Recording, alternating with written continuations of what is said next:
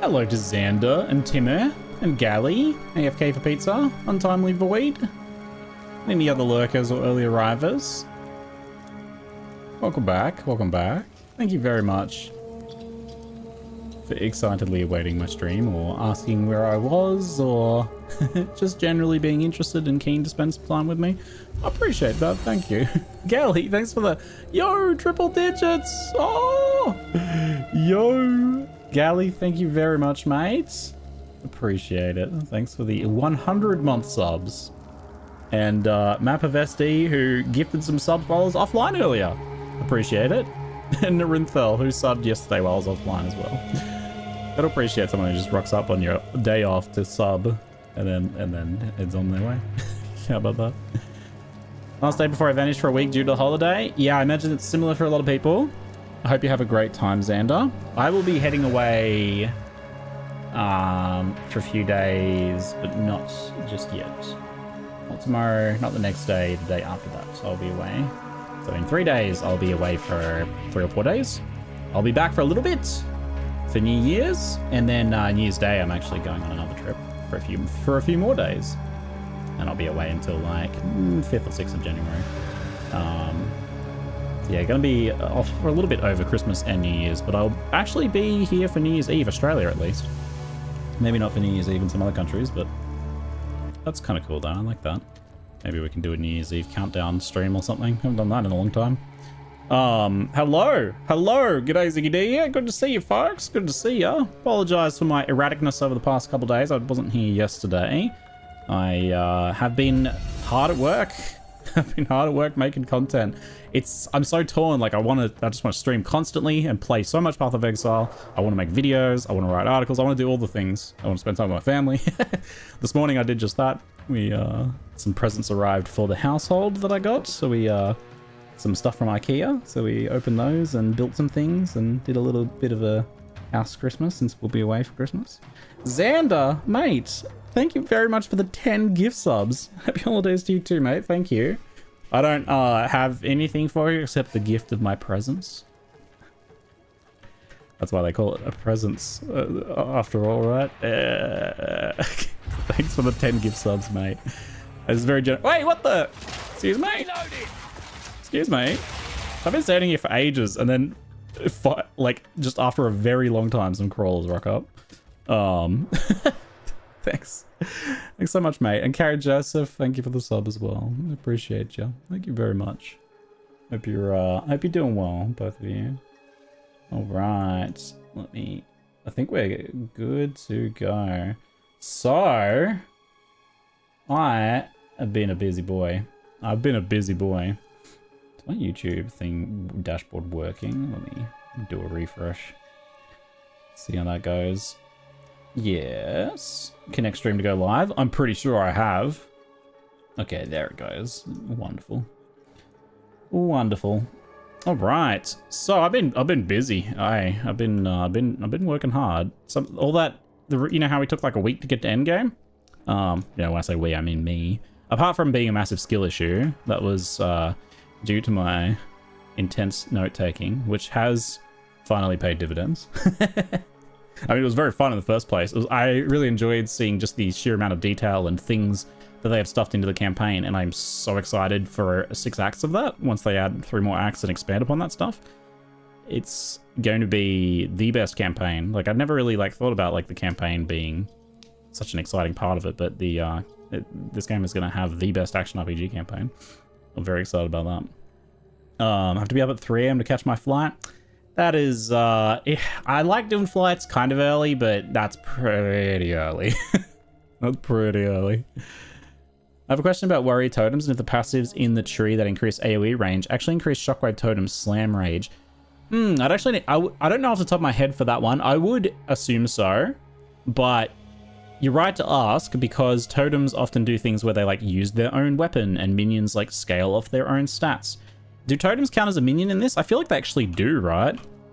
I think they actually count as a minion. I don't know if I have a skill gem. I don't currently have a skill gem to check. Wish you could open that menu without, hey? Holding shift in the tree says no skill affected. The shift thing is I wouldn't trust it. It's pretty dodge. Like, it basically doesn't ever show anything for grenades, for example. Yeah, not sure about that one. Not sure about that one. I would need to have a little bit of a look at the skilly gem, perhaps. I can probably do that if I just put in town real quick. It's a good question. Definitely a lot of these mechanics to still kind of suss out, because not everything works the same as it did with Path of Exile 1. They've simplified things, but in doing so, I confused some of the veterans, right? Let's just take a look at a random totem skill. Ballistics, I guess, are the same, so we might want to look at that too. So, Totems are allied constructs which use skills for you. Totems are not minions, okay, and their skills benefit from your stats. There you go. Though they do have their own defensive stats, can be damaged or killed. So, there you go. That actually sums it up pretty well. So, unlike minions, their skills do benefit from your stats, so they carry through. It's interesting because don't they have their own base thing, right? Repeatedly damaging, yada yada yada, slam. No, see, the slam is attack damage 322, or is that its own weapon? No, because it's got its own base physical here. Totem uses its own weapon dealing physical damage, but they still benefit from your stats. So that sounds like any increased physical damage you have actually scales that, right? Which makes sense to how they worked in Path of Exile 1, and is more, I think, sane way to do things. So yeah, it seems like increased area of effect would scale Shockwave Totem, like on the tree, for example. It should do. The other thing is, like, I guess, like, not that there's any life nodes, but if, for example, if you got something that was, like, scaling your life, it wouldn't affect the totems. You need totem survivability things for that. 16 hours played, about to start cruel. Feels like I spent 30% of my time exploring and backtracking. There is too much backtracking. Did you notice the new ability to teleport between checkpoints, and did that help you much? Did you take advantage of that? Because that's a really nice new change. Oh, it was almost good. Go back in my portal for a second. Something I want to check. Checkpoints, yes, it was godsend most of the time. Nice, yeah. They're not always just going to be there where you need to backtrack, huh? So that sounds like it improved things a bit at least. Yeah, they still need to shrink down some of the zones and flag exits and stuff better, so there's not as much backtracking. If they do that, then the pacing of the campaign will be much better. Because, like, the content of the campaign is amazing. It's just the pacing is bad. They have checkpoints to maps too. No checkpoints in maps. I feel like they could, though. They'd kind of work like a little well in maps, you know? A way to restore some resources and, you know, to quickly backtrack if you need to. They wouldn't be like a revive point. They wouldn't serve that purpose anymore because... So they'd maybe want to rename them and make them something different. Call them like... I don't know. Respites. Call them respites. Rest points. Because you can't obviously revive in a map. Giant City felt like went forever to exits. Giant City is massive, yeah. I just so happened to be here because I was taking screenshots and stuff for when I logged in, and you log back in for this that I worked on. So if you didn't see, I finally posted, you know, all those notes we've been taking. Oh yeah, all these exploration notes and testing and billions of screenshots and video clips and stuff I've been taking. Finally, I may do some video. It might be cool to do like a tour video, but I've made the Act 1, 2, and 3 campaign secrets guides, which I think turned out to be very fun. There is a quick reference guide for all of the like hidden things. I think I've documented pretty much everything apart from some very subtle things that you're not going to notice anyway. Like, you know, here's a spot where there's always a magic monster. Usually that's kind of tied to map generation, so I didn't document that stuff too much. A couple of instances I did where it was kind of interesting. But anything that's got like a guaranteed reward especially, there's still guaranteed rewards to be discovered because it turns out there are actually quite a few instances of like, here you get a guaranteed pair of gloves, but it's not obvious that that happens until, and I learned this from Havoc and Jaren, who were doing some testing as well, that if you're in a party, any of the guaranteed rewards, like uncut skill gems or like this thing drops an amulet, actually duplicate for each party member, and they're allocated to each party member, so you can tell more easily through that. So in the future, we could do some testing to map a few more of the specific guaranteed rewards. Because a good example actually is in Act 3 here. If we go to the Jungle Ruins here. So in the jungle ruins, the troubled camp with the NPC vendor, Gwendolyn, also has these chests, right? It turns out that these white chests here have a guaranteed pair of rare gloves. So I missed that the first time around because I'm just like, oh, it just so happened to drop a rare pair of gloves. But what you can actually do is you can open that chest and then it drops the gloves. And then you portal in a party member who hasn't opened it before. And even if it's already been opened, an extra pair of gloves will just go pop into existence. It's pretty funny. So you can do that with like all of your party members. I don't know if you can like just constantly cycle people in. They'll probably fix that if so. I imagine that would be exploitable. I mean, it's only campaign stuff, but you could, you know, spawn a bunch of rare amulets or something, I guess. And another example is the other NPC vendor in Infested Barrens. This chest here drops rare boots, for example. So yeah, that's been tested and verified. So there's more of those probably in Act 1 and 2 that I want to document in the future. I don't know if I get a viewer to play along with me or something like that. Or I split screen with a with a controller or something. I do some local co-op with myself, something like that. Or yeah, certainly local co-op with Amy would be amazing. Actually, Amy probably could help me test that. That would be kind of cool. This is a lot of fun to make. I'm super blown. Doing it really exposed me to just how much attention to detail is in the campaign. And like look at how chunky this thing is, right? Look at all these different things I documented. That's wild. I'm sure there'll be some more discovered, but I'm pretty sure I got nearly all of them, if not all of them. But those guides are up. They're under the !secrets guide. If you want to check them out on Maxroll, and I might make a video in the future that like tours some of it. I did record footage of most of them. It was super cool. Pretty happy with these, how they turned out. I made this kind of just because I was interested in making it. I didn't know if this would actually be something that people would be like Googling for or searching for or wanting. But I did tweet it out, and several people would be like, I've been looking just for something like this. I'm like, oh, phew, people actually care. I'm not just like hyper fixated on this like exploration mechanic that nobody cares about. Because I actually didn't know. I didn't know if people would actually be interested in this at all. Like the other thing, like the trials guide, I'm like, yeah, tons of people are going to want to know about that. So that was an easy, you know, thing to be like, yes, I should do that. But this is just like, I wanted to do this. I think it'd be fun for just people who want to see all the different details in the campaign. See how much work GGG's put into it. People who like to completionist, get 100%ers. Or maybe for like building speedrun strategies and stuff too, right? Hello, Aaron Action RPG, mate! AAARPG! How you doing, buddy? Good to see you. Thank you for the raid. Thank you for the raid. I was just saying that I had just finished publishing my Acts 1, 2, and 3 campaign secrets guides on Maxroll, which were immense projects that I really enjoyed, because the campaigns in this game, I had to make this for myself. There's so much cool exploration stuff in this game. GG went like so over the top. With like, did you know this chest has a guaranteed pair of rare boots in it, and every party member gets it, even if they portal in after you click it? It's wild, right? It's wild. So I had a lot of fun doing those. But that's in the !secrets guide command if you want to check those out. But it's quite the banger.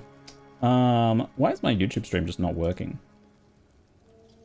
Yeah, something's going wrong with that. It does say live. I wonder if because I unlisted it.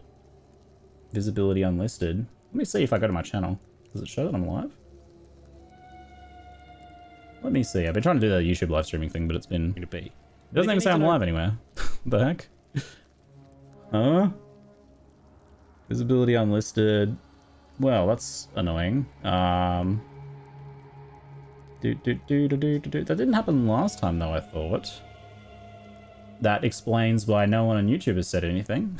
Because no one could see that I'm live over there. No YouTube stream today? I try. It says I'm live, right? Look, it says I'm live. I think I can show this. Excellent connection. Live for 16 minutes. Yeah, it's obviously not working properly. Ooh, secrets. Yeah, it's super fun. That's how I felt spending 4 days building a filter generator program. Love it. Love it. Obsessive dedication. A small typo in repeatable versus non-repeatable events. Most events are be available getting crawl. Thank you. I will fix that. I will resist the urge, as difficult as it is to fix it right now, and will instead make a note to fix it later. since it's not the end of the world, even though it feels like it. Exploration guide. Thank you. I will fix that later. But for now, I should probably figure out why the stream is like not working. I guess I do have to go public. But the problem is that I did that to not have it post the VODs automatically and ping everyone, which is annoying. YouTube did something today. I can't even play Viz with Brave. How to use Firefox? Oh, do you think it's an issue on YouTube's end? Maybe. Because like I changed my streams to be unlisted so that it wouldn't post the VOD and ping everyone's sub feeds, because that's annoying. And that worked. The last stream worked. It was fine. People were able to watch it.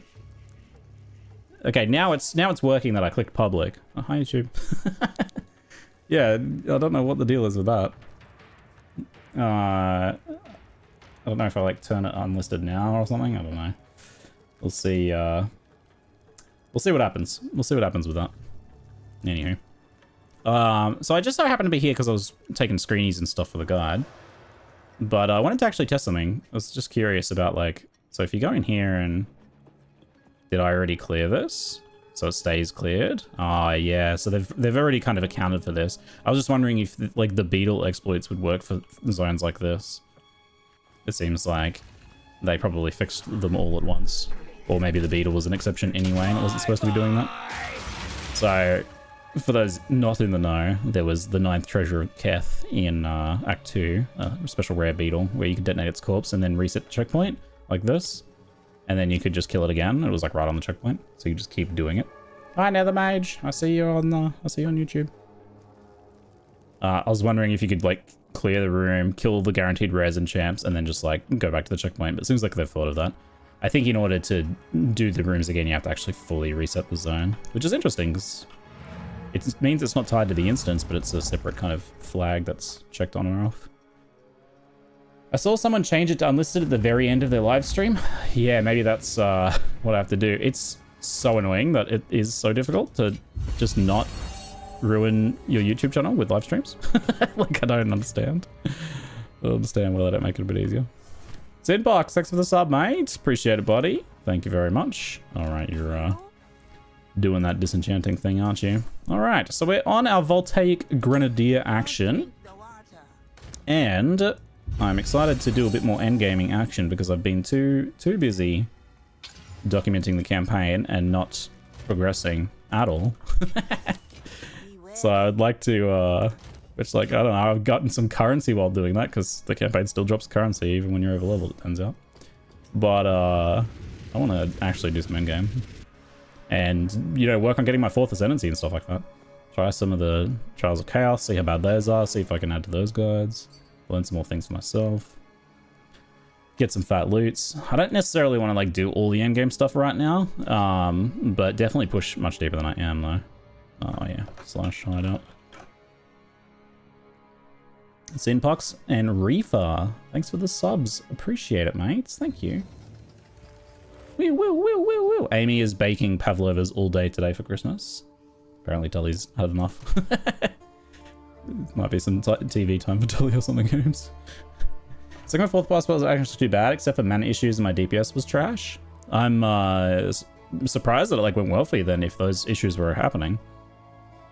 I've heard there's some mechanics and stuff in it, and I have mostly heard that it can be quite difficult, so that's interesting. What are you playing, for reference? For context, I guess. And what am I up to? So, have I put a thing in you? Don't know. I think if it's green, it means I've used it. Must do.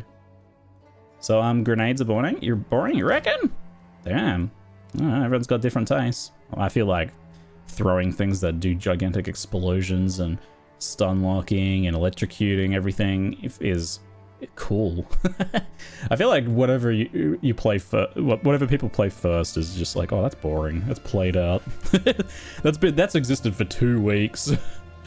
That's so played out. But I guess everyone likes different things, don't they? Extra damage is called number of rare monsters. Let's have a little looky here. I'll take this one as well. Delirium fog lasts 5 additional seconds. That's not really that long extra, is it? So I guess I didn't do this. Add some delirium then. Watch Crypt say 4th floor was nearly impossible, but I found it very easy. I wonder if the difference is just down to build or maybe relics. I mean, Crypt knows what he's doing. He was probably taking advantage of relics and stuff like that, but could have been build things too. And it's also just a pretty divisive mechanic in the end, isn't it? Let's go here and get this next tower. And I need to do 7 more tier 7 maps. Let's do it. Oh, did I redo or want to redo my tree? It's fine for now. Yeah. I'm not so sure the pin down node is scaling correctly. I do almost pure fizz damage, but with that node I can't pin, even 13 attacks per second. But with the unique boots that pin, I pin every shot. That does sound like it's not working. Yeah. If you're pinning reliably with a different setup, and you think like the damage and stuff is otherwise pretty similar, then that does sound like something's not working right now.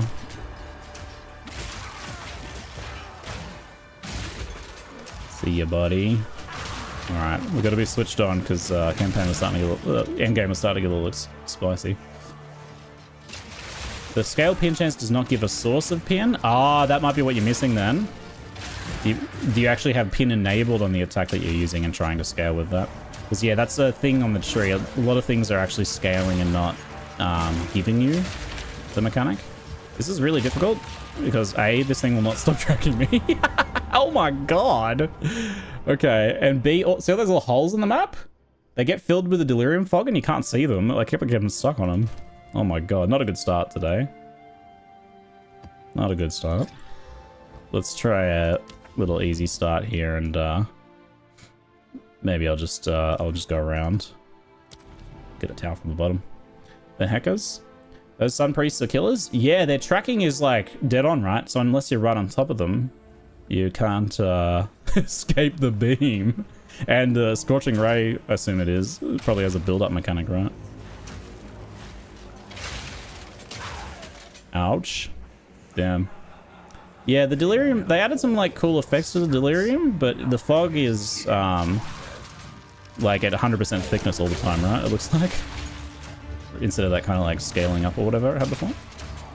Definitely feels a bit much.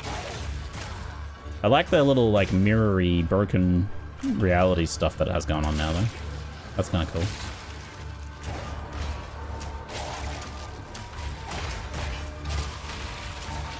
I've been very tempted to roll a new character. That was pushing the glass around, that's weird. But I also really want to push some in-game stuff. And, you know, probably don't want to start the new character before I go away for Christmas. Unless it's to do some, like, specific testing, messing around in the campaign or something. I did grenades first with cold and stuff. Running galvanic shards now. Yeah, the galvanic shard stuff has been pretty popular. I see a lot of people enjoying that now. It's like people gravitated towards grenades first as the, like, you know, flashier, more exciting thing. And then, because everyone's playing grenades, they're like, why is no one playing crossbows? I gotta do crossbows. The crossbow stuff looks really strong, actually. I do suspect that some lightning shooty crossbows is actually a bit stronger than most grenade setups right now, if done right.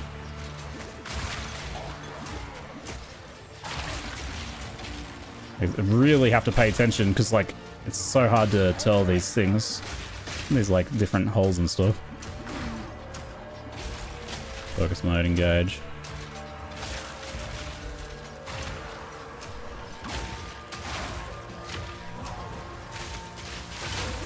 Yeah, shock burst is very cool. I did use that a little bit with a grenade setup, but I felt like I was pulling away from kind of what I wanted to be doing. What did I just activate there? Just one of the mirror things? Didn't know you could click them like that. That's weird.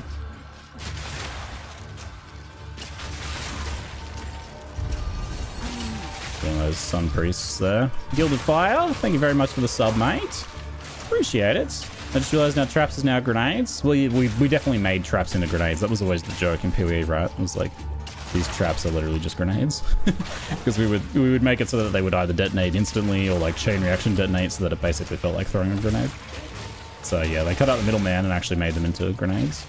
It means I'm very curious to see what they do with the actual traps, right? Like when those are in. How are they going to make sure they don't just feel like grenades? Probably make sure they don't. Oh my god. I really need some extra. I need probably some leech and life gain on kill or something. I don't have that currently. If I burn through flasks, I'm in trouble. Whoops. What is my buttons here? There we go. We managed. We hung in there. Does the delirium still have this like kind of scaling the further you get away from the mirror thing? It gets harder the further you go. Kind of curious about that. Yeah, I haven't seen delirium unlock new reward types yet. It's always just been the distilled emotions, as far as I can tell. So I guess delirium's random rewards are just like the monsters dropping loot, I suppose. You're on cannibalism? I was for a bit, but I changed it out. I think I might actually change back to it though. I think the one I'm running now is like the bonus damage against rares and units and stuff, but I don't think that's really very necessary here. Dang.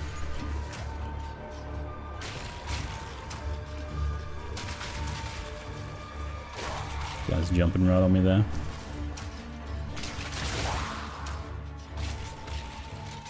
Do. So some of the distilled emotions you can get are pretty dang valuable, as we learned last stream when I was trying to anoint my amulet. I was like, what does it cost to anoint bead? It's like, oh yeah, like 40 exalts. Cool. Even the dexterity one. 20 something exalts. Yeah, people want those emotions. They want those anoints.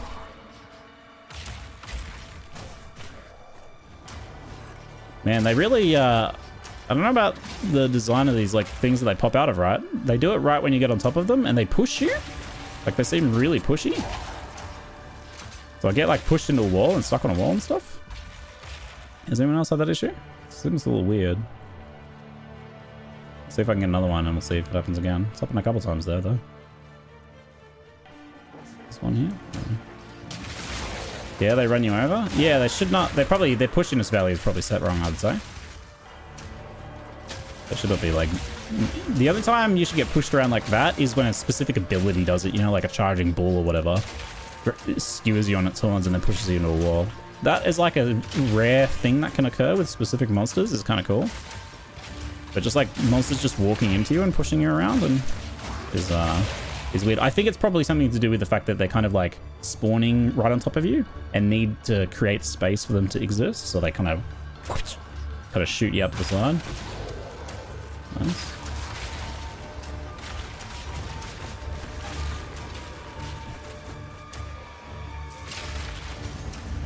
Oh, that's bad.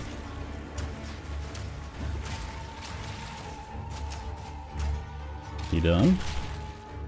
Yeah, I really need some more recovery. Feeling that now. I didn't notice that I was having recovery issues until it got to the point where I was really having them because, you know, I ran out of life flasks. Until there was that extra pressure on me, which now there is.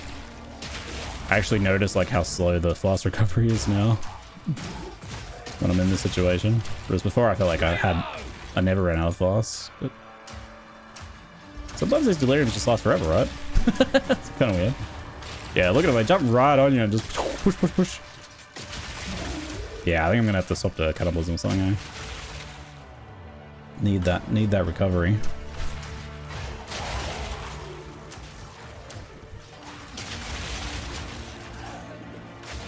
They unlock anoints by delirium? Yeah, anoints are based on delirium. There's no blight in this. Delirium is where you get distilled emotions, which are the new blighting anointing thing. At least I feel like I have to rush this delirium right now. Hit the 5 rewards. That's good. That's all the rares there.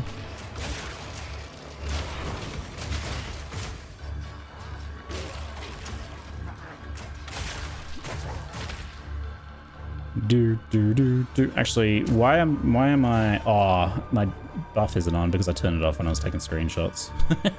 Overwhelming presence is really bad when you're trying to take pretty screenshots of monsters because it makes them look like they're depressed. How do you maintain delirium? I don't know. Just sometimes it seems to last forever, and then other times it goes away pretty quickly. I don't understand what is going on with it. I don't think I have a map mod that does anything with it. No. Because there was a map mod that was like 5 extra seconds on the Mirror of Delirium, and like, considering how long this has lasted, doesn't seem very impressive, does it? Since it seems like it's going to last the whole map. It must be bugged, right? It's got to be bugged. This is a bug in your favor. Go past go and collect $200 kind of situation though, isn't it? Not too often I feel like we get bugs in our favor. I guess skill balance is probably usually the case. There's the end. Look. Yeah, it's only like there's a gap like right at the start here, but must have just been going super slow. Super weird, eh? Tier 8 drop. Very nice. And I think map complete, yeah? Nice.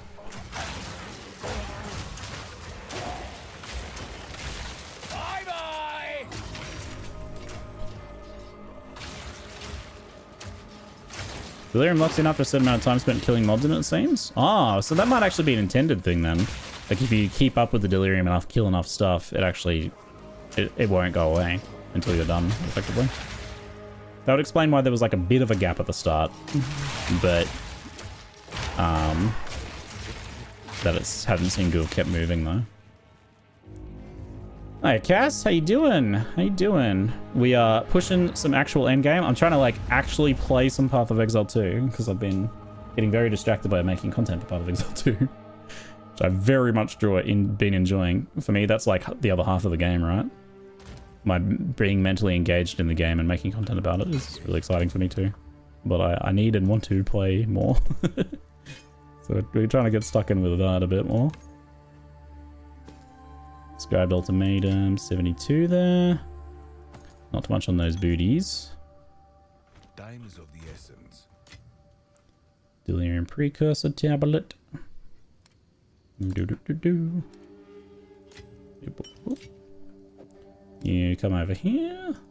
And my higher level ones, my first tier 8 over there. Gonna need those tier 7s, it seems. Alright, looking good. Yeah, I put out the secrets guides that we worked a lot.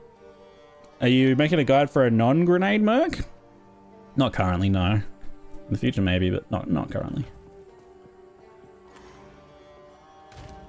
I've actually like had to start remembering to maybe click that well after a map because it doesn't restore between, right? You don't just automatically just restore between them. So I think we'll chuck on cannibalism, and what will we use as well? I could do Herald of Thunder for clearing for now. I have like no evasion currently, so it doesn't seem super worth doing that. I could do Time of Need. I might as well just cut a new one. Let's see, check the 16, level 16 maybe. Shard Scavenger is also pretty alright for us too. I've got to make sure I use my flashbang and gas grenades a bit more for that though. Stats. Bloody stats, man. Attributes are insane. It's wild to me that you can be invested in like the scaling and be getting like the reduced attribute requirements and still have issues equipping like your core skills. I guess Hail to Strength is pure strength, but oh man. I've specifically had to just be like, no, I'm not using any int skills. I use Voltaic Mark at like the lowest level I could get it pretty much. And it's pure, it's dex even, it's not even an int one. Level are we? We're only 78. Let's go. Time needs an option. That one takes strength for this level that we can't afford. Shard Scavenger looks doable as it's hybrid. And the banners are doable, but more regrets, fast charges and stun threshold. And ailment threshold. Defiance is armor, evasion, and move speed, but only in the area, which seems not super useful. I feel like they have such short durations for what they give. Warbanner is the only one that seems kind of worthwhile because you can use it for boss bursting. Yeah, attrition's good. It's just a bit expensive and I can't run cannibalism with it right now. And it's also probably not really needed for just general mapping right now. General mapping. Let's try a 14 then. I don't have I have 5th and 6th Ascendancies, yeah. Not the final ones yet. I'd like to try and push towards that today if I can.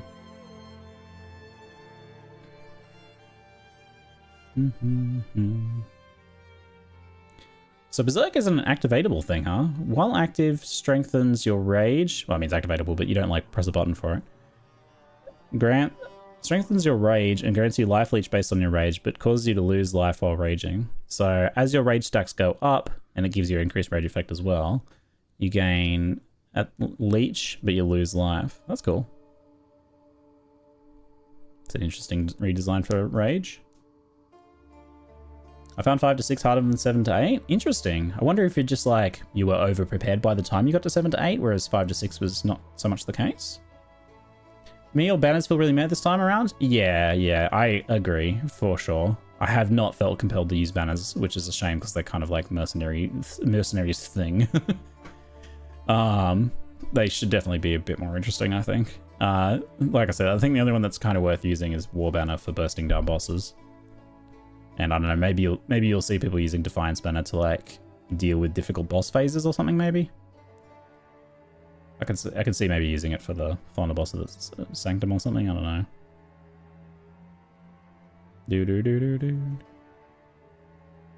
The fact that they like they kind of have to cost spirit because otherwise you just always have them on. Yeah, I don't know.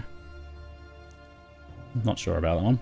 How do you feel about length of campaign when taking in mind doing it every league going forwards? It has pacing issues is the major issue with the campaign right now. I think the campaign is phenomenal. The boss fights, the music, the zones, the enemy design, the exploration features, the amount of like hidden and guaranteed loot. There's just so much cool stuff jam-packed in there that it's being really held back by pacing issues. And that is a combination of zone size and issues like not marking exits better and some backtracking, which they fixed a bit with the checkpoint system, but they need to take maybe like 2/3 of the zones and shrink them down by about half, maybe a bit less, and then have some really big sprawling zones like they do now, but that they need to be kind of special.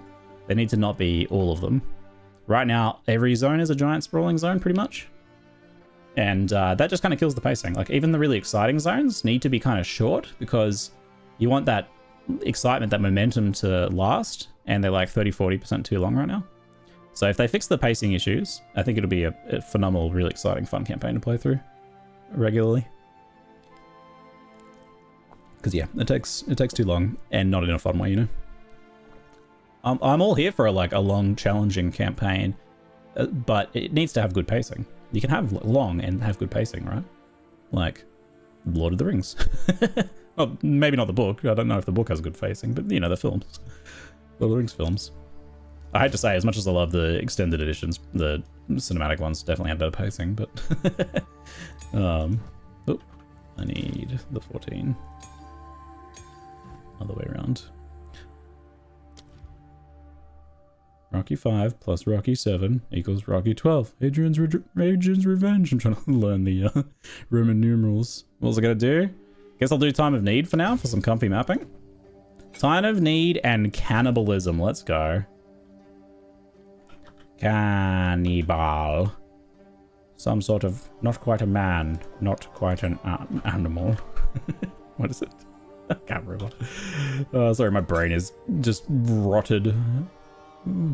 Completely rotted. 18 extra spirit means we could fit another thing on there. So we get a little 300 heal every 10 seconds. You could do less duration on there to make it trigger faster, I believe. Nah, did that work? I think that did work. Duration, but I also want to see what other spirit supports there are. Let's take one of these. When does full game release? I try to decide if I should get early access. If you're like super eager to play, you should, because it's going to be 6 to 12 months. It's a proper beta, not a marketing early access. It's not like 2 days early access before the launch to try and squeeze money from people. It's proper long making the game beta. So if you're really interested, just get in and give it a go. Plus, I think it's in like such a good state right from the outset. Okay, where are you? Some need. So less skill effect duration works here. And the only other one's like life recovery from flasks. I can't believe that costs 15 spirit extra. It's like 30% increased life recovery. Like, that does not seem that good. Is it rate or? It's I guess it's amount, so a bit better. Yeah, I think I'd rather the duration, I suppose. That makes it trigger every 7.5 seconds now instead of 10. Nice. Wait. Excuse me? Why do I still have 18 spirit? Oh, because persistence doesn't cost any extra spirit, of course. Yeah, well, I don't think there's any other ones that I want to use that on, so seems fine. We'll keep attrition around because we'll want to use that on occasion. Any plans for hardcore soon? No, definitely not. I enjoy some hardcore, but that'll be like special occasion deal for sure. Magic chest, curse with enfeeble. Yeah. You notice that the NPCs in your hideout sell low level stuff than the ones in the ziggurat? Oh, I hadn't really tried to buy too much stuff from them. Interesting. I noticed he can't gamble. I did notice that. Item level is stuck to 60, it looks like. Yeah, because I think the town one's scaled to your level. It seems your hideout is locked to 60 for whatever reason. It's probably not fully intended. Hating towers? I like the precursor tablet thing. I like the concept of towers, but the execution is very poor. They need to be like just a boss fight or like a cool encounter. Like you go into a small area and do a big ritual, or you go into an area that's like, this is guarded by breach demons. Or make it an actual tower climb where it's like a room, you kill things in the room, you go up a floor by clicking on a doorway, and then you fight a boss, and you go up a floor and you activate the thing, and put it in like then and there too, maybe. Something like that would be nice. I like the misspelling the title. Did I misspell my title? Grenadier. Voltaic Grenadier Endgame. Let's just roll with that. I'll pretend I meant to. It's supposed to say Grenadier, but Grenadier it is. Yeah, Towers having guaranteed like boss fights, like major boss fights or something would be very cool. I think someone said that Ziz suggested the idea of like act bosses or something equivalent to being at the towers. That would be cool. That would be pretty dope. But I think it could be a mixture though. I think it could be some are guarded by bosses, some are guarded by, you know, a special encounter, which could be, you know, a league mechanic. So like there's an Uber breach guarding this tower. And then not this just like running through an empty zone with a bunch of doorways with mobs that you can't see inside. Thing which is just not really working. And quite boring. And I don't know if you should have to use a map for them too, honestly. Like, because it's obviously quite a waste. Anon, thank you for gifting a sub to Grenadier. Okay, okay. I guess you can just do that, can't you? That's quite funny. Thank you. I wonder if Grenadier will ever get to enjoy the subscription. Maybe they'll be like, I've been given a sub to this Ziggy D stream. Maybe I should go check it out. Because you get notified of that. Yeah, there's only 3 act bosses, so it couldn't just be act bosses. It would have to be, but act bosses and a mixture of other things would be cool. Act bosses, or a pair of normal bosses, or a big version of a ritual, or a big version of a breach, or a big version of just like under some cool monster fight. What if it was like, you run into the tower, and then the tower gets assaulted and you have to defend it. Oh! Give me my defense league. Give me my tower defense league. Probably not as the core mapping system. But yeah, the towers should be like a fast, fun thing that you look forward to doing, 100%. I reckon that what they currently are is not GGG's final vision, right? There's no chance. It's just like, that's just kind of what they landed on as like good enough to ship it for now. Holy heck.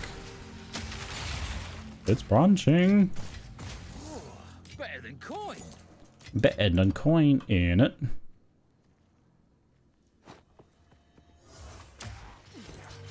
Oh, I should get no things updated filter. I haven't got that yet. Oops. Thought those were my explosions, that was theirs. Just have we have a Maven in every tower? Yeah, but it's just memory phases. You have to do like 10 memory phases per tower. Sounds good. You're a monster, don't give them ideas. Yep. The PoE community trusts GGG? Oh, it depends on who you ask, I guess, but I think GGG have earned a ton of goodwill and trust, right? But with any game community that's been around a long time, you get your old embittered folk who hang around because they don't know what else to do with themselves. But clearly they don't seem to be enjoying themselves anymore. You know, or prefer things the way they used to be, or etc. Or I don't like change. People who gatekeep and things like that. This is just a natural aspect of any community that's been around for a long time. People have, you know, feel like they've invested too much, so they can't stop. So they find themselves playing less and spending more time on forums or Reddits. Reminiscing about the things they miss. Whoop, whoop, whoop. Need a PoE Classic? I mean, that's PoE 1, right? But if anything, like, it's kind of funny, actually, because PoE 2 is kind of like a redone vision of Path of Exile 1 Classic, and then there's also PoE 1 Classic for the Zoom version of PoE 1. Because PoE 1 has been different games at different times, right? What we have in Path of Exile 2 now is kind of what the devs wanted PoE 1 to be at the beginning. A bit more, I think. Obviously coloured in many ways by current Path of Exile 1 experience. And learning from that in many positive ways. If they had the tech and skill set and team, they would have, you know, tried to do something like this, I think. You do your lit filter, can you link it? Sure, I mean, I'm literally just going to Google Neversink's, like, Twitter account. I'll just open up his Twitter account and find his link there or something. I definitely feel much more comfortable now. I have actual recovery. The burden on my life flask is there. We got a problem. We look for tools and we solve today. Very cool. Burden on my life flask much lower now. Just. Thanks, Sylvanus. That's the newer update, is it? Presumably. Probably the same GitHub that gets updated, I imagine. Map completed. Very nice. Bloodwood. Cool map. Look forward to seeing what bosses in here. More bosses, man. More bosses. Most excited for Huntress and Spears? Yeah, that's probably the class I maybe like. I have a soft spot for Templar, but Huntress might be the one I'm most excited because I love Spears. Love Spears. I love one-handed spear and shield action. So cool. Where's the button? Where is the button to get the thing?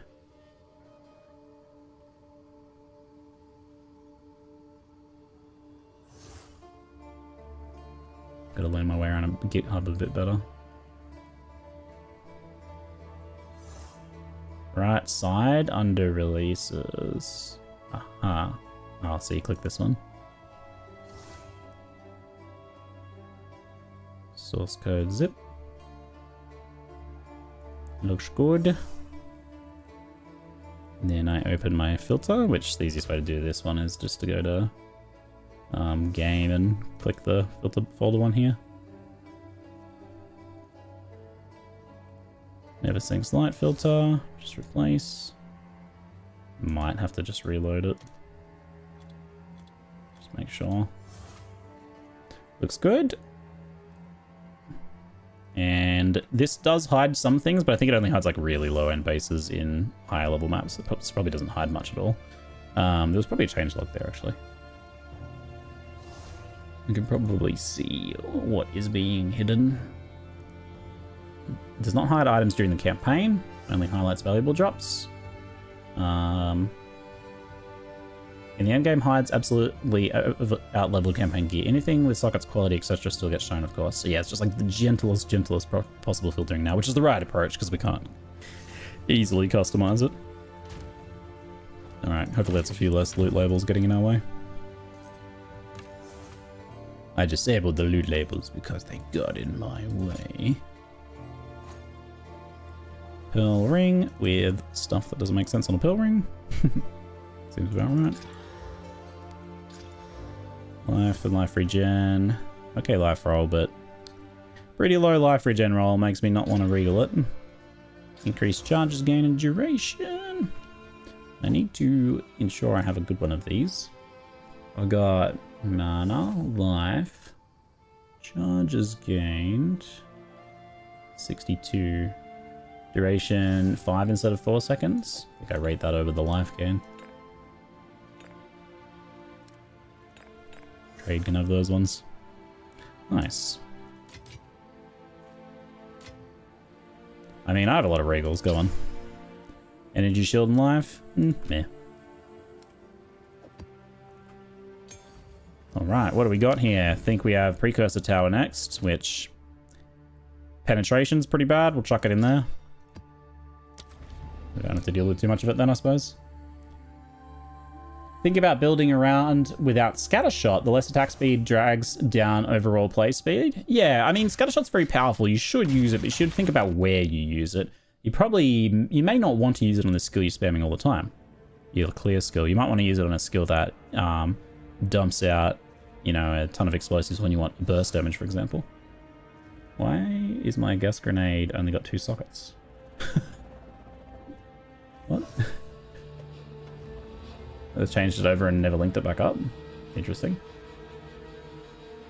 Well, that is intriguing. We'll have to get some sockets on that.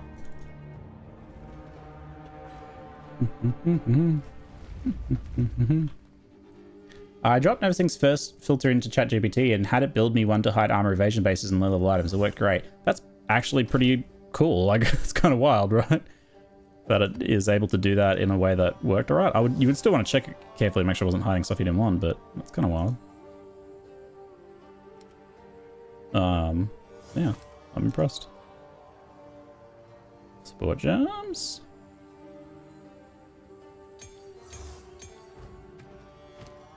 What do we want for you, gas grenade?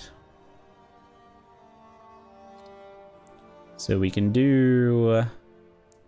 yeah, we want to do discombobulate, wasn't it? So what attacks cause days build up equal to physical? No. Break posture? Oh, I've already got break posture. Okay. We just want to help break the armor then, probably.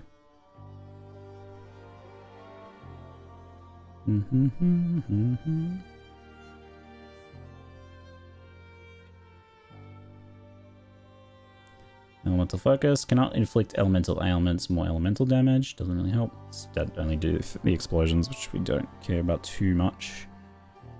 Sport skills deal less damage with hits. More magnitude of poison inflicted with sport skills. It seems like a no-brainer here. Doesn't actually even hit, so the explosion does. So when you're using it for explosions, you don't want that. But we're not using it for explosions, so... what else do we have?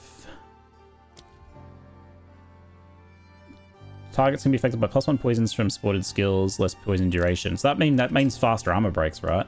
That seems like what we want for pure armor breakage. And then we get our posture break really quickly. Let me just have a little looky here. Average damage per use. We see the poison though. That's the main thing. Yeah. Cool. Nice. I'm using Scattershot and Explosive Shot. Feels nice. I did too. It's very satisfying, isn't it? Doesn't really like make too much sense to use it if you're there. If you're just doing like a... Did I already open the tower? I did. If you're just doing like an actual Scattershot build, but... Sorry, Explosive Shot build. Wait, unless you're doing an actual explosive shot build. But that said, I did use it for quite a while just because it was really fun. Just feels so good. That feels very nice.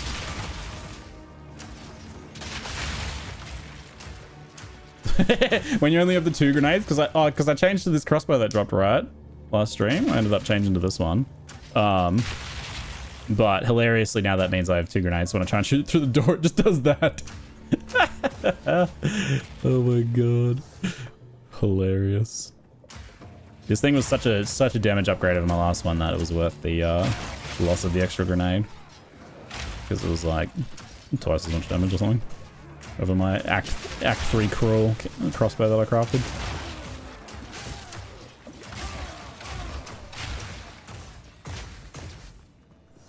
Did you see my fun little proof of concept build with Spark? I haven't, no. Radiant Grief to ignite everything? Yeah, I like that helmet. Black Gleam to pierce all ignited enemies? Oh. Splinter Heart to free fork all targets. Works functionally, but no damage scaling in-game yet. Wait, so you can fork even though you're piercing? I would have thought that pierce would have overridden like before if they changed that. Unless the fork, you mean something else by forking. You can't usually fork and pierce together. Reload! Do.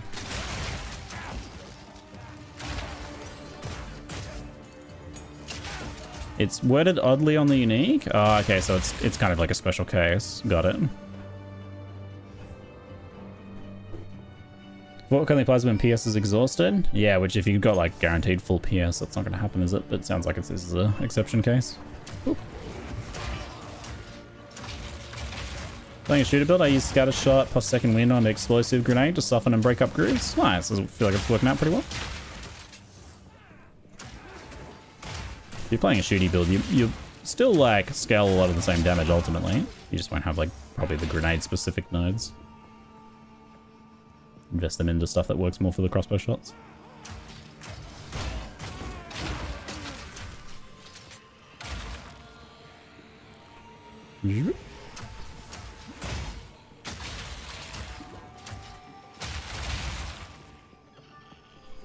I linked the unique in game. It uses the tag split, not fork. Oh.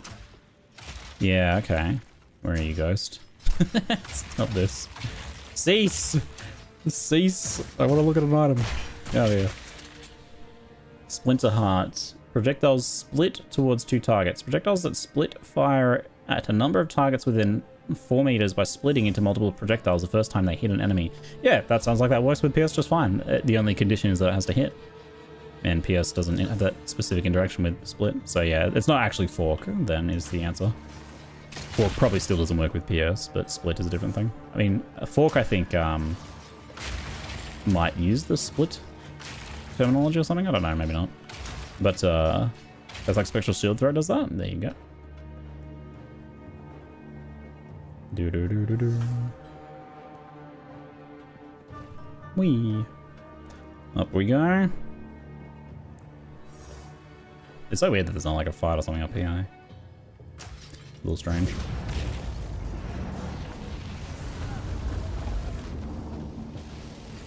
I can probably like enjoy one tower like this a day, just as like a chance to switch my brain off for a minute. Although the doorways don't always feel like that, I guess.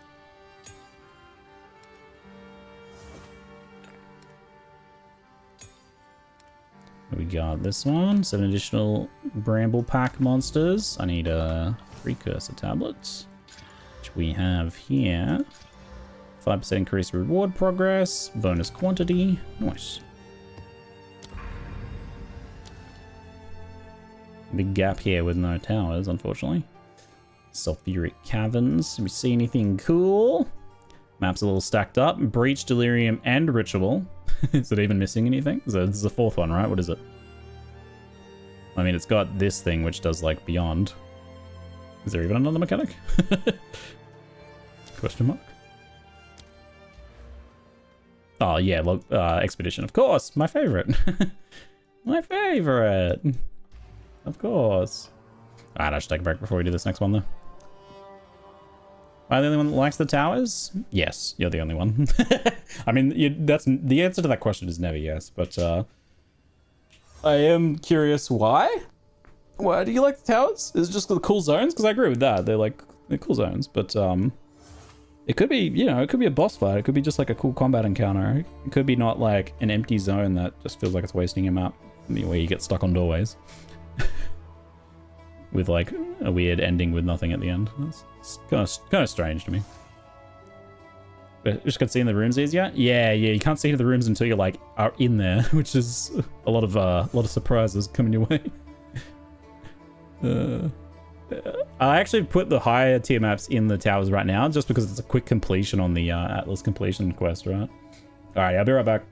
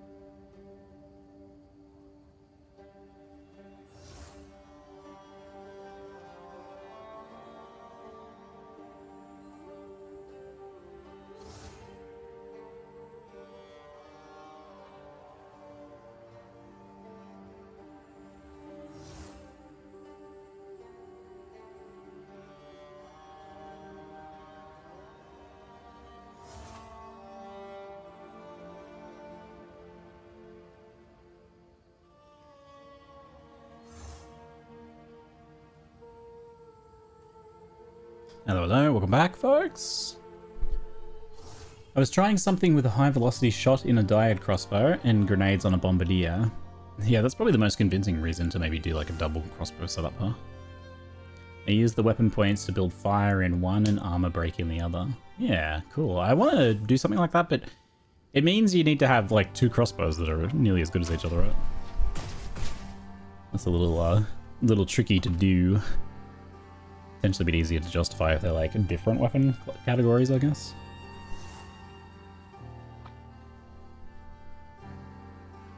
I think carries are pretty cheap, like just a few exalts for child seconds, especially 4th floor, because 4th floor. Did you do the thing where you get the capped resistance on the relics and stuff, Fugly?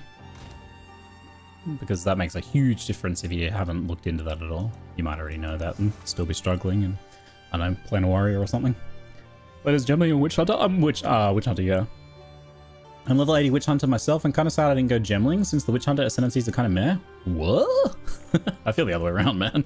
I feel like Gemling's kind of lame. I think Witch Hunter's super sick. Amazing, super impactful explosions, very nice chunky damage scaling stuff. This thing that just completely messes with some bosses as well as decent damage scaling off it. And if you can do the defensive side of things, a pretty powerful defensive layer, but it's a bit hard to use unless you do get good gear. But yeah, whereas I look at Gemling and I'm just like, yeah, it's like you get slightly higher cooldown on your grenades and and like a little bit more damage. Like the long term stuff is definitely good. Gemling's definitely good. Don't get me wrong. But it doesn't excite me, especially early on. Map in progress. We did this one, right? What do you mean map in progress? Pretty sure I beat this.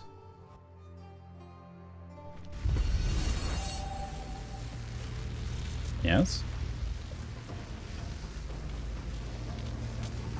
Well, new Maxroll build. I'm confused which skill generates the highest damage that we should spam in a boss fight, explosive or gas grenade. Whichever one you put your damage gems on, they both can be used just like each other. So whichever one you put, say like fire infusion and primal armament and fire penetration, if you need that, those sorts of damage gems on, will be the one that deals the more damage. They're both quite similar.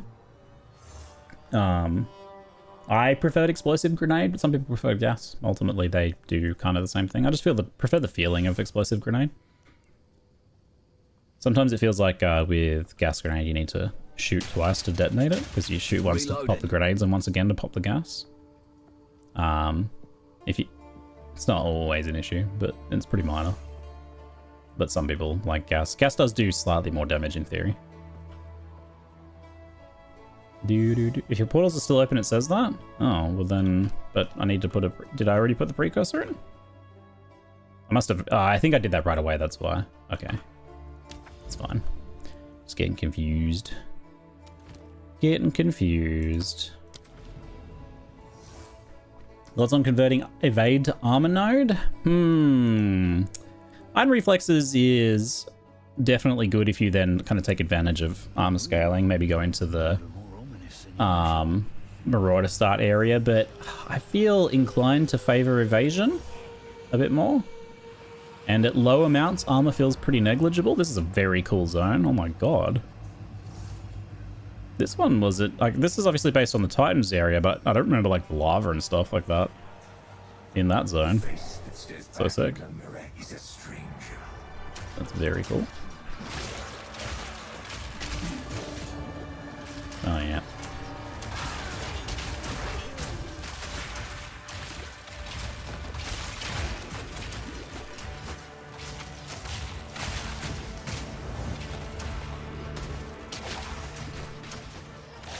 But the best defense is energy shield. Really, in the end. You are proximal tangibility and exploding. Very nice. Nasty first rare. This is a very cool map. I mean, this is probably this is definitely what Crucible was based on, right? They were like working on these zones and then made Crucible out of some of the work they've done. I'm ES, Mind Over Matter, CI. Those are probably the strongest defenses, yes. Mind Over Matter Energy Shield both done really good. Oh, that delirium went away very quickly because I guess I got stuck on that rare at the start, eh? Unfortunate.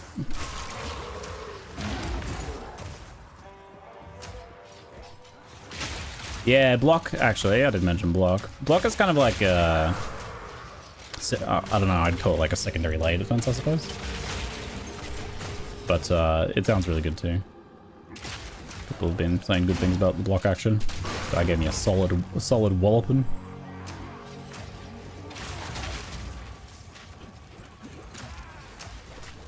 Spark's a little dangerous in this because it bounces off the walls. You know, the invisible walls. Be good if you were playing a Sparker. Can you reduce cost with inspiration? You can reduce cost with inspiration, yes. Or you can get Mana Leech on your gear. Oh, you must be responding to someone else saying, yeah. Inspiration is a suboptimal choice unless it's for like a utility gem that doesn't really need another support. So you could use like inspiration on Oil Grenade, for example. Kind of works okay there. Yeah, Mana Leech is the best solution, really. Some mana gain on kill, mana regens can certainly work. Mana regen works really well, actually, but I think once you start getting really high level gems, you need just such a ridiculous amount of mana regen. That's probably impractical for, say, like a mercenary to scale that high. But it can certainly, like, take the edge off. But Leech scales with your damage, ultimately, so it's very good. Even just, so I have 5% on a ring, and it makes Flash Grenade recover my mana very effectively. So, like, against a single target, it's just a little pop-pop, basically recovers its cost and then some. But against a pack, where you get a lot more hits, it actually restores mana significantly. There are a few other supports and things like that you can use for mana. But it does seem to be like a multi-pronged approach sort of situation, which makes me think, oh yeah, hello. Makes me think they might have actually done a decent job of designing the mana here. I think like the mana costs on high level, on gem levels are probably a bit too high. But I'm more concerned about attributes than I am about mana. I don't have a 4th Ascension yet. I haven't actually gotten one of those keys to drop yet, but they are, I think, level 75, so the reason for that is I'm not there yet. But I'm getting kind of close. So I might get one of those soon, and I'll probably give it a go right away.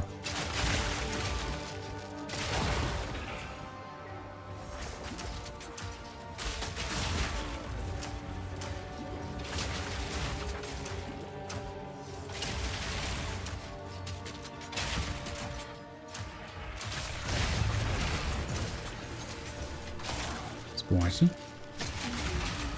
Feels like they halved attribute gains on travel nodes at some point, but didn't adjust gear requirements at all. Yeah, it's I like the idea that if you are doing, I don't know. I'm trying to think of like what the upside of it is. I guess I like that attributes feel meaningful. That's cool. If you're gonna have them, having them feel meaningful is nice. But you could maybe there's better ways of doing that, like having skills that have more like attribute scaling options. I saw that there was a few, like some skills that scaled their damage based on your amount of intelligence and so on. But that's actually kind of cool. More of that sort of stuff maybe would be better than it just being like, yeah. So you're playing the dexterity strength hybrid class. Yeah, unless you really go out of your way for it, you actually will have trouble just equipping your gear, let alone anyone else's. And forget about doing any intelligence skills, unless they're level 10. I mean, I guess it's interesting that there is actually a call to use some low-level gems. It'd be better if we could cut them, but like that's actually, I guess, kind of neat. Ooh, look at this! Look at this thing. It's like a gate with a corpse skewered through it. Sick. What is this one? Doomgate. High block. So increased armor, but it's only level 12, little goober. You take 20% of damage from blocked hits. Ah, it's that trade-off of like glancing blows sort of thing. Enemies are culled on block. that's pretty cute. That's a cute little mechanic. I've never seen that before. That's pretty cute. The Everlasting Gaze. This amulet lets you go Eldritch Battery and still scale Energy Shield because of how they changed conversion in PoE2. I'm sitting on 6,800 mana and 4,700 ES.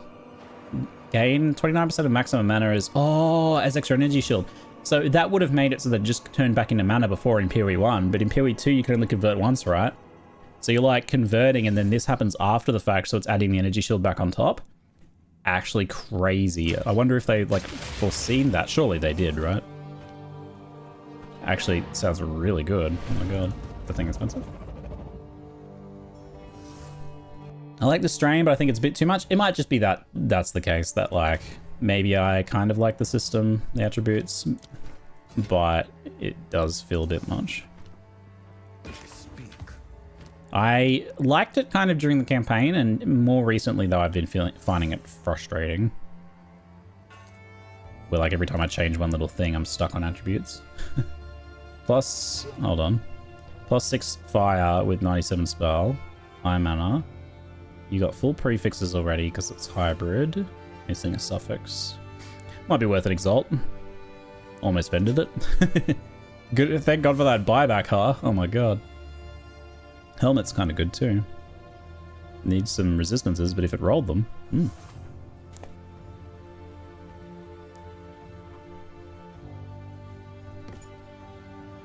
And we got a chance orb, so let's use it on one of these things.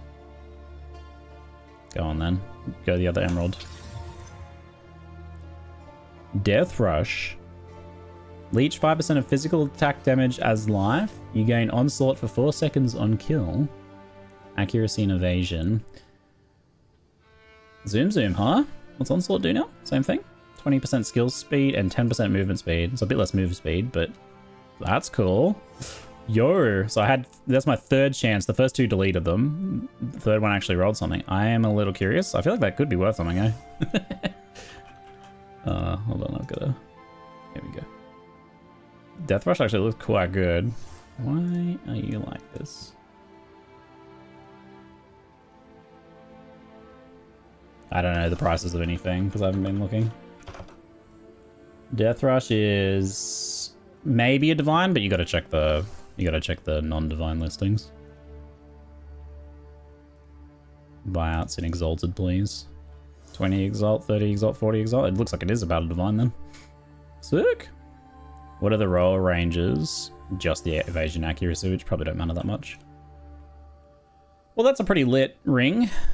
I don't know if I could actually use it right now. I'm kind of stuck on my rings right at the moment. That life leech would be sick though. Divine is like 83x, so those divine prices are still scams, but it's not like a 1 exalt item. That's pretty cool. To truly appreciate life, you must be there when it ends. This mic rolled pretty high too. How many exalts for a chance orb? Don't know. I guess that's the question. Did I lose money? Or could I have sold the chance orb? Let's see. What's a chance orb cost? Probably yeah, I'm about to find the bad news that I actually lost money. Why do you have to ask this question? What is 1, please? Oh, it's only 1 to 4. About 1 to 4. So no, I definitely made money. Sick.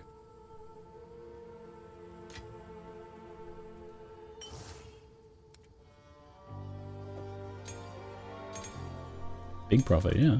Big profits. Doomgate is quite cute. So we've got a couple things here to slam some exalts onto though. Let's try the star for one. I got Ignite and its plus fire skills. That might actually be relevant, I guess. I imagine cast speed probably would have been better, but I don't know if anyone's doing Ignite fire spells. Or if they're more doing hit damage. Living Bomb. Plant a seed of fire in the enemy, which grows over duration. When the duration expires, the seed explodes, damaging the enemy and all other enemies nearby. Cute. Seems like a pretty lit staff right there. We got 90 spell damage, fire skills. Let's just search that.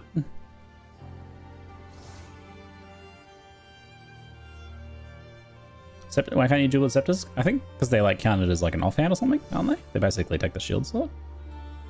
They're not actually a weapon.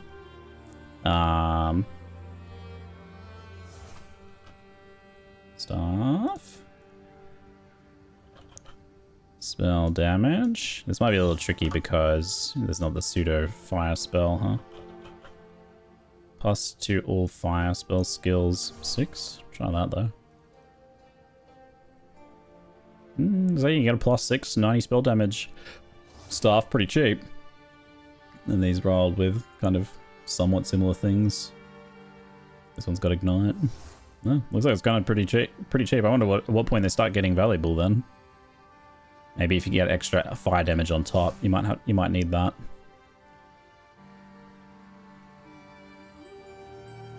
Even if I click max, it's only 10 exalts. So it looks like the value is probably on the combo. Yeah, so this one's got a lot of cast speed and mana and stuff too. That's much more valuable. Some of those look like scams. Extra damage. Yeah, you probably need added damage and cast speed. That's when you get big money. I mean, I'd certainly be happy using that probably for a while, wouldn't I? Then again, if the other ones are so cheap, you'd buy a better one maybe. Anonymous, thank you for gifting some subs. Appreciate it. Overabundance is essentially 4 times damage on living bomb. What does overabundance do? This is quite prey, but quite the prey. Is it worth it with only 75 life? I just see the rarity roll and I'm like, ooh, rarity. Probably not. Anyway, I'm still gonna do it. 6 resists. I should probably not do it again though. 26 in? Yeah, that one's that's pretty bad. That's pretty bad. Someone might need in requirements. Let's see what tier 5s I have, which it's not actually working. Let's do some tier 5 upgrades. I'm supposed to be doing tier 7, aren't I? I could do tier 8s, but it might be better to upgrade through instead. I mean, more tier 5s. Alright, look, if I do one set of tier 4s...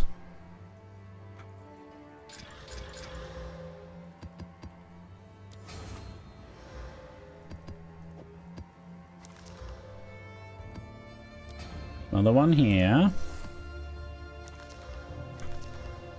And I don't have any other tier 6s, do I? Just the one tier 8. I could do the one tier 8 and make it spicy. Or I can try and plus myself up with one of these ones. These both rolled kind of okay. Players have less cooldown recovery. That might actually hurt a little bit. Let's do the tier 8 first before we drop down. Extra damage is fire. Ouch. Rare monsters. Give it a regal. Additional Ezomite monsters. Nice.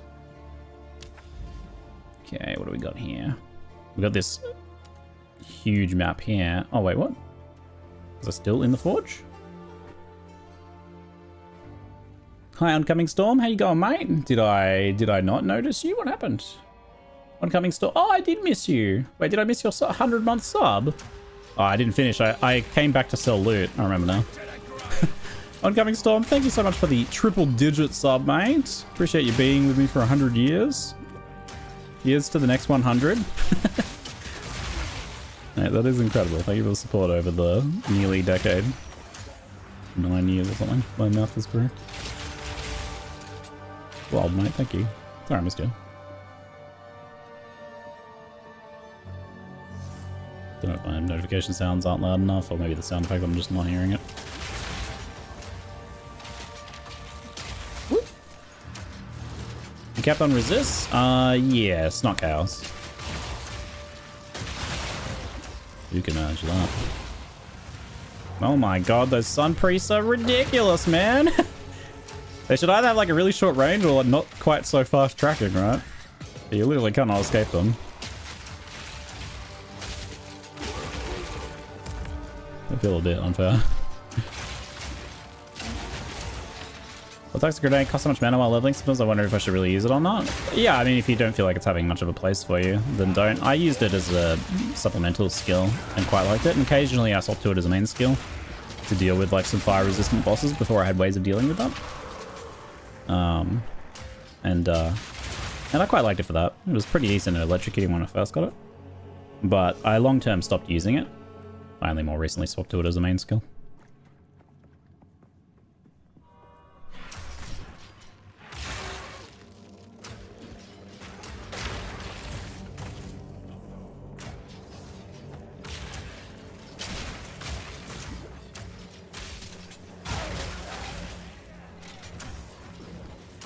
I was able to escape it by getting right at their feet. Yeah. If you're near them, then it's fine. You can roll to the other side of them. It probably takes them a moment to turn around then. That makes sense, but yeah, if they have...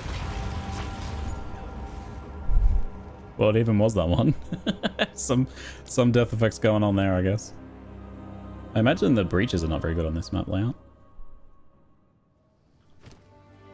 Ouch. I was looking at the unique that I got, did not see the on-death effects or lingering something or other. I'm guessing it was some of the purple stuff or whatever. I did not see it. Strength can satisfy other attribute requirements of melee and melee skills. Attack speed, life, phys damage. Those sound like great little leveling gloves. Good amount of damage and attack speed, and then the attributes for leveling. I would definitely use those for leveling my character. Hell yeah. Those look awesome. What got you there? I actually don't know what got me there. Could not tell you. I'd have to look at the clip, probably. I wonder if Doriani's has just not refreshed his wares, I swear. Kind of, a little weird. Maybe I can go to the Ziggurat and he'll have different maps. Now, the red stuff for when the rare dies is just purely a visual effect, and it's kind of annoying because it does cover up actual legitimate things that are dangerous. I doubt vendors don't haven't refreshed them forever. I think they're broken. They seem broken. No, he's got the same stuff here. What the heck? Yes. Hopefully this will help. Weird. What do you think? Looks like you're capped out at 70 now.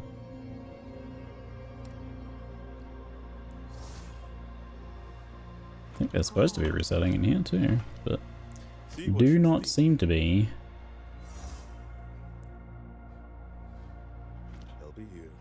Refreshes on level up. He hasn't. It hasn't felt like he has been, or maybe he's just been refreshing, but only having like tier 2 maps or something. It was the purple orbs. It's often the purple orbs. Yeah, thanks. Yeah, the purple orbs. I miss those all the time. They do seem to catch me up unawares. Okay, we'll get our tier 8 then. I have to not die in this one and get some map drops. Hopefully it actually opens. Try again.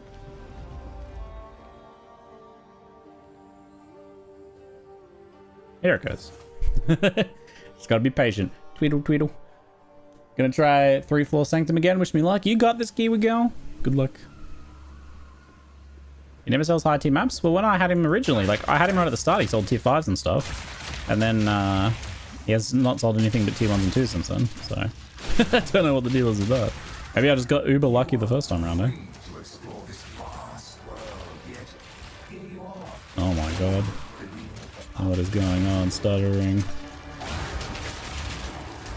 Giga stutter. Game, please. This looks like some internet issues or something. Latency is... It's not moving on that much, but it feels like it's, yeah, like lockstep lagging. I was just having serving problems too. Might be servers a little dead right now.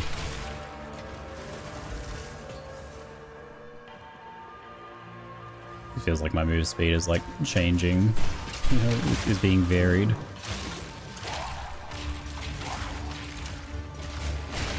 Try and maybe do that breach afterwards maybe. Might not be good to do it right now. It's having similar issues. Maybe everyone's logging on after work. Maybe.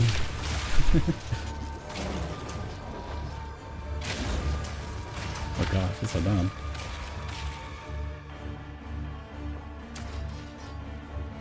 Oh, looks like the delirium's gone.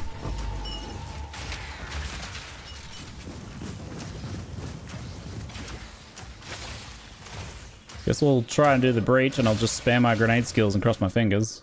Because if I have to dodge anything, I might be in trouble. Look how close you have to be for the map markers to appear. Wait, no, it lingers as you move away. That's weird, okay. So once you see it, it stays there for a while, but to actually get it to appear in the first place, it can be on screen and you can't see it on your map. Okay, that's ridiculous. That's ridiculous. Look, I can see it on screen and it's not on my minimap. This one needs to change. I think I have a note for this already. Zone size and quest markers plus zone exits backtracking. Things can be on screen and still not appear on the minimap. Breach in map. Oh my god.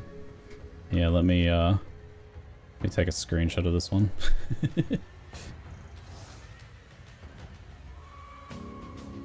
Literally on screen. We're going to find a detailed guide on how honor works. Do defenses matter or not? Exclamation mark how to ascend has my trials guide has honor explanation. Defenses work, yep.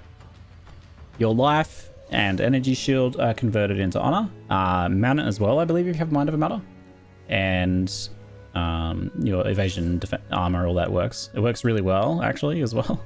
Armor can be really good for those ones that are like 100 fizz damage per room.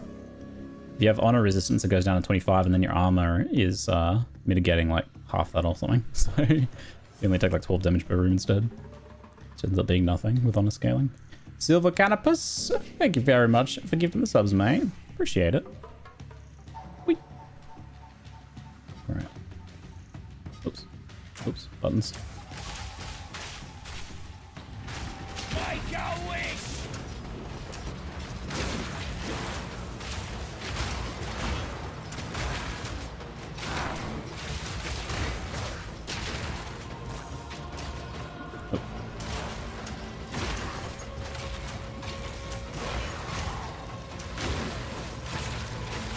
So that stars like back immediately, yeah.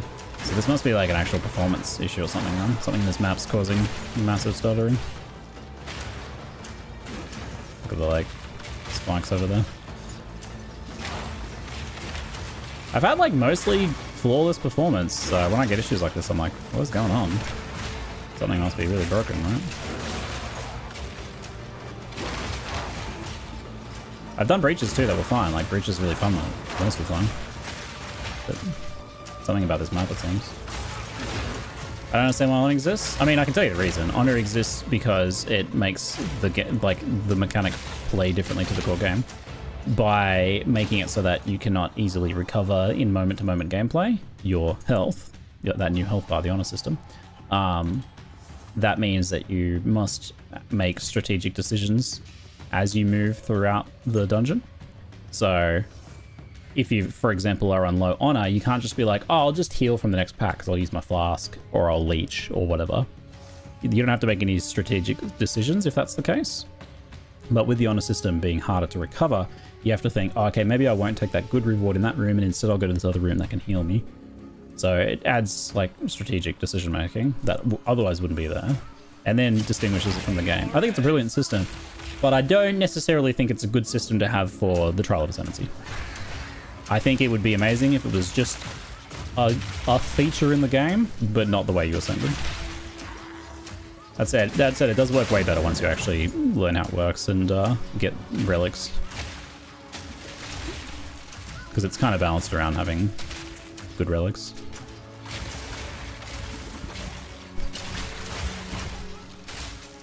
I mean, there is alternative content, kind of, but it's there's some issues with like the choice making aspect of that. Because you can't really choose to ascend in Trial of Chaos because it's a whole act later. It's not really a choice if you have to it's a choice between waiting an act for your ascendancy or not. It's not really a choice. Later on you're gonna get to make choices. You can certainly make a choice about where you get your like fourth set of points, right?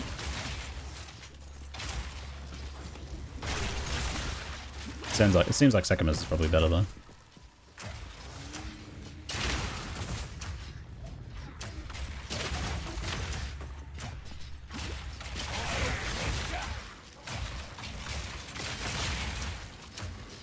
Yeah, some builds definitely do better for it, and right now Energy Shield seems to be a bit wild. So, I mean, it's just good. It's good no matter what you say. You can say any mechanic and say the strategic decision is to go Energy Shield, because like that's not incorrect. But that sort of balance stuff I try not to get too hung up on at this point.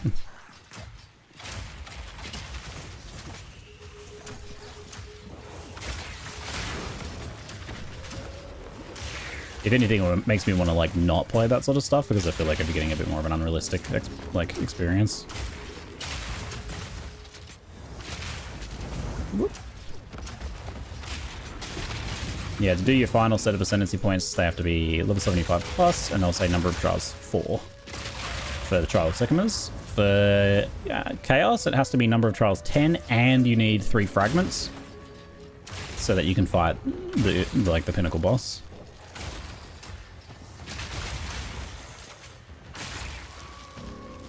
Oh, that one's quality. Wait. I want to loot these sandals before I die. What do you got? What's your problem? Why are you not dying?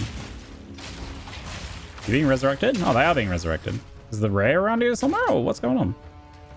Why do they keep resurrecting? Huh? They just keep coming back to life. There's no ultimatum for the third. The way that it works is that the fourth. Okay, hold on. So in Act 3, if you've already done Trial of Sekhmet in Act 2, the quest one gives you a number of trials 4, which is wait, no, is it number of trials 7? Yeah, it's number of trials 7. Number of trials 7, which is your second ascendancy. The third ascendancy is number of trials 10, and then the fourth ascendancy is number of trials 10 plus boss. It's a bit confusing because it's very confusing. That's why I made guides about it. Because they look uneven. And that's because one comes in Act later, right? The quest one is number of trials 4.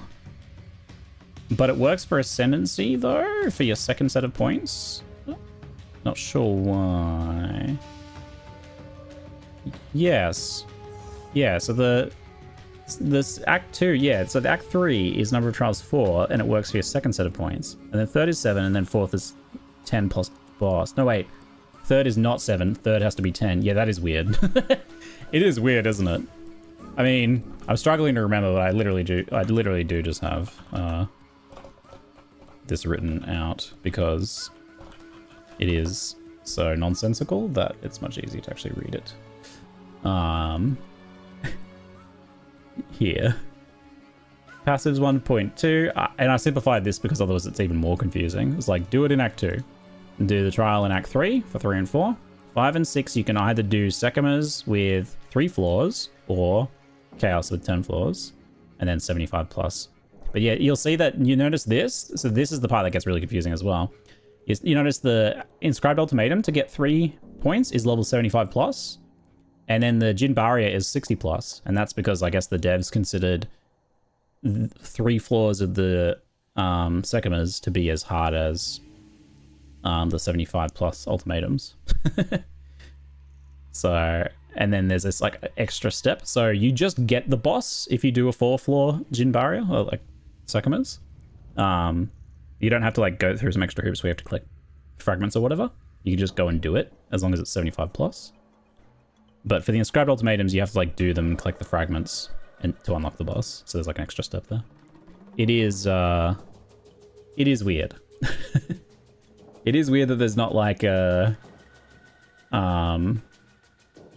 number of trials. The number of trials kind of jumps. It's just because it's like always one pushed back, one behind. I don't know. It's very strange, isn't it? Even knowing how it works, it's still... If you try and make sense of it, you just hurt your head. So just try not to make... Don't try and make sense of it, in other words. That's the key, I think. You try and make sense of it. It's just going to hurt your head. Yeah, the points, the tokens do or are supposed to say if it'll work for you. It was a little buggy at one point, but I think it might be working now. But that doesn't help you if you don't have the key, right? You want to know, like, oh, what level do I have to be to get the key to ascend? Can I ascend it in if I get something in 60 maps, or do I have to be doing them 75 maps? And the answer is like, it depends, right? You want to get your... So again, there's kind of like less, not really a choice, because either you have to wait till level 75 plus maps to get your third set of points through Chaos, or you just do them in Trial of Sekhmet as soon as you get the maps. Very weird. Using Voltaic instead of Explosive Grenade to try something different, and because the crowd control aspects of it are very cool, and the damage scaling behind Lucky and the passive nodes and stuff that you have access to on Lightning, as well as Shock, makes the damage values actually kind of similar. We did some math on it the other day. It hurt my head, but we got there in the end. Explosive still comes out of head damage-wise, but that's, you know, you gotta account for the fact that this has, like, powerful crowd control as well.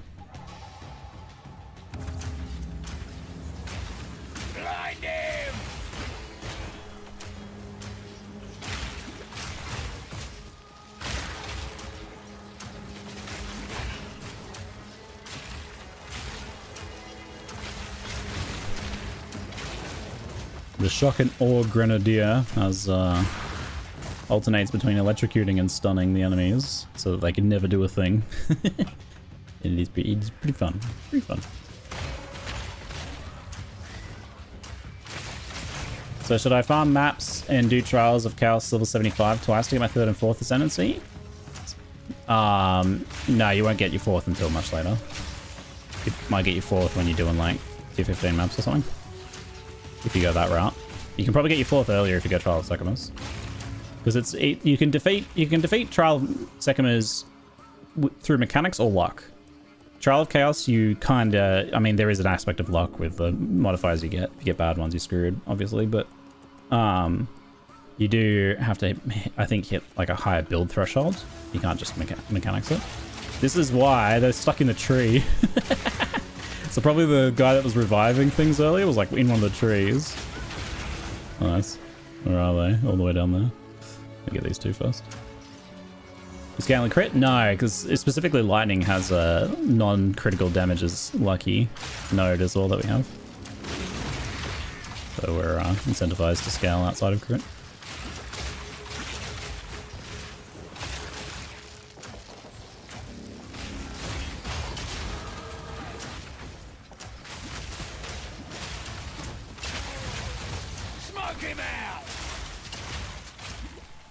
Then our double res. That is our double res. Whoops. Oh, I see. There's the other one. You're gonna drop a unique too.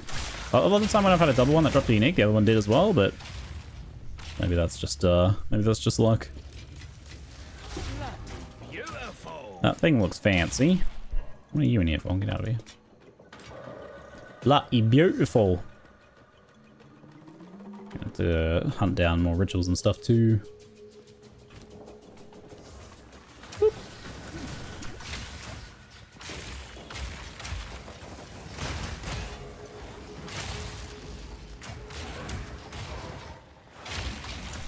Hello, I need map drops, please. Or waystones, or whatever they're called. So the zones are called maps, and the waystones are how you travel to the map, so that they're the thing that like connect you between them. Is kind of like the idea conceptually. What am I getting next? I had to drop some things to get enough sufficient attributes. And I picked up Exploit for now. I could get the Magnitude of Ailments. Also, get a grenade cooldown here is going to be really good too, actually. Ooh, tempting. So that's basically just raw damage. I think the cooldown recovery might be better.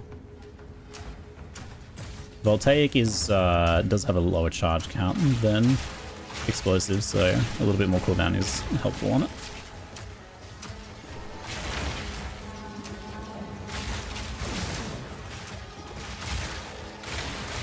I gotta remember to put my ballista down. I literally never use it. Poor ballista. It wants to help me, sitting there in my back pocket. Being unable to. And these are mechanics that you can actually set up for. Voltaic Mark? Yeah, I got myself a Voltaic Mark for the extra shock scaling. It's another... It takes it from 20 to 26% increased damage taken, I think. I can offer you a tier 1 waystone. I got plenty of those. I may have to 3-to-1 them up soon. I ideally don't want to do that because it's very tedious and time consuming to do. But we might have to. But yeah, this is the first time I've dropped out of maps, and it's mostly because I think I've had a few deaths. Probably would be okay if I hadn't. but it's doing tier 7s. That's where I first dropped down on maps.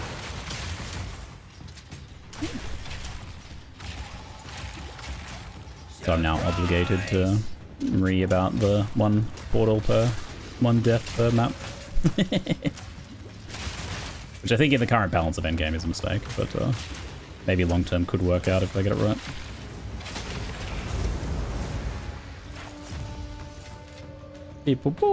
Tier 3 at.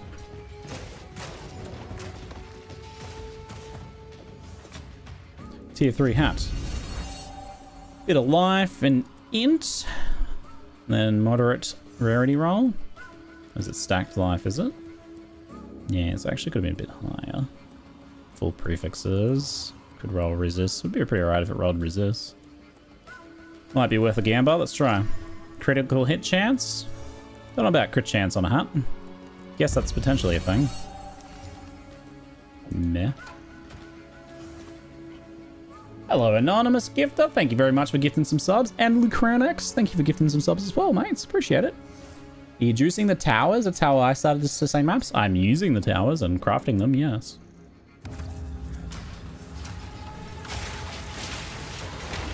I probably should stop wasting my high level maps in the tower zones themselves, though. I was doing that before for completion, quest completion, but now that I'm like running low on waystones, that might be a bad idea.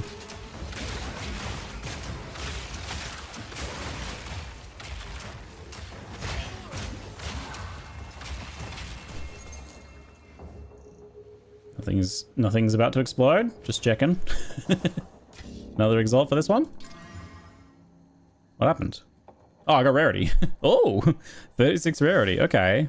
That's a hat, but unfortunately a hat that has no resistances, so I definitely cannot use that. But my rarity's good though. Advanced diet. Oops, there's only 75 left. That doesn't help me much, does it? Oh, I could defer a map. It's a temporal chains map. I must be desperate if I'm going to defer that. Kind of am. Kind of am desperate. Oh, what else was in here? Breach? Did I do the breach? I think that was at the start, right? Maps are so long, I've, you know, lost my memory by the time I get to the other end about what I've actually done and what I haven't done. There's some stuff up here. So, Ritual, Breach, and Mirror of Delirium. So we did the mirror, but it blanked pretty early. I think the breach was at the start. Yeah, I think we're good. Did I get any maps? No. Oh wait, a tier 6 from a tier 8. Uh-oh. Maybe I do need those Waystone drop tablets. Literally everyone was telling me I needed them. I did not listen. Horns of Bindon. Rusted Great Helmet. Level 1. Rage on melee hit. Every rage also grants armor, strength, and rarity. Fun.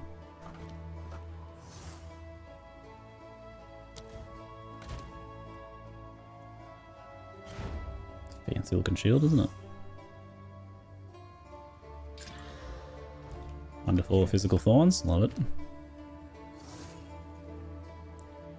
Vandeyu. Vandeyu. Extra chaos. Not much else going on. Alright, you want a 3 exalt something or other? 3 exalts! I'm rich! Some energy shield gloves. Walking out of the map saying, what year is it? Is this what light looks like? What rarity are you running your maps? Running them rare with corrupted irradiated map generates a lot of maps to sustain? Yeah, I probably have to start doing that. I was mostly just doing blue. I did a little bit of rare around tier 7 and 8. A little bit of just regaled, not exalted, but I might have to start exalting or something. Luminous Pace. Level 1, 10% move speed. Fast start of energy shield recharge. Reduced recharge rate. Fun. Good little boots. For a little while at least. Lightning damage dexterity. Worth a regal. I have enough regals now that I could definitely start just spamming them on maps though.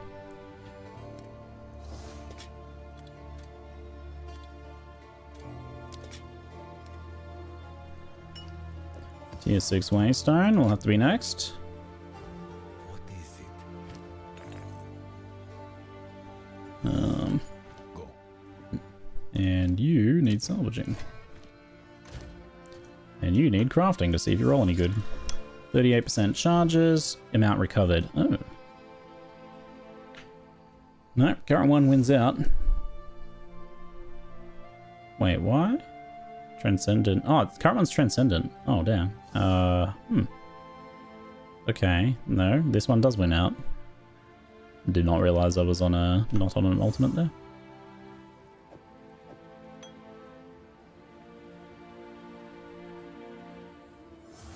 Alch maps, not regals for maps sustain if you want full suffixes ideally. Alchs are so rare, you reckon they're... What's their ratio to exalts?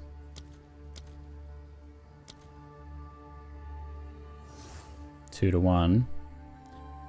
And that makes sense, because if you go from 3 to 6 affixes, you're... But the problem is Alchs are not actually rolling you 6 affixes all the time, are they? They're probably rolling 4 most of the time.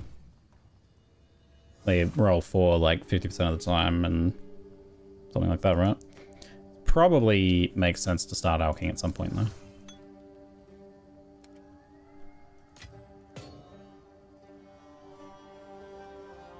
Do I want to alch my tier 6? I certainly don't want to drop down below tier 6, so... I just might.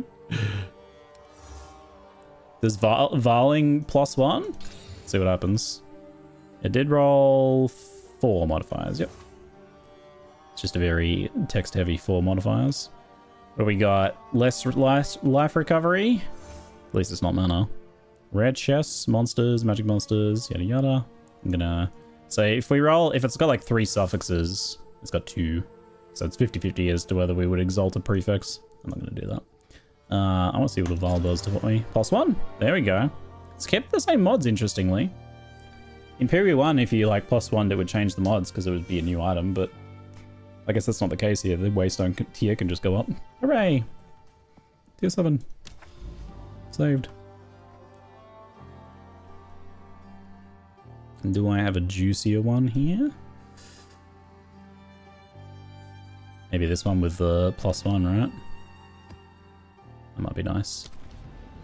Some better map drops, hopefully.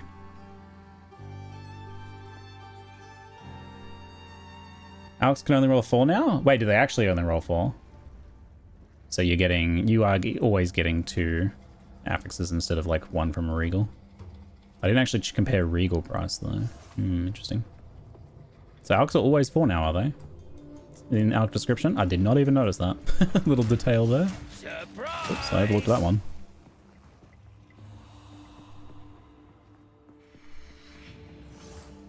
Yeah, it says it. Oh, yeah, I guess I didn't read that tooltip. I just assumed it was the same, 4 to 6. With like low chance of 6. But, you can hit 1 prefix, 3 suffixes, which makes it worth it. You mean the other way around? Or do you mean for maps to say, I guess, 3 suffixes is better?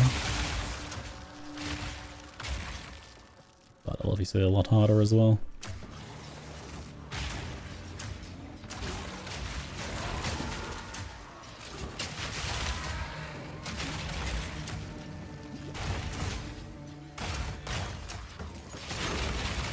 There we go, already paying off.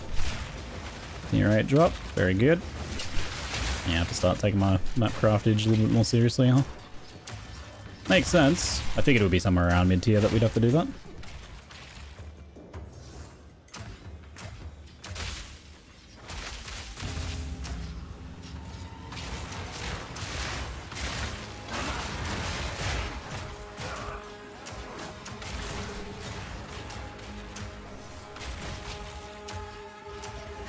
This is purple cloud, lowering resist or something. Just blinding. Should breathe the modifiers probably now. Sapping ritual? Actually say. I was just blinding myself.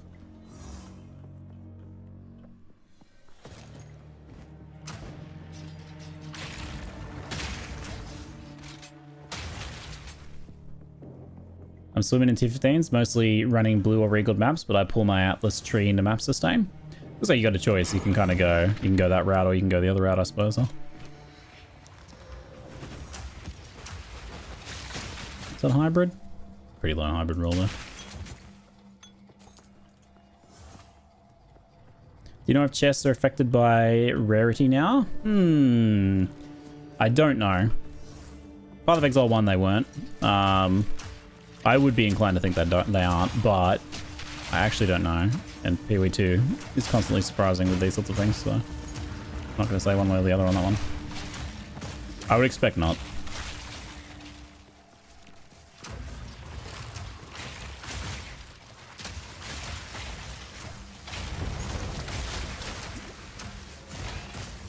Keep trying to dodge the lightning bolts than my lightning bolts. Oh my god! The heck, dude? Give me a hell of a bonk. It's scary.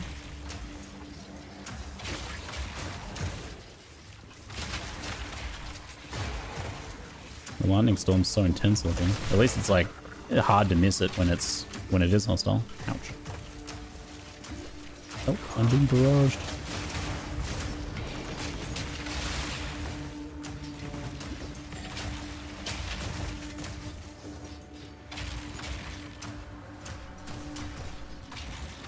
Oops, wrong button.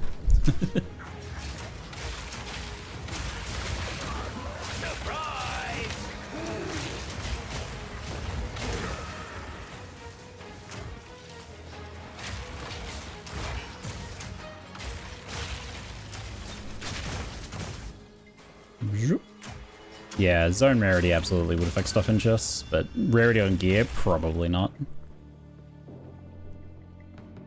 It says enemies slain on the in-game tooltip. Oh, nice one. How good are those tooltips though? They get to answer a lot of these questions for us. It's good. It's very good.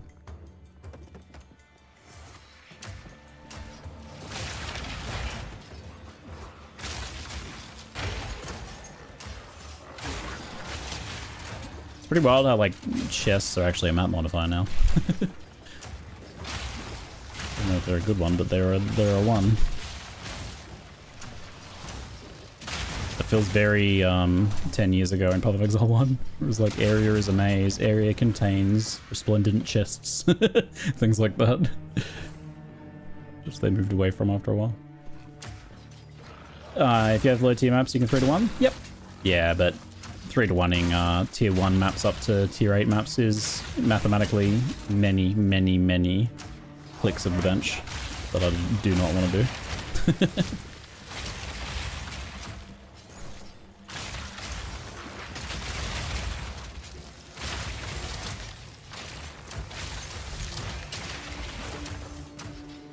Are Atlas trees shared, like, account-wide for the league? Like, you don't have to unlock your new tree points and everything per character? You surely don't have to. Surely. Is account-wide? Nice. Good to know. Phew. Just was worried for a second there that they maybe didn't do that. That would be very bad. Tier 3 boots, get me excited. Give me the move speed. They won't have move speed. Spoiler alert. Spoiler, no move speed there.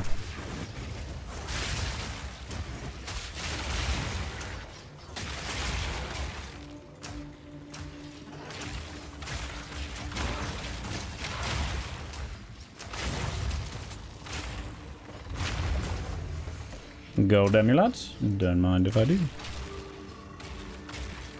Clouds of elemental disturbance slowly lower your resist and enhance monster resist. Ah, and enhance monster resist, yeah.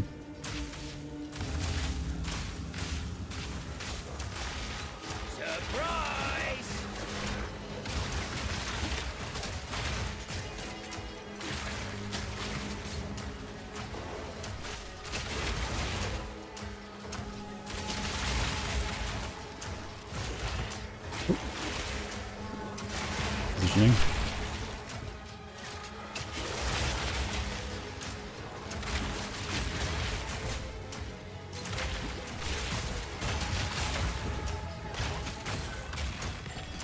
Very nice. Yoink yoink. Oh, the currency's drop stacked. Ah, there's my tier 7 map with temp chains. Woo woo woo. Anything else? I'll take my map. Oh, now I can't reroll. Boo. Boo. Nothing else worth playing. Have I still got another one? Oh, I still got another one.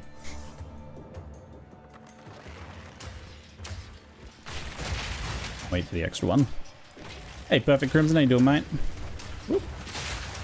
If you run out with 19,000 tier 1s, you can get one tier 10. Is that how much it is?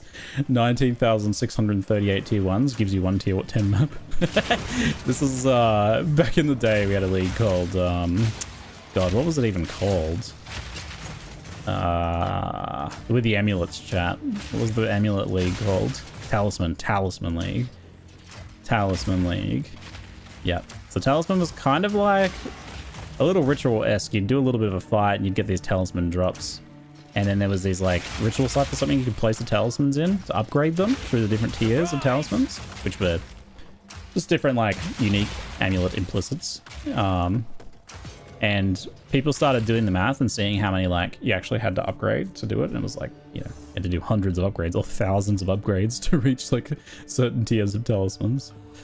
It was that all over again. That has forever drilled into my brain, that whole, yeah, you can upgrade your maps from tier 1 to tier 10. It's like, yes, but that number gets pretty big pretty quickly. If it's any more than like 2 tiers, I'm not doing it. Upgrade 2 tiers? Because it's already, it's like, okay, so to get to tier 10 from tier 9, you need 3. So to make those 3, you need 9. That's where I stop. I'm not going any further than that. Because to make those 9, you need 27, right?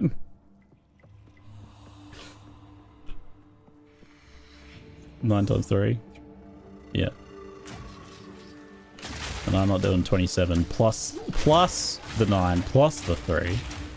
So you end up at, what is it, 39 upgrades to go 3 tiers up like that. No thanks. That's a lot of clicking.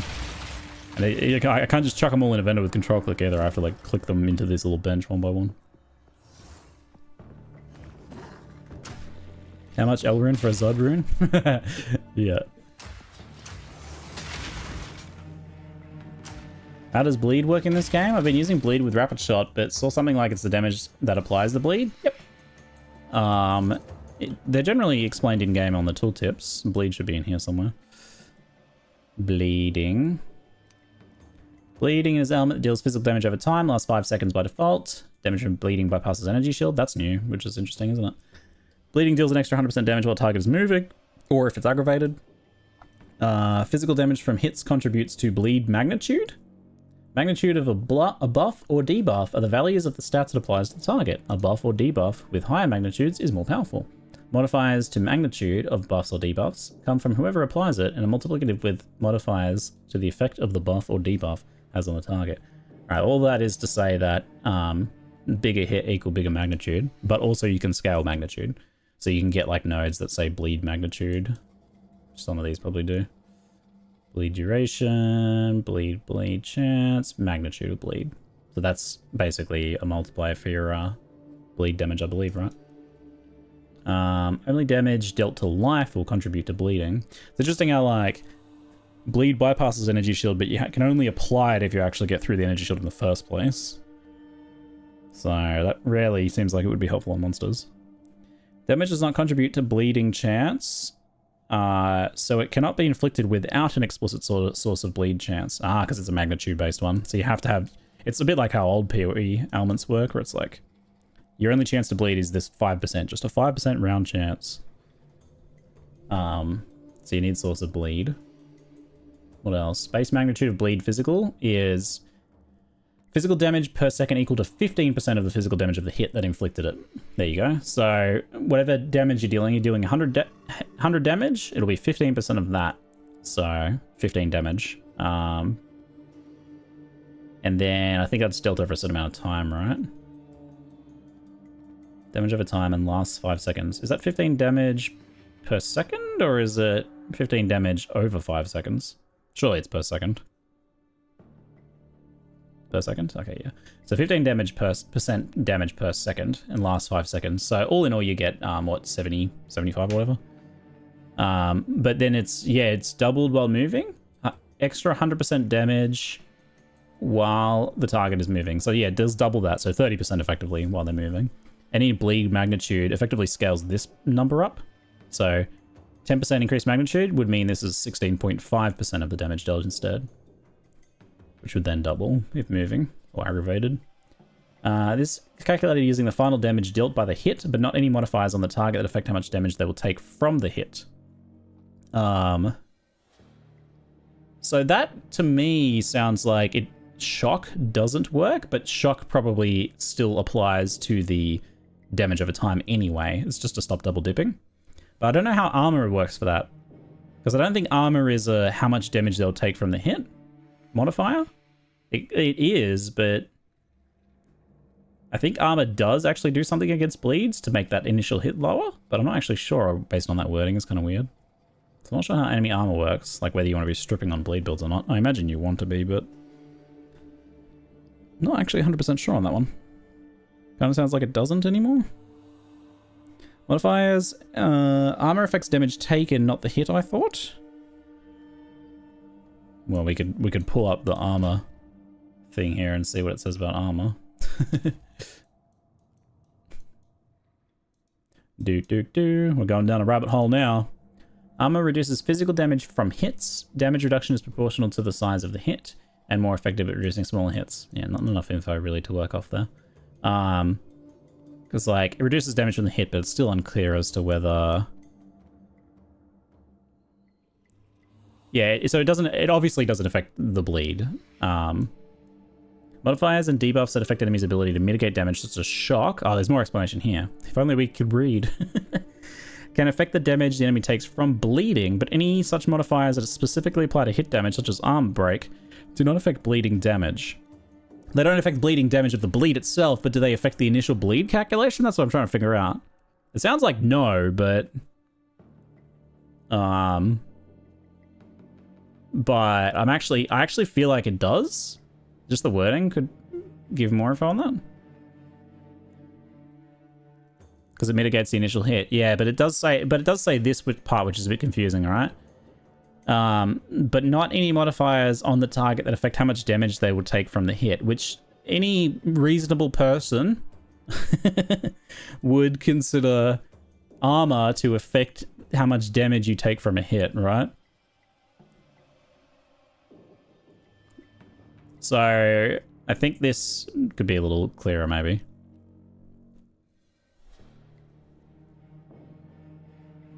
Like this, if you just take it as it says, it's armor has no effect on bleed whatsoever. So armor break is useless for bleed builds. But I suspect the wording may be wrong, maybe. And maybe the initial hit calculation on armor does matter.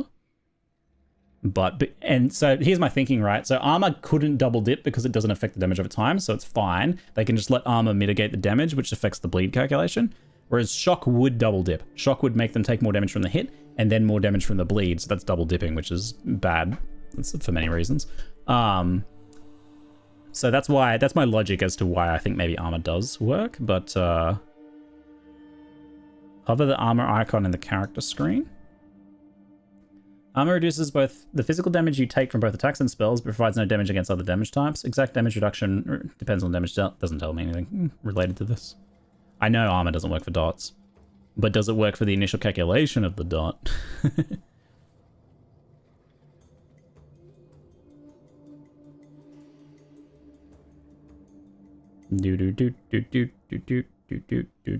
It is useless. Armor break is the PoE1 Fizz overwhelm.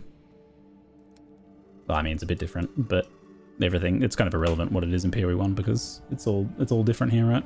It all functions differently.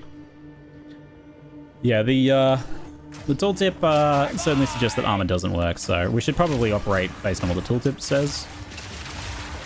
So, as far as the game explains, armor does not affect it. Anyway, we got a little sidetracked there because that wasn't even the original question. What was the question? They weren't doing much bleed damage? It sounded like you were using a skill that was like a lot of small hits, and bleed doesn't stack, right? Chat? I don't think bleed stacks. It's just one bleed, right? None of them stack by default now, do they? Even poison doesn't. So if you're doing like rapid shot or something, it's just not good for bleed. It's a bad bleed skill. There's no way around that. You need skills that do big hits. So you want some like charge up snipe sort of skill to do a big bleed. You can probably still use it for like clearing draft monsters or something, but when you actually want some serious bleed damage. Just think, if you're only doing 100 damage, you're only doing like 15 damage per second with bleed, not much. But if you do like 1,000 damage, then you got 150 bleed per second, much better. You need a big chunky hit. It doesn't matter if you hit 10 times a second because it doesn't stack. Which is like weird to me, like bleed should stack. If I shoot you in 2 places, you're gonna bleed faster than if I shoot you in 1, right? In theory. Could be wrong. But you know, that's real life versus game mechanics here, so kind of irrelevant. Give me my exalt. You can only bleed from 1 hole at a time in this world. Poke 2 small holes versus 1 massive hole though? Well, let's say I poke a hole that's... okay. Alright, there's going to be a lot of holes you can poke in this argument, but... ironically. But, okay, let's say I poke a 5cm hole and another 5cm hole. Or a single 10cm hole. In theory, it would be similar. Body mechanics probably make them different. But, in theory, that's the same amount of damage occurring, right? That's what we're comparing here, but... In Path of Exile worlds, you poke 1 5cm hole, then you poke another, and the original closes. Right? That's the way it works in game. So I stab you, and you start bleeding. I stab you a second time, the original bleed stops bleeding. Well, not actually. The worst bleed continues. So maybe I stab you really hard, and then I stab you a bit softer. And then the second one, no bleeding. Only the first one bleeds. And then I stab you really hard, really, really hard, and then both holes, none of the other holes will bleed. Just the recent one. That's PoE logic.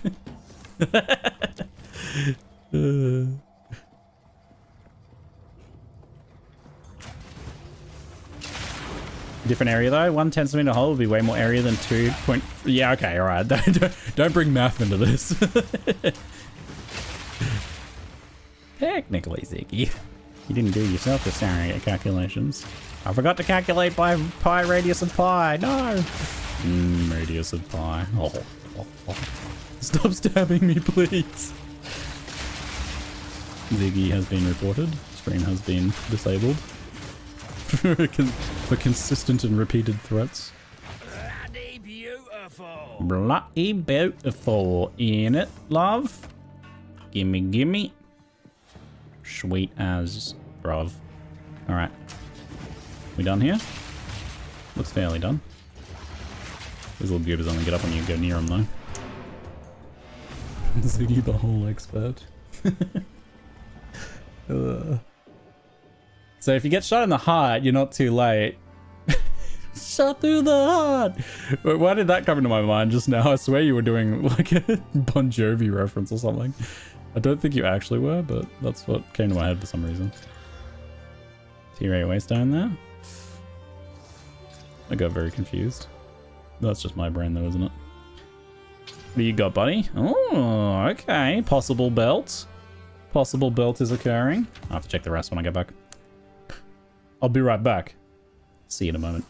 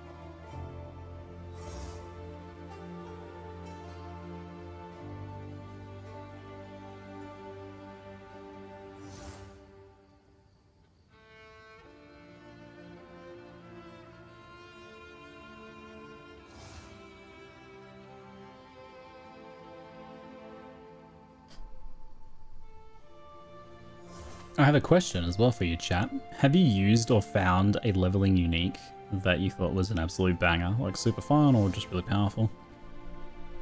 I'm curious, actually, because I haven't really looked at a lot of the uniques currently. That's something I would like to get a lay of the land on.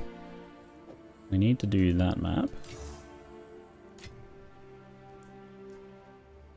Yeah, it's already having such a rough time with the Sanctum keeping out, despite having the good relics and everything. That is rough. Oops. Painter's Servant was very comfortable for me for leveling. Let me get, that's gonna be my best way of looking these ones up so I can see them. PoE 2 DB over here. Let me have a look at some of them. Unique items. Here we go. Will this search both of them? Painter's Servant. Seems like I got a trade message. No. Oh, best leveling unique for Lightning Sork. Level 3. Doesn't have a skill that like jacks up its level when it drops a high level. That's good. Triggers Spark skill on killing a shocked enemy. Yeah, that one sounds amazing. Plus, like, just solid damage and cast speed and mana regen with no plus levels, so the your mana isn't blown out. I imagine the triggers still cost mana, right? But that's interesting. I want that. Does that spark skill kind of grant you the spark skill that you can put supports on, or is it just an unsupported one? That's kind of cool. That one seems very lit. I'm definitely gonna put. Let's make a list. Let's make a list. Add a card. Let's convert it to a file. Dope ass level and uniques. Here we go. Oh yeah, everyone's linking me to level and uniques. Wow, you love to see it. Oh my god, stop, Obsidian, what are you doing? What are you doing, Obsidian, stop. Okay, let's see what we got here. So Earthbound Voltaic. Do I want to control paste, or is that like too messy? It's too messy.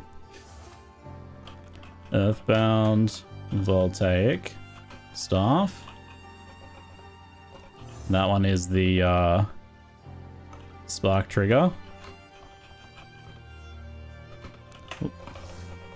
Dope. The weapons in PoE2 give you a skill. Whoa. Give you a skill level equivalent to the item level it dropped at. Yeah, usually they have the implicit for that, but I guess this might be the case for that too. So that'd be interesting to see. Like, do you get a high level spark if it's just a higher item level then, is it? Because this is an item level 5. Does the requirement go up then though? Because like, that works on the ones that have the requirements. So I have an example here, which is sadly kind of useless. Lifesprig. So this Lifesprig dropped at item level 63, which made the granted skill level 14 mana drain. Which means it's you have to be level 58 to use it. So you can only use it at endgame. It's kind of useless for leveling. So it's unfortunate, but it seems like this stuff might not be the case for that one. I've dropped Earthbound with 6, 10, and 11 requirements. Oh, did the level requirement to equip it change though? Because this one might not be. Like, I think this is an oversight. I don't know that this is intended to work like this. I dropped a level 36 Earthbound, had level 10 skill on it. It's a bug. Chat linked items don't show the provided skills. Oh, okay. Okay, good to know. Good to know. I definitely need to make a note then to like make sure when we're doing granted skill, granted skill level requirements. I think I'm gonna have to change this, honestly. It seems like a complete mess. So basically right now, any items that drop with a granted skill, that level is scaled to the item level of the item, which I guess makes sense, but it means you can't equip a lot of these items. I don't know, maybe it's intended because then you can find like end game versions of them. I don't know, it's weird.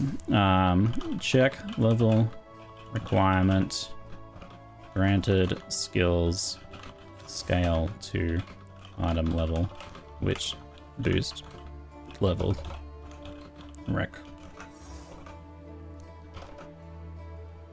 So yeah, if you want to actually use, like, say this for leveling, you have to make sure you buy You have to buy an actual low level one that you can actually equip.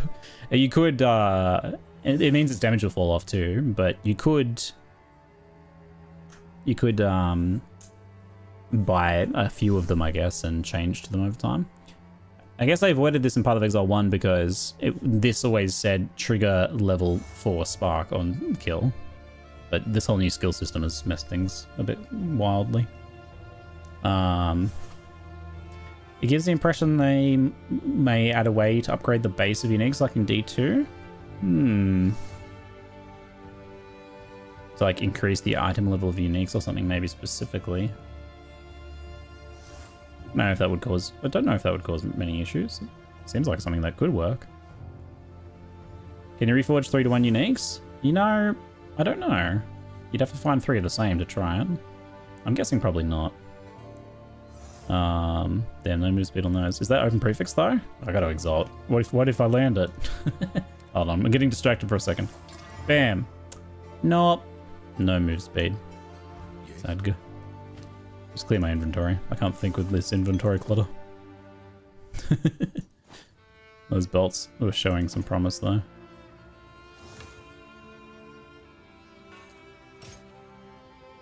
Life per enemy hit, mana leech. Yeah, pretty meh otherwise. Alright, clear out that inventory so I can think. Oh my lord. Well, we got a couple maps there. What did I end up with? A tier 7 and a tier 8? It's good enough. That'll keep us going. Craft those. Alright, now I can think again. Let's see what other cool items there are. Let's do a unique review. Boggies. Alright, so this one looks amazing. You have to deal with the level issues, but yep, looks like it's going to be really good. And if you can get higher level versions, it's something you can probably use through the entire campaign, really. You'll probably be sad when you have to stop out of it. Crown of the Victor, which is the sign of a good leveling unique, right? Crown of the Victor. Life and mana per enemy killed, +1 level of all skills. And bit of rarity. What are you? Armory S.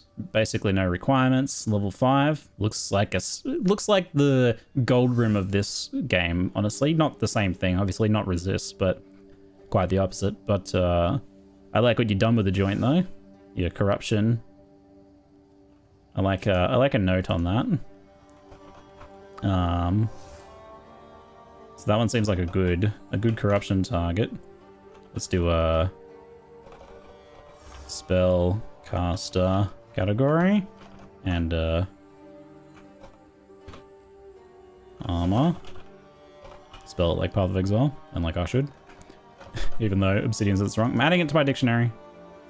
Stop that. Melee. Bows. And expose, even though they're not really the same category, are they? Cool. Crown of the Victor looks pretty great. Is it the gold rim? Crown of the Victor. Is there actually gold rim in this? Gold rim of PoE 2, question mark. Great corruption target. I think gold rim is the gold rim. There actually is a gold rim. Gold rim is the gold rim of gold rim. There is actually a gold rim. There you go. Yep. I mean, gold rim's still the gold rim of Path of Exile. That's true. Also, I bet it looks super cute in this one. Instead of like the other one looked cute, but like ridiculous, like silly, but that actually looks good. Gold rim, the gold rim, the real gold rim of PoE 2. Good. I wasn't actually sure if there was one. Nice. I wonder if gold rim's quite rare though, maybe. Yeah, it is gold rim. Yeah, I think I remember seeing the art actually. Kotokos. So these ones have level 26 requirements, so a little bit later. Lightning damage from hits contributes to electrocution, gives everything electrocution. Does slow you down though, so that's more of a what I'd call in the cute category, because you trade off attack and cast speed for the ability to, you know, electrocute, lock everything. It's probably really cracked, yeah, on a pure lightning setup like sparks and whatnot. Kotoko, I mean, Kotoko's with Earthbound probably deserve an honorable mention. So maybe I go like, honorable, it's not how you spell it, don't worry about it. Mention to Kotoko's gloves. What are they actually called? Kotoko's current. For electrocute mayhem. At the cost of a bit of speed, which won't be that bad with that stuff. So paired together, they seem pretty good. For sure. Enfolding Dawn, no level requirement, 100 spirit. That's pretty funny because you equip that at like level 1. You don't actually have anything you can use that spirit for. Oh, no, I guess, is there some minions you get pretty early on? No, because they wouldn't, because you don't even have any. Oh, no, you can get some spirit for items for those minion builds, so really good for minion leveling. Ah. Yes, because I was just thinking, well, minion builds wouldn't be able to summon any of those minions until Freythorn anyway, but then I remembered they use the weapons that give spirit early game, which also then they can use. So, Skeleton Warriors and Archers and stuff at level 2. Yeah, sick. Okay. Well, that changes my opinion on this greatly. Obviously, this is, like, solid for anything later on, but it seems like a very good... What else we got? I mean, it's got resists, and it's got a drawback of Int doesn't give extra mana, which is probably a non-issue for a summoner setup. Let me do a separate summoner one. Enfolding Dawn. This makes it look like every unique is great, but trust me, I've found a lot of ones that are not.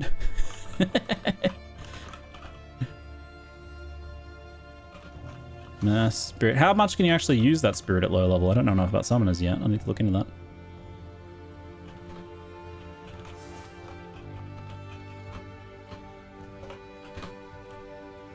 It goes well with the next unique in the line. Enfolding Dawn with Threaded Light. Level 6. Increases spell damage per 10 spirit. Oh, alternatively. This might have to go in the spellcaster setup as well. Yeah. Okay. That's 120% damage at level... What level is this? Level 6? This is actually really good. Normally you might have like 50 if you go straight for damage nodes at the start. We'll do Enfolding Dawn in spellcaster as well paired with... That's pretty lit. Threaded Light. Paired with Threaded Light. And Threaded Light is a Woven Focus for immense spell damage. Does it give something as well? It doesn't have any built in. Just an energy shield focus, yep. Pretty lit. What else have we got? Oak Sworn is a shield with 50 spirit, level 7. Chaos resistance early on. Probably chaos resist is very much tuned early on around 0, so you probably feel pretty tanky against random spiders and stuff. Bit of block chance. So I've not got too much going on outside of the spirit. Chaos is mostly cute at that level. Doesn't really make a big difference, I don't think. So mostly just about that 50 spirit. Can't you just kind of do that through offhands anyway? So I guess it lets you play more defensively while getting that still. It's the only shield with spirit. Yeah. So that might be in the summoner category. Oak Sworn. The only shield with spirit for a defensive setup.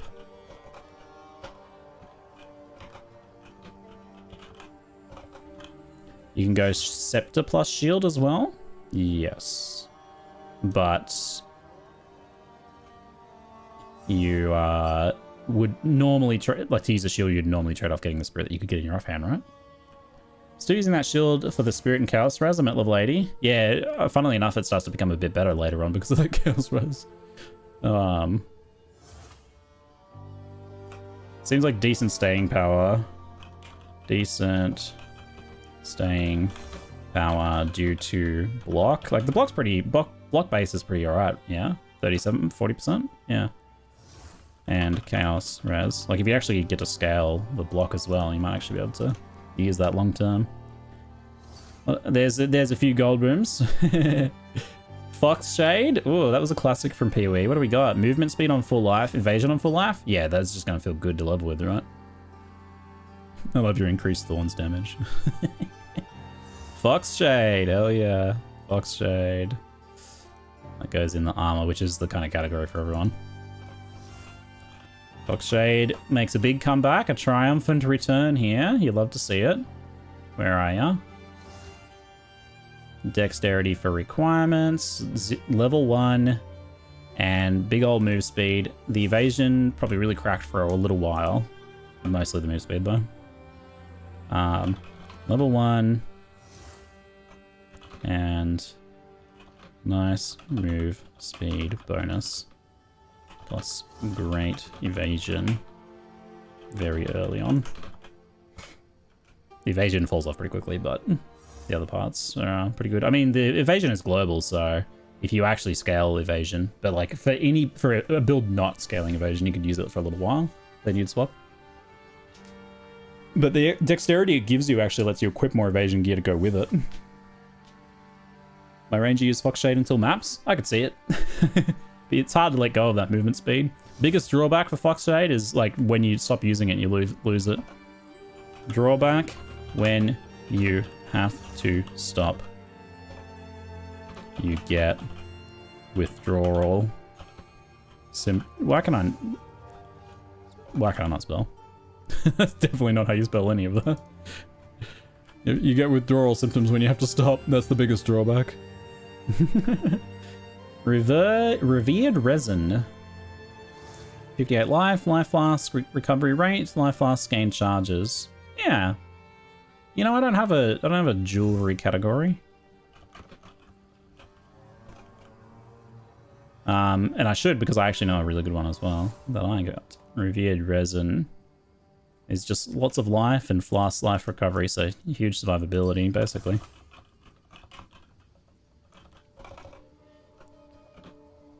Amulet. Nice spelling. Amulet. It is level 8. Don't worry about the spelling, it's fine, it's my notes.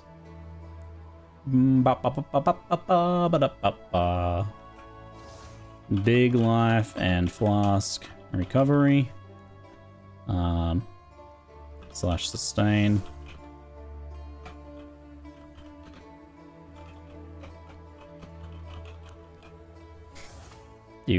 Paired with like anything else that gives you a bit of defense, probably gonna make things very easy.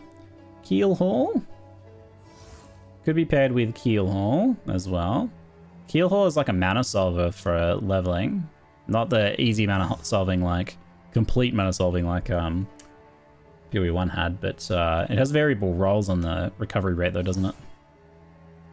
It has variable rolls on both of them, so only high roll Keel Hauls are probably going to be worth using. Like this would be not worth using. But Keel Haul needs good rolls. Easy mana sustain, if so. Keel Haul is built. What else have we got? Briar Patch, 18% move speed at level 11, so that's pretty early for that move speed. It's a roll range, is it? 10 to 20. Oh yeah. Otherwise, if it rolls low, mediocre. If it rolls high though, you get move speed earlier than you can. So we'll put that in the armor. As only with good rolls. Briar Patch. Thanks for all the unique show. Pretty cool. What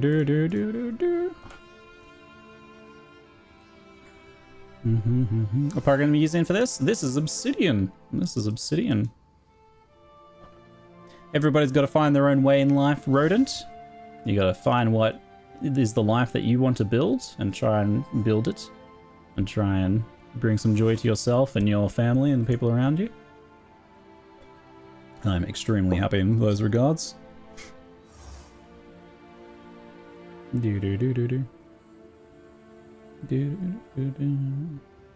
What was I looking at? Briar Patch. If roll high MS allows for more than is usually. What's the level of it? Level 11? I would say it's a little mid. If you get a high roll one, nice to have, but otherwise a bit mid. Birthright Buckle? Yeah, I was going to have a look at that one. I don't know if it's got linked in here. The in-game ones are a little... Sure-footed, I have one of these. Sure-footed Sigil's very good. I like it a lot. Where was it? Oh, it must be in here. There it is. Sure-footed Sigil. Put it in my unique tab. It is life, dexterity, but most importantly, dodge roll distance, which feels really good. It actually, I think, makes dodge roll faster than walking, right? It might still be the same. Yeah, but it makes it feel so much better, though. Look at that dodge roll distance, though. So good. Normal dodge roll. Tiny. Tiny little babby dodge roll. This sucker? I mean, it does a lot. It's probably double. It probably doubles it, I imagine. Let's see. Oh man, that's not even enough. Okay. If I start against the log, I end up just below the log. Yeah, this is very imprecise, but it's the best I can do. I end up just before the log. Doesn't look like as much when I put it like that, honestly. Certainly feels like a lot, though. And you get some pretty massive... That evasion scaling was really hard hitting for me when I was using that as well. But legit, I love sure-footed. Pretty... I rate it for sure. Sure-footed Sigil Amulet. It is level 8. So it's got like just some decent stats on it. Decent stats plus big dodge roll buff. Great for Trial of Seconders. It can carry you in Trial of Seconders. You can probably use it at any level of Trial of Seconders if you can get away with it. Corrupted up to 1.1 meters. It doesn't have a roll range, so it probably doesn't work. That'd be funny though. I was dodge rolling every second still for a few maps. Yeah, it's got that withdrawal symptoms like the other ones, eh? Mine is 1.1. It does for sure. Really, it actually does work. Okay, that's a fun fact then. Fun fact: 1 meter dodge roll range can be corrupted to 1.1 meters. Cool.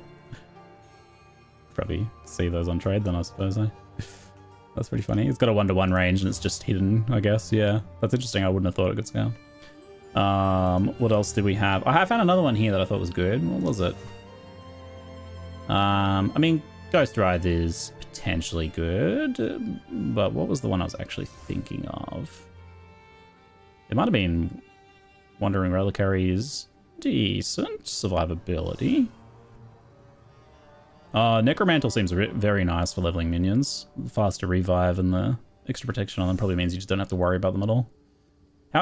For the minion players, since I haven't played them, do you feel like your minions die a bit during the campaign? Was that ever an issue? Is this something that you'd be like, oh, that would make life much nicer? Only really on bosses, so it probably helps your boss killing a bit. A lot? Skeletons die a lot on bosses. Okay, so the energy shield probably helps a fair bit with those ground effect elites and stuff like that too, I imagine. And then the faster revive gets them back up and dealing damage a bit. It looks like we've got a 50-50 split here. Some people are like, yeah, a lot. Some people are like on bosses, and then others like, nah, never. I die a ton early, and that helps some till like mid Act 2. Yeah, okay, so it seems a little narrow. Yeah, I'm not sure about Necromantle then. It sounds like based on the reports here, it might be a little narrow in that it maybe is kind of good for a little while. Necromantle, maybe only kinda good for a while. It might also be one of those things where it's like, it's good if you have it, if you don't have other good stuff going on. Like if you're otherwise in power, you probably won't need it. You know, if you've got some other leveling unique, Necromantle might not be necessary. Because you're probably already cooking, right? That Death Rush that I got, what level's that? 26? Yeah, but Death Rush's pretty expensive, but is it actually good? I mean, Onslaught on Kill is good. Okay, so yes. I don't know if there's any other sources of that for leveling, so Death Rush expensive. Level 26. Onslaught on Kill. 10% move speed, 20% action speed. Do. What else do we got here?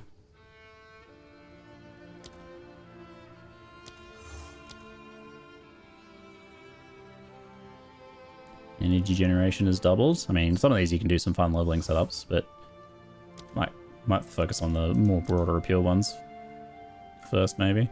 Black Sun Crest. Increased strength, increased dex, and increased int. It's like funny though, because that like does nothing at that level. It seems like a troll item. like you have what, 50 strength at that level, so you get 5 extra strength. Not even rounded down. It seems actually kind of garbage at levels. I found one on my Merc when I was playing hands-on before release, but I thought it was kind of mid even then. Levinstone. Enough for another support? Yeah, I guess if you're really struggling, you'd probably be better off with just like a blue with a strength roll. You get like 10, 15 strength. Levinstone. +1 lightning with shock mana. I mean, can't go wrong with that, can you? That's if you're leveling lightning, you want you level Levinstone. The marketing writes itself. Level Levinstone. Levinstone Topaz Ring. I love it. Levinstone Topaz Ring. Level 16. Probably a best in slot for lightning builds. Leveling. You can't really get +1 on rings like that, so pretty lit. Grey Make. -1 all attributes per level. This is the opposite. This is very useful early on, then not useful later. At around the level 40 mark, maybe even the 30 mark. So like from levels 5 to 30, let's say, Grey Make. Pretty good. Gets worse as you go. And it's you naturally evolve out of it, right? I kind of like that. It's kind of cute. Grey Make. Elm. From level 5 to 30. Pretty solid. Big attribute hat. It's like when you first put that sucker on, it's like 90 life. And a bunch of attributes. Don't have to worry about attributes at all. It's cute. Movement speed, armor evasion, stun threshold, armor reflexes. To me, that is like as good as a pair of 10% move speed boots. And not any better. Wanderlust. That's much better. Unaffected by slows. Not as good as old Wanderlust though. I'll tell you what, no freeze, but I will say I don't think I got froze in the campaign like more than twice, so probably not a big deal. But it doesn't have the freeze removal. Still 20% move speed from level 11 though. Wanderlust probably wins the move speed over Briar Patch, but competitive with Briar Patch, I'd say. Wanderlust. 20 MS. Unaffected by slows. That's what you want, right? So you can zoom. Level 5 as well, which is a big deal. So like, if you don't have a pair of Wanderlust, you might be able to like get a pair of decent rolled Briar Patch instead, but Wanderlust looks like they're way better. They might be expensive though. I'd have to check prices to see if there's a consideration there. 27% of maximum mana is extra maximum energy shield. Yo, is this thing expensive? Because it obviously has a very cracked thing you can do at endgame with it, like we talked about earlier. Where you go Mind Over Matter and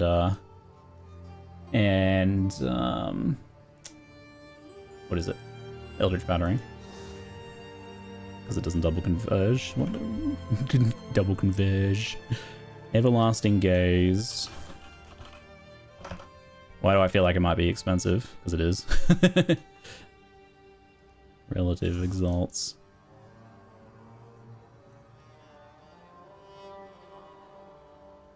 How high can you get for like 15 Exalts then? Yeah, this might be a bit expensive for a leveling item. But no, did I type it wrong? Oh, oops. 15 max, please. Okay, so there's one probably has already been bought. In case it hasn't, I'm sure it already has been. So you literally can't get it under that. Okay.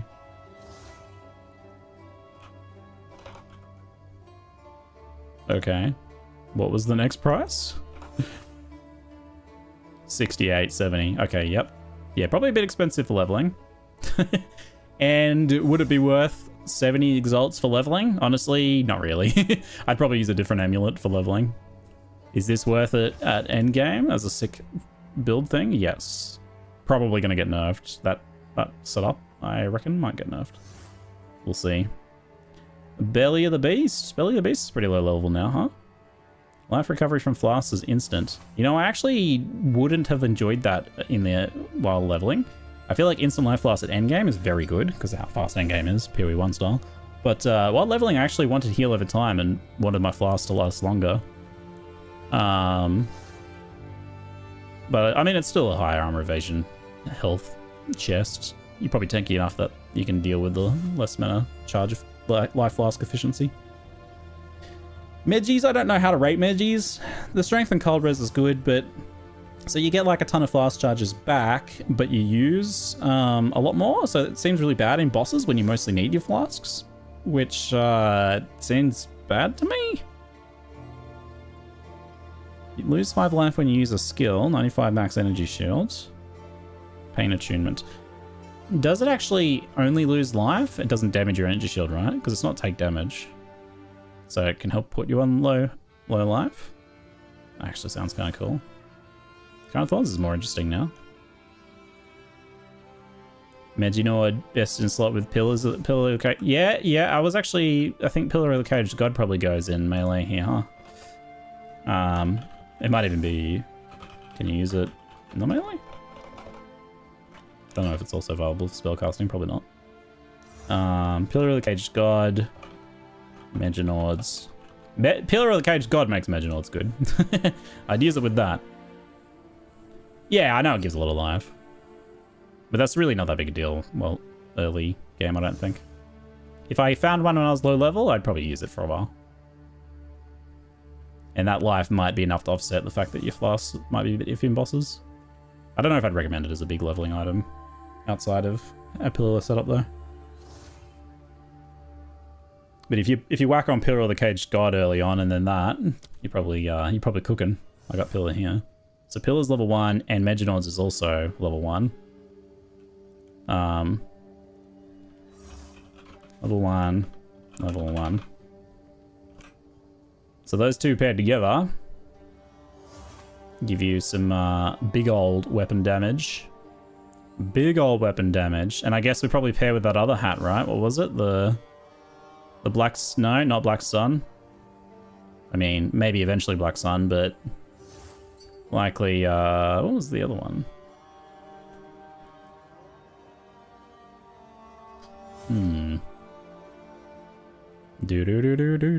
Yeah, 50 strength on a level 1 item is a lot, for sure. What do you have? I only have like 100 life at that point, don't you?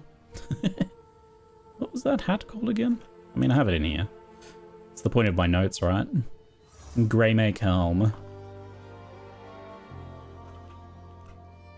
Greymake Helm. Where are ya? What level were you? Greymake Helm is level 5. So that'll be very good there for a while. Sounds pretty hot. Sounds pretty hot. What else did I have? I had something in here that I thought was pretty good. Duages is probably good, but not very fun to use because of the reduced cast speed. Like, yeah, you do some chunky damage with them, though. Yeah, we just got these recently. John Grip. John Grippier. Jan? Yeah, probably Jan Grippier, right? I don't know how you did the last part of that. Increased attack speed, fizz damage, life, and easy attribute requirements. It's a banger. It's a banger. Specifically for melee, this one. I guess armor might be like armor for any build, kind of.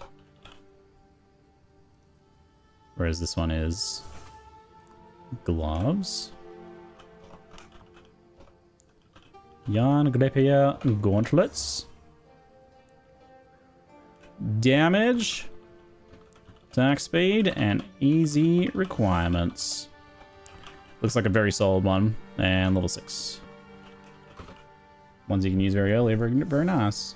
Concussion skills don't use increased charges. Great for P-Conk setups. Yeah, that's probably whoa. Calm down. That's certainly a cool niche case with that one. You got a little corrupted Duages here. What happened to your corruption? You rolled the cast speed down to minimum? Wait, no. Nothing? Did the corruption do nothing, or did it re-roll your affixes? It seems like you could you lower the reduced cast speed with that? Painter's Servant. Has anyone used this for leveling? Did it feel helpful? It's nice resist on a level 1 item. The elemental thing, I don't know if it's like actually really helps you at all. It's probably like not an issue, but it might give you some nice little kind of freezing on your lightning build and stuff like that. It was okay in Act 1. It kind of does a nothing happen. Yeah, like I feel like this conversion kind of does not much early on. And I don't know if there's really much you can do with it. You freeze with lightning arrow? Yeah. So it seems like pretty good for like an early act maybe.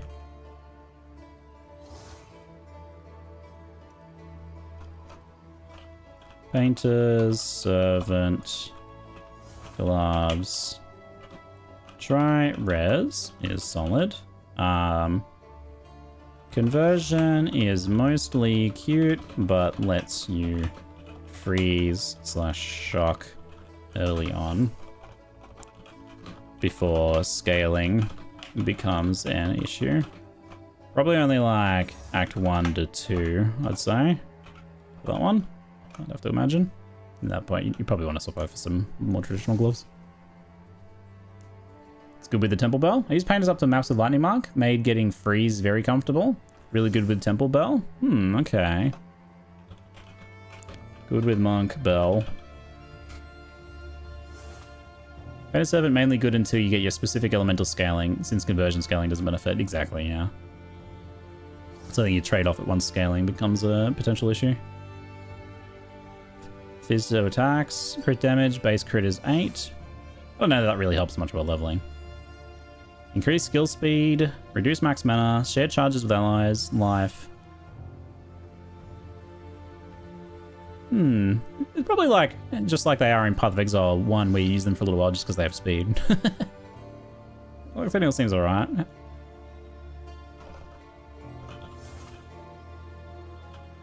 Loctinial. Gloves. Speed. Good. Bonk. Faster. Level... They start at level 16 though? Oh man. Still, you probably would use them for a while in the campaign. I'm gonna give him a mid rating though. Dusk Vigil. Trigger Amber Fusillade skill on casting a spell. Yep. That seems fun alongside with the lightning one. Pretty sure that looks same deal. Just great for spellcaster leveling, eh?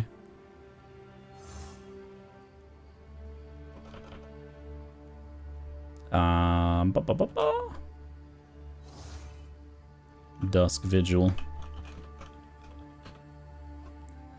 Fire Trigger.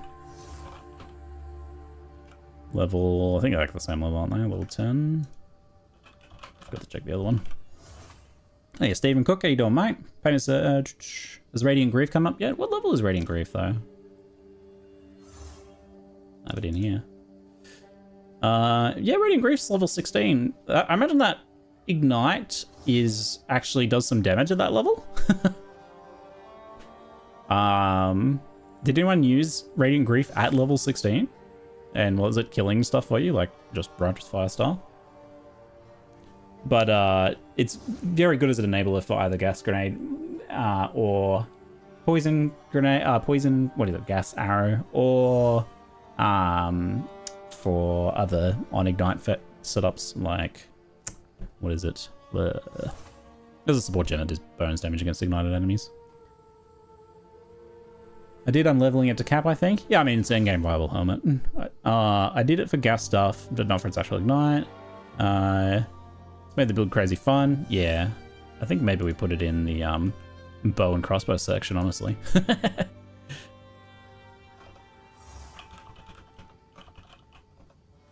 Ignites enemies on screen, basically. It's not quite screen radius, but it's close. Easy detonate on gas grenade / arrows. Seems very lit for one of those, for either of those. Yeah, Crown of Thorns. Has anyone used Crown of Thorns yet? I wonder if like you can viably kind of keep yourself on low life here. Less crit damage. Wait, so Pain Attunement has a drawback here now. Less crit damage. Wait, it's crit damage, not just actual damage? Oh, okay, never mind. That's pretty useless. Oh, I was just thinking like, oh, they did something really interesting with Crown of Thorns, but it's like crit damage scaling. Doesn't really, I mean, doesn't really do anything early on when you don't have any crit. Maybe you get some crit mechanics going on where you get some inevitable crits or something. Might be fun. Seems fun, possibly, but janky. Ghost Rive has got to be pretty legit, I reckon.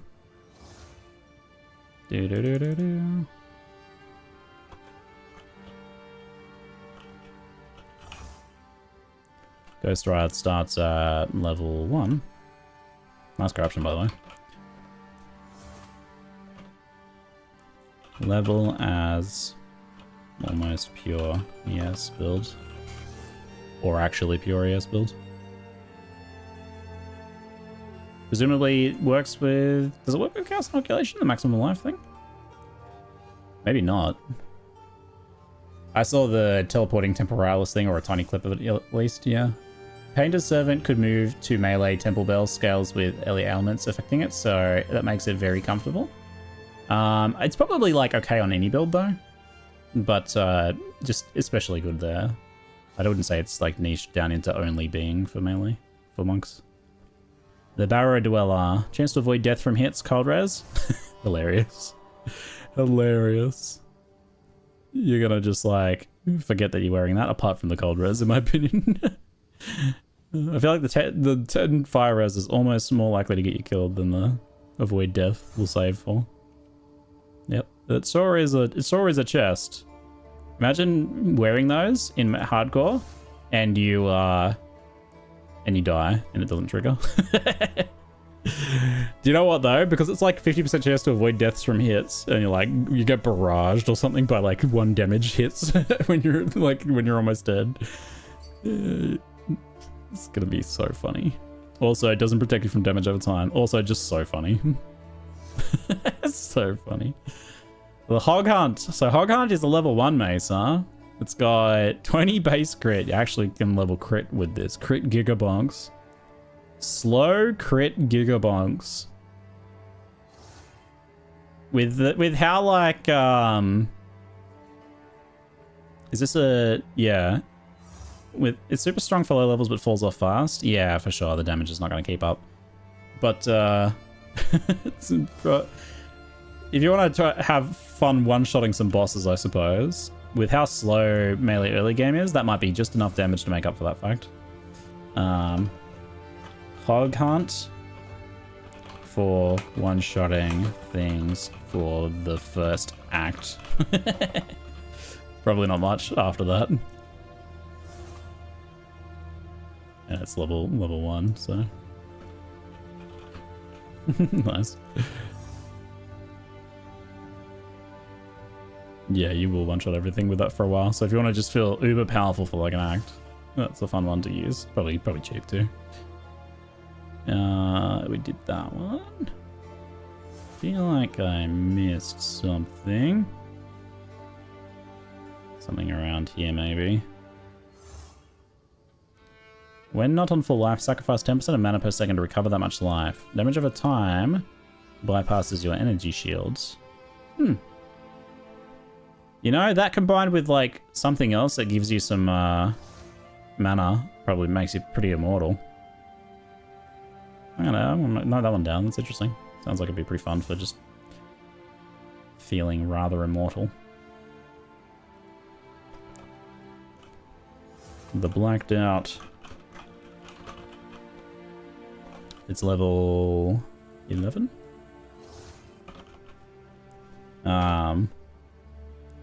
Coupled with mana recovery, item feel pretty immortal while leveling. I saw Ming's Heart in your unique tab earlier. Are you aware they start at 1 div? No, I was not aware.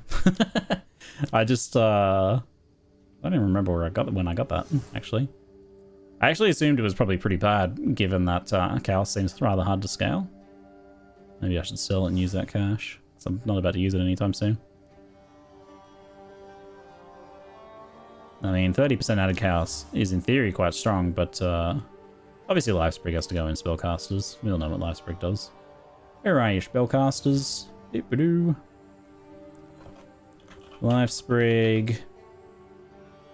But check the level requirement. Just a reminder.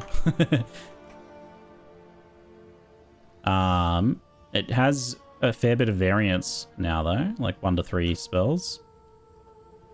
1 to 3 spell levels. Yeah. So be a bit of difference between those levels. Does it give some mana? No. Oh, it gives a little bit of flat mana. +3 with what cause some slight mana issues, but damage probably mostly makes up for it. And if you're using a Livesprig, you're probably using something else. Livesprig gets pricey under level 28. Yeah, good note actually. That figures because no one can farm them at endgame because they'll be level 50 something. Expensive at low levels due to, oh my god, due to drop level scaling. Threaded light. So we looked at threaded light in relation to the helmet, to the chest armor that gives a ton of spirit thing. Yeah, I have a note for that. So that's a good combo for sure. Was there any other ones in here? Good, good stuff, Chad. Thanks for sharing uniques that you've liked and used. I feel like I had another one. Sentry seems fine, but not particularly overpowered. I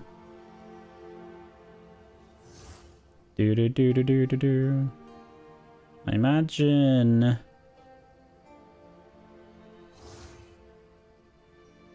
As it requires level 58, not a leveling item. Level 26. Mana regeneration while stationary. I guess that's when you're like pounding a boss. Ziggy loot. Doesn't seem super cracked though. Other better solutions for that one, I think.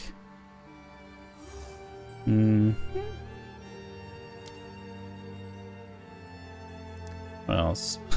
I think this is like honorable mention for being actually awful. Poor Arion's Cobble is like 1,000 ribbons but bad.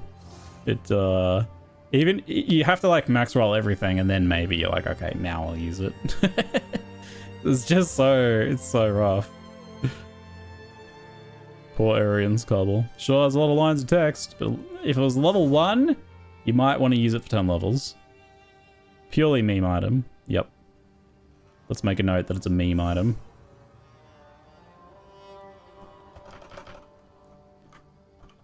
meme / bad. Arians. Cobble.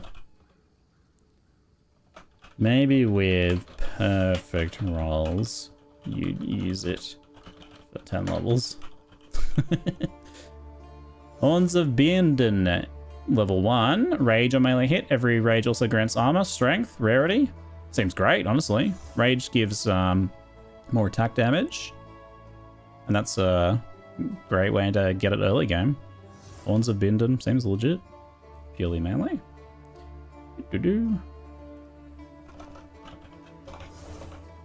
Horns of Binden. Rage on hit. And then some like other little bits and pieces, but that's the main, that's the crux of it. 50% of physical damage prevented recouped his life, and it has some armor, but you need some other stuff for that. Kooky build around stuff is fun, but it's maybe like not super powerful by itself. Luminous Pace, I think we had those. Did I have Luminous Pace? There's like another move speed boots. Yeah, these are the move speed boots. Luminous Pace. And they're, what level are you guys? Level 1, nice. So they're your level 1 options. So we need let's do a move speed boots. It's its own section really, isn't it? MS booties. That's what these are, and that's what these do. MS booties. I had a really nice 6 mod that I voled, and it did that to the affixes in guild chat. What a... Whoa. Look at that thing. My lord. What was the freeze? Was the freeze build up and stuff like lower before? Did this roll the 560% waystone drop chance? Oh my god. Are you all suffixes? Wait, it's all suffixes. Oh my god. It's all suffix. Wait, it can do that? I'm guessing it's purely a corruption outcome, right? Oh my god. That's fun though. You can make challenge maps with Val orbs. Oops, all suffixes. It rerolled all the prefixes to suffixes. So when it rerolls the mods, it must ignore the limitations and maybe just chance into it, or maybe it's a specific outcome where it does that. Yeah, I mean, you're gonna get some waystone drops in there. I could probably do with one of those right about now. I did want to mention I should probably get like a bow and a crossbow. Where was PWDB? Because there was a good freeze crossbow. I thought it looked super legit.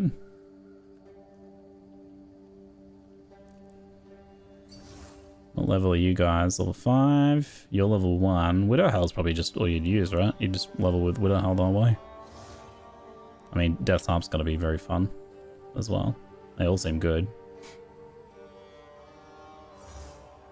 Yep, they all seem legit to me. Yeah, Mist Whisper, is that the one? Yeah, Mist Whisper looks super fun. Just like clear and freeze everything like crazy in Act 1 and probably 2. Damage might be a bit low after that point, but sockets will help. Mist Whisper. The other one I didn't think looked anywhere near as good as that. There's only 2 low-level crossbows, I think. I don't think there's any other uniques. Great, clear, and freeze. Carry first. 2 acts. With added damage, runes, etc.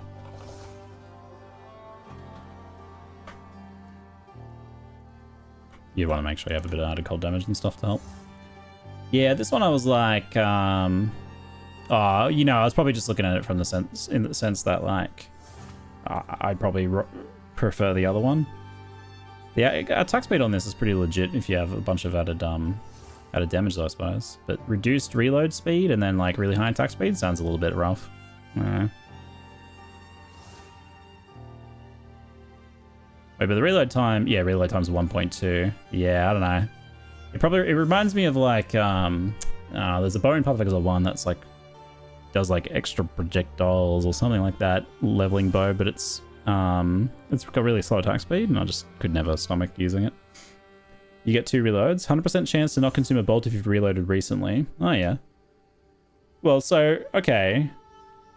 You might even get a few out of that sometimes, right? 4 seconds worth of pew-pews. Okay. Might be some fun shotgunning.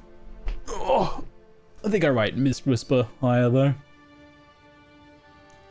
You get this one, Innsmouth. Chaos Res at level 1. I think Chaos Res at level 1 is mostly just cute, but honestly, interesting. I wonder what the math works out with the reduced mana regen rate. Because mana regen's still based on your mana, so... the reduced mana might kind of make that not as good as it looks. You have to put that on at low level and see how much money you end up with. What's the best leveling bow here, you reckon? It's probably Widowhail, presuming good quivers. Otherwise, it might be Quill Rain until you get like a high damage mid-game bow. I mean, it looks like a progression, honestly. You either go Widowhail the whole way with good quivers, or you go Quill Rain into Death's Heart, probably.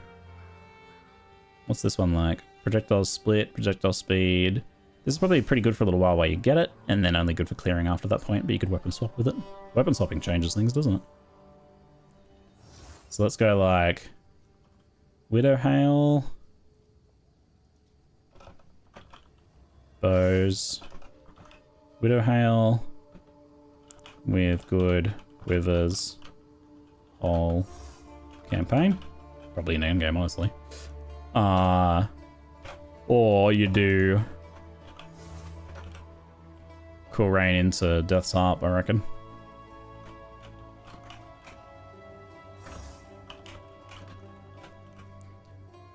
Crit damage, throw 3 additional arrows, mana per life and mana per enemy killed. Doesn't have any base damage though. You can put you put 40% increased physical damage on it with the runes.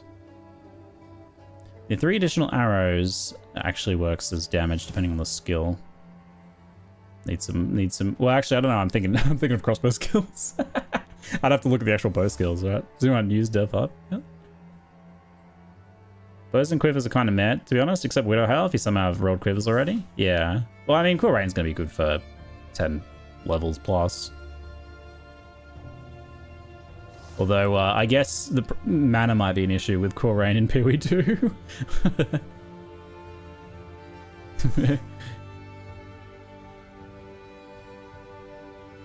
Sorry to hear that, T-Bone. Mate.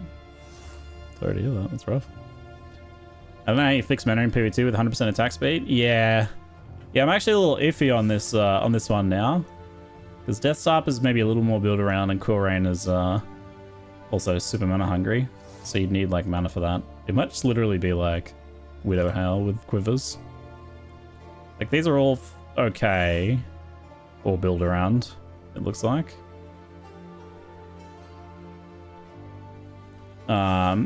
Yeah, I imagine Thief's Torment is pretty expensive, right? I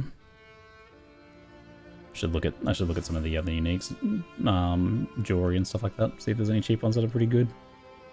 Items, uniques. That club looks like an axe. Oh no, there you go, there's the flathead.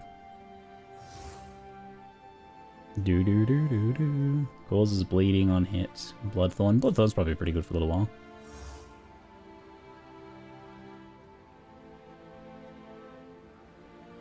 Bleed monk, but problem is most of monk's abilities have like elemental conversion though, right? So it might be a bit awkward. I wonder what's the go for the monk then? Level 20 attack speed, mana regen, spirit reserve less. Probably just Purificator's God, honestly. That's what I'd go for. If I had a Bloodthorn, I'd use it, but the stunning skills are physical. Yeah, the wind ones and that. So Bloodthorn or Pillar, the monk it looks like. Pillar of the Caged God. Monk. Bloodthorn. for a little while. But it does limit what your skills you can use, though. Limits skills. Or Pillar of the Cage God setup's probably the preferable choice, but a bit more involved. Rare Quarter Staff's the go. Yeah, Rare Quarter Staff's going to be most flexible, but Pillar of the Cage God seems good as long as you pair it with the other items. How you doing, Over? I'm good, mate. I'm good. Other uniques? These are, oh, those quivers are in here. Oh. Asphyxias. Oh, Asphyxias looks great. This is level 1? Legit. Asphyxias looks great. Alright, that one. Bows. So the bows might be a bit meh, maybe, but bows not with this, not with Widow Howl though. Not with Widow. This is what I should have been doing, copy pasting it like this with the URL. That's way better way of doing that. And yep, Black Gleam seems good too. Black Gleam's level 8. Both quivers seem great. I'd probably go Asphyxias personally, but also probably not with us, not with Widow Howl, I reckon. They don't have enough. They're based a bit more around your actual bow's damage, I think. Yeah. So you want a good bow with this. You don't want to use them with Widow Howl. Doo-doo-doo. Idol of Adern, Crimson Amulet. Life Dexterity, Skill +1 limit. Probably really good with some specific setups. Oh, creepy art. Little face in the melting kind of thing. Igniferous. Every 4 seconds, recover 1 life for every 0-2 life recovery. Life regeneration is not applied. Oh, it makes your regen from good into bad. I got it. Like, you get more of it, but I mean, you don't. It literally just makes it not apply. Except every now and then it does. Yep. Sounds bad to me. I'm gonna take a short break. I'll be back. This has been fun. Thanks for doing a little unique tour with me. Hope you didn't mind that instead of gameplay. I mean, looking at items and theory crafting is half of Path of Exile's gameplay, right?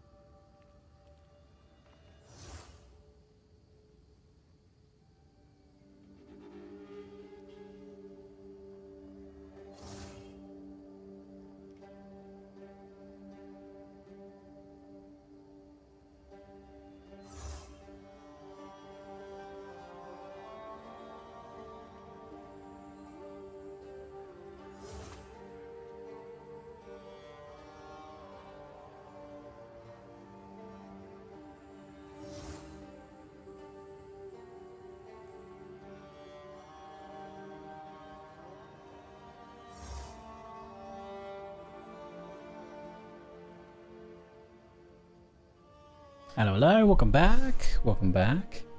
Did we look at Birthright Buckler? I don't know that we did. Do they count as an armor unique? I think shields count as a weapon, right? Oh no, they're in here. Birthright Buckler, eh? Do. There's some here I don't want to look at. Just gotta scroll right past them. Oh, Mohoxolotls. It's not the PhD shield anymore. Look what they did to it. I mean, it kind of seems fitting. Effective socketed soul cores, or scales soul cores, like crazy. But it used to be the PhD shield with like 8 keystones on it. Peppy ends. What was it called? Birthright Buckler? Birthright Buckler. I'm gonna control F, eh?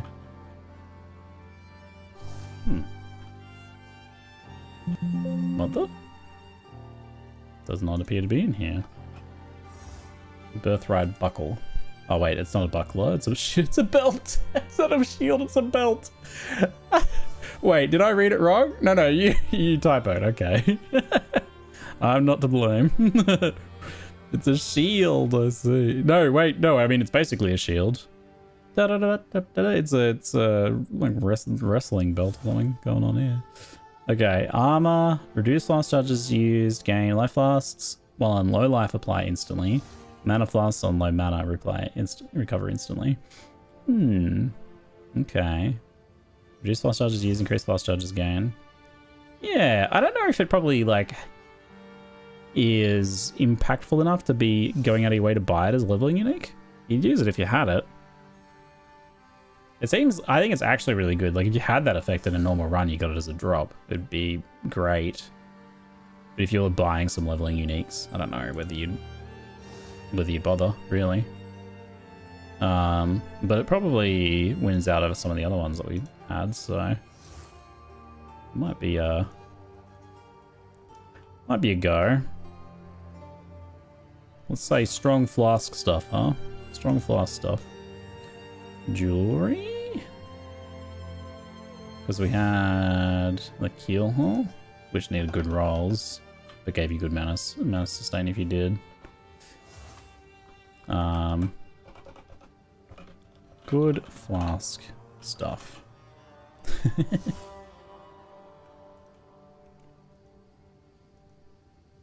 That's weird how that moved just now. Why did it do that? What the heck? Oh, it just jumped around like that. Thief's Torment? Yeah, I reckon Thief's Torment's probably really expensive though, right? But it might well be one of the better ones. Level 26. Yes. Oh yeah. Yep. I can't believe it actually looks like the same as it is in Path of Exile 1. That's crazy. It's gotta be super expensive. It's like 7-8 divines. Yes. I mean, let's make a separate category for like godlike uber rich items. Uber bougie.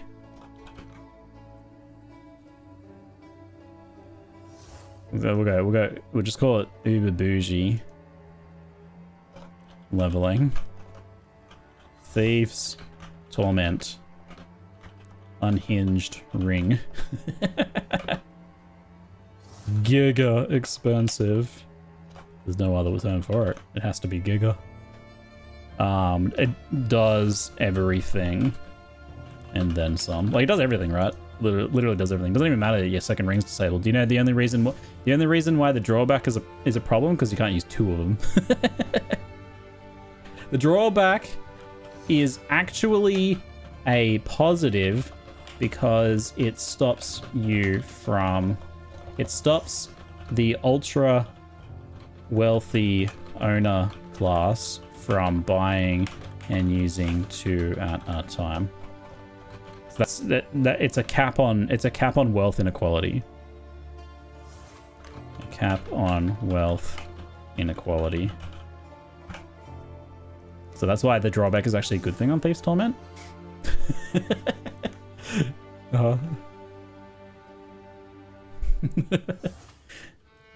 Yeah. Yep. Pretty insane. And not to mention, like, the rich get richer because of rarity. It's actually got, like, enough rarity that, like, you will get better drops while leveling. That's why Jonathan made the Ingenuity belt though, Ziggy. Ingenuity. Increased bonuses gained from equipped rings. I see. Pair with Ingenuity. Lol. For 40 to 80% increased ring effect. That was unethical. I wonder what the price of... So we know the other one's like many divines. What is the price of Ingenuity as well? Ingenuity is like... There's only one at 3. Most of them are closer to 10 divines. So we can say like 8 to 10 divines plus Thieves. Thieves Torment is 5 plus divines.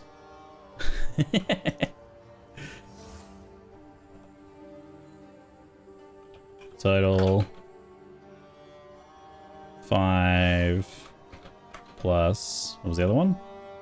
These are for bad rolls. Yes, for bad rolls. The other one was like 10 divines.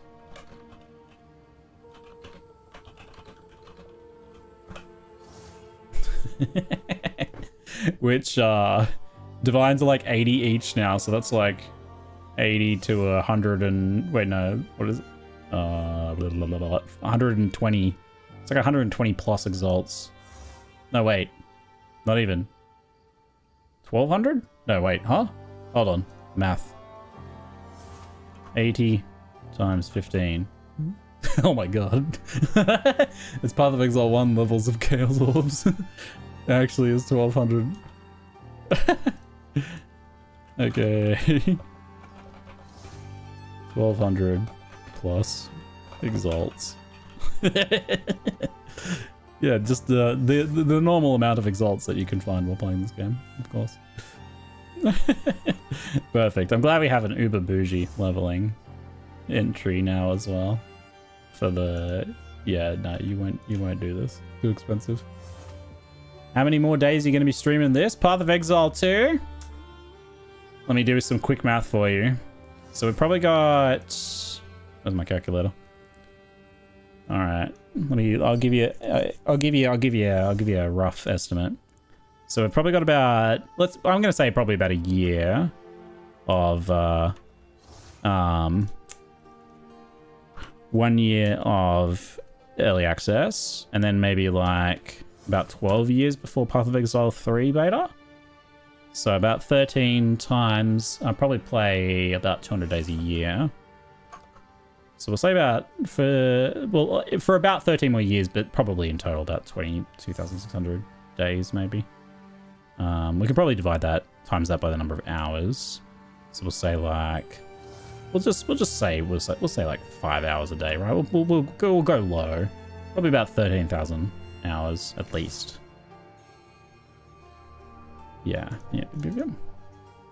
Until the next Path of Exile 1 League. Yeah, they're gonna have to have a strong showing though to pull me away from PoE2 beta, honestly. Probably will. I assume they won't do too much in the beta for a while, and then they'll do PoE1 League. But I feel like it's gonna hurt. I think it's gonna be physically painful. Don't forget to save 12 for any tryout. True. Oh, okay. So I'll play Minecraft with you after then. So in 13 years, Ethan, I'll play Minecraft with you, buddy, if you're still interested. We'll make a... Oh no, I was gonna alk it. It's fine. We can regal. Should I get back to some gameplay now? Crazy. Wait, what? Oh, it rolled a separate rarity modifier. Giga rarity, okay. Maxroll. I corrupted a third socket on a mine. The shield gives me 1800 mana. Okay, that's kind of amazing. So wait, so you get 6% increased mana. Oh wait, that's from that. What do the actual sockets do? Because I can't see them. I don't think I can... If I pin it, maybe? Nah, damn. Gameplay. I know, I was about to actually do some gameplay pretty well, right? Well, first I'll just do a little bit of crafting. Ooh. Ooh. Ooh. Okay. Okay. They're 2% max mana soul cores. So you get, so it's 6, and then it's times 600%. Oh, I see. I was like, that doesn't seem right. I thought that was like an extra enchantment or something. Oh yeah, that makes sense, because otherwise the corruption wouldn't be the extra socket. So you get 6 times, how do you actually do this? Let's just say 6 times 7, I'll run down. 42%. Okay, so you're like 40% mana. Is that a lot? I don't know. I haven't looked at mana scaling yet. Is that a lot? Sounds like a lot.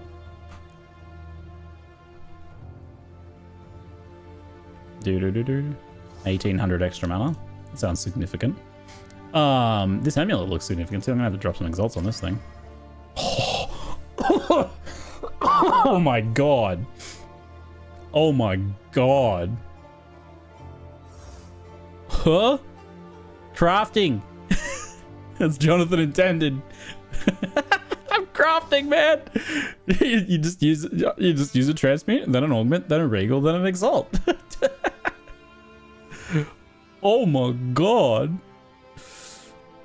The slam was chaos resistance. Jesus. Jesus.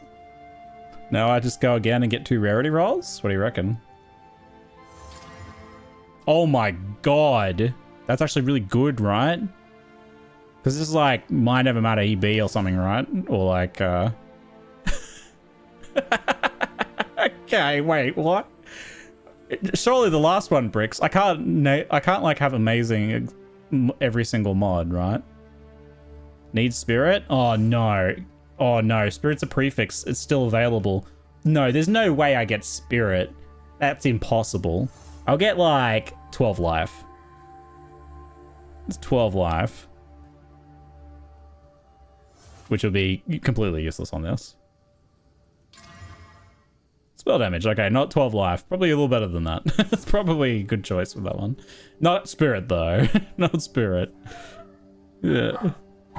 Might have been worth not. Should I just finish it with a Val Orb? It probably needs quality and anointing first though, eh? Ah, you can't do it. You can't Vala Amulet. Because you have to anoint it and quality and everything. Oh my god, that thing is disgusting. I think I made some money on that one. Good heavens. I only made a divine, not 7. Yeah. Let's have a little price checky on this one, maybe. Oh, I'll be right back.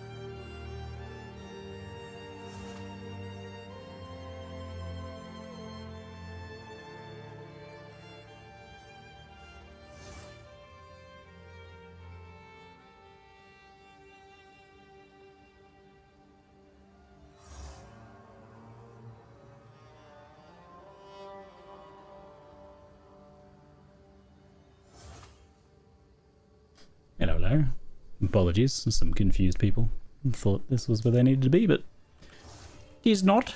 It is not. Let's have a look at this thing. It's a little gross. So we're probably going to look at Chaos Res, Energy Shield. How are we going to price this one?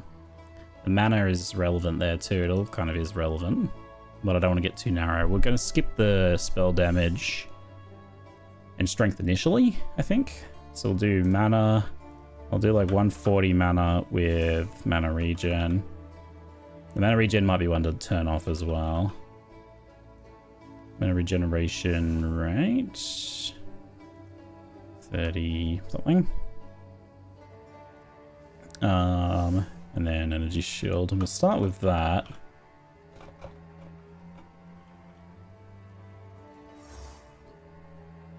%.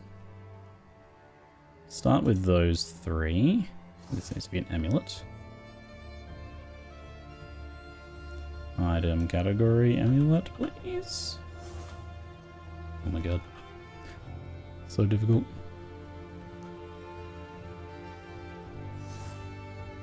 No results found. Why? Increased maximum energy shield.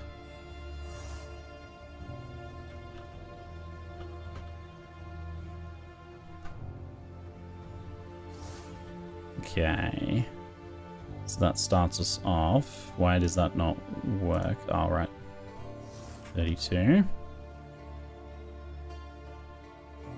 Okay, so we got Chaos Res needs to be there as well.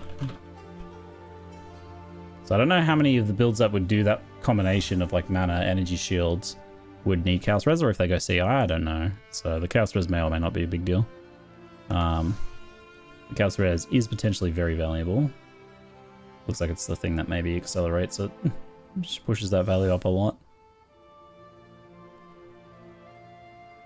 This one's got like flat. This one's got attributes, so it's a bit more. This one's a bit more comparable. Looks like it might be a couple Divino. Recoup as mana. Do. That's a little bit messy. And then we might be able to look at the prices. There are a bit weird because of the Exalt thing. Might have to look at that too.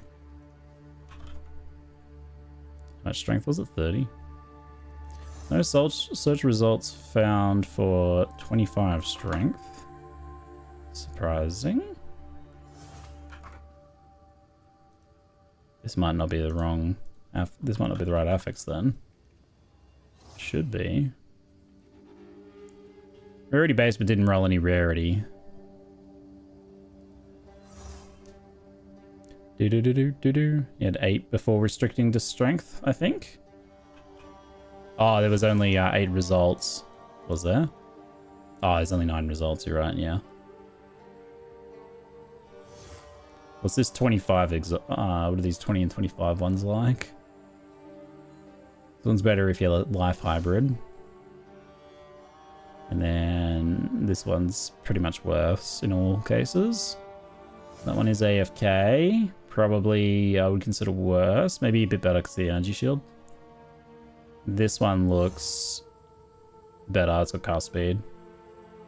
And then that one's a bit of a different thing. This one looks somewhat comparable. The recoup, I don't know how to judge that. This one's got higher chaos res. Is this our strongest competition maybe then? Doesn't have any attributes. It's got intelligence base. So we get spell damage, rarity, strength over that. Might be, yeah, recoup. The recoup seems really good. This might be a 2 div sort of deal, I think. That's where I'd put that. Might be our biggest drop so far.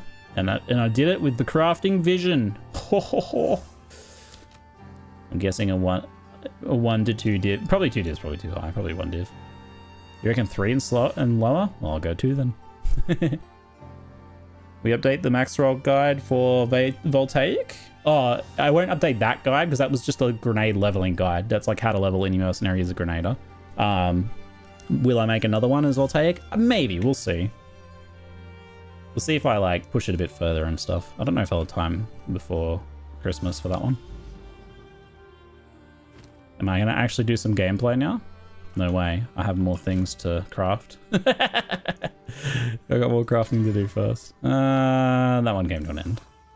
I'm not gonna go further on that one, I don't think. It's not bad though. You know, my current build isn't that good. Maybe I will. Maybe we'll just finish slamming it. Strength? Charm effect duration? Okay. And then we varlet, because you can't quality these anyway, can you?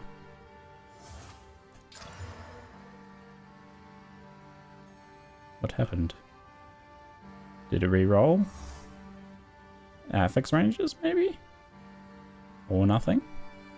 Might have done FX ranges, maybe. What do we end up with? 80 life, 150 mana, some strength, and a little bit of resist. It's not bad. It's kind of an upgrade, maybe? I'd lose a bunch of armor, which I don't really have much anyway. Got the same amount of strength. Lose some int, which might be an issue. Is it? Well, for sure that would be an issue. It says I don't have enough to equip my gloves, but I have the reduced attribute requirements, and it seems like I actually still have enough. Is this actually an upgrade? What does it actually give me? Some mana instead of armor. And then... no. Like last game? Nah, probably not. Probably not an upgrade. You can gamble uniques, just got a helmet. Oh, no, I don't have... I figured you probably could, but I never really thought about it, honestly. Alright, now we'll do some gameplay. Maybe? Oh, wait. I have another idea. Just kidding. Let's gameplay. Temp Chains boss. Oh, God. Alright, let's go. Yeah, I had some stuttering today as well. It just calmed down after a little while. I don't know what was caused, though. Check out Mace Uniques. I added the Hogshead one for level 1. I don't have any other ones beyond that yet, though. If you try a mace that you're like, this thing is an absolute corker. Because there's a lot of maces, honestly. There's actually so many unique maces. They seem to have made the most for those. Oh, I'm getting a little stuttering now, too. It's only 7% slow on Temp Chains. I'm pretty sure that was a lot more in PW1, right? Seems not as heinous. Please, could you show where your build is currently? What do you mean? What do you want to know? I'm struggling in maps as a mercenary? Well, at the moment I'm testing a lightning voltaic setup. So I have rejigged the tree a little bit in support of that with the lightning nodes here. I've come out this way through the elemental penetrations into lightning rod. And I have exploit and catalysis over here. I'm getting a bit more cooldown recovery here. I kind of need some more defenses. Defenses are been a little low recently. I'm also going to maybe do some like shock magnitude scaling over here, for example. That's where I'm at with these guys right now. But I'm liking the Voltaic Grenade action. The Electrocute is a nice addition with the flashbang stuns. Any plans for an anoint? Right now I just have Sharpened Claw, which was quite cheap. It's just 25% damage. I really wanted to anoint attributes. Turns out those are all really expensive. I don't know. Anoints are pretty pricey. I haven't figured out. And there's so many choices now. There's so many choices. It's definitely not clear what are the best anoints for us. Could be a good guide in that, eh? Figure out what are some like go-to anoints for different playstyles or something. It's kind of a build by build basics thing, but maybe just like getting to learn the tree a bit and some of your options.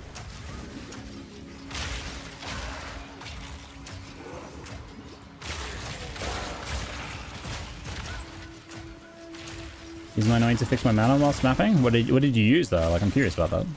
What did you use to fix your mana?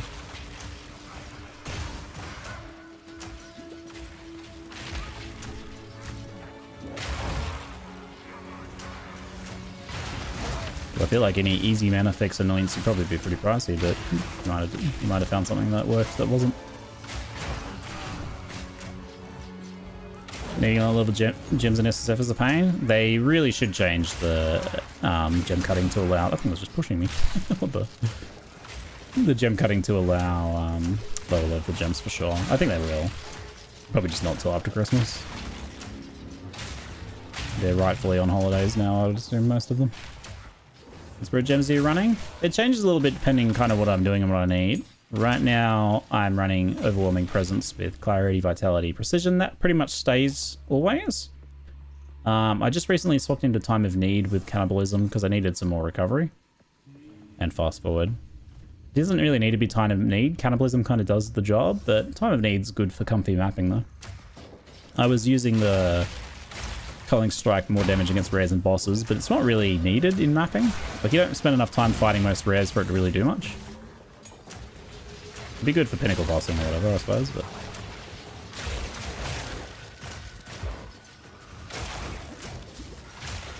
I don't know that they'll really give us a roadmap. They're not really like, they don't really do roadmaps, but they do what we're working on, like here are some of our coming plans. Roadmaps are probably a bad idea to give to the PoE community. Because they'll be used as leverage against the developers by angry people who don't understand that plans change. And they generally practice pretty, I don't know what the term for it is, but pretty like fluid, like dev strategy as well. Like they change their plans and adapt things quite often, so I don't know if they'd want to stick to a roadmap anyway. I'm sure they have an internal one, but it's probably changing all the time. It's her!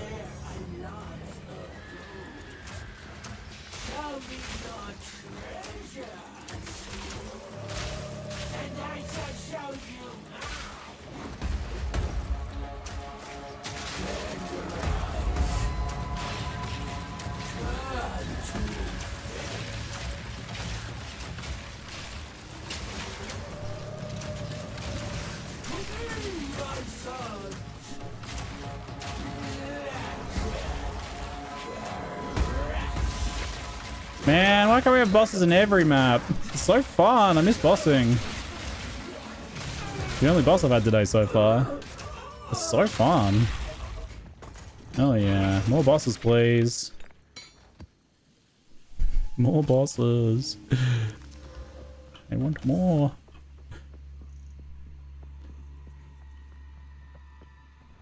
This boss is hard to read. I never really found it too hard to dodge, but I also am not like fully confident that I'm in charge of that. So I get what you mean though. She's like, the way she kind of rolls, it's a little tricky to tell which way she's rolling, huh?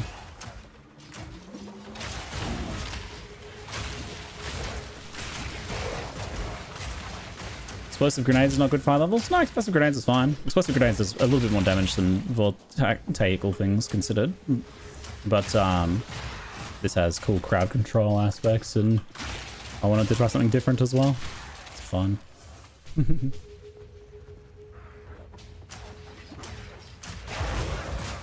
Explosive, poison, voltaic all seem pretty viable main damage grenades.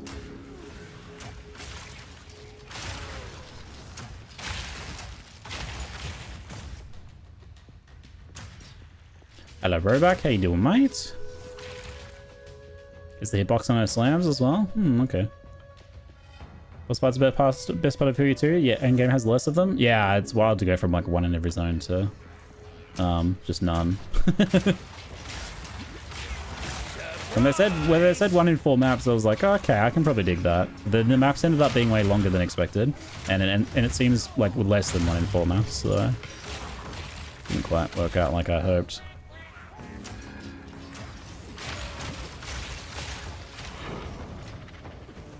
Map drops. Thank you. You know what I appreciate though? There's time for some positives. We're going to throw some positives in. Apart from the fact that the game's freaking amazing. I'm loving it. But apart from that, how about that 7% temp chains? That does not feel that bad. I don't hate it. It's a reasonable little thing that's like a little drawback. Makes me just a little bit weaker, but it doesn't feel awful to play. A renowned scientist was recovered from the area you cleared. Recovered. The corpse, yes. Because he's like the NPC in our hideout now, it's easy to forget how messed up he is. But go look at his zone again. Remember all the torturings. Your maps have a chance to have an essence. I don't think I've seen like, I've maybe seen 1 essence at Endgame.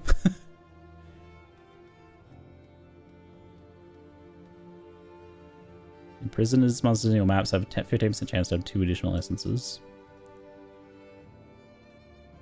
Here's the tablet stuff. Increase number of monster packs.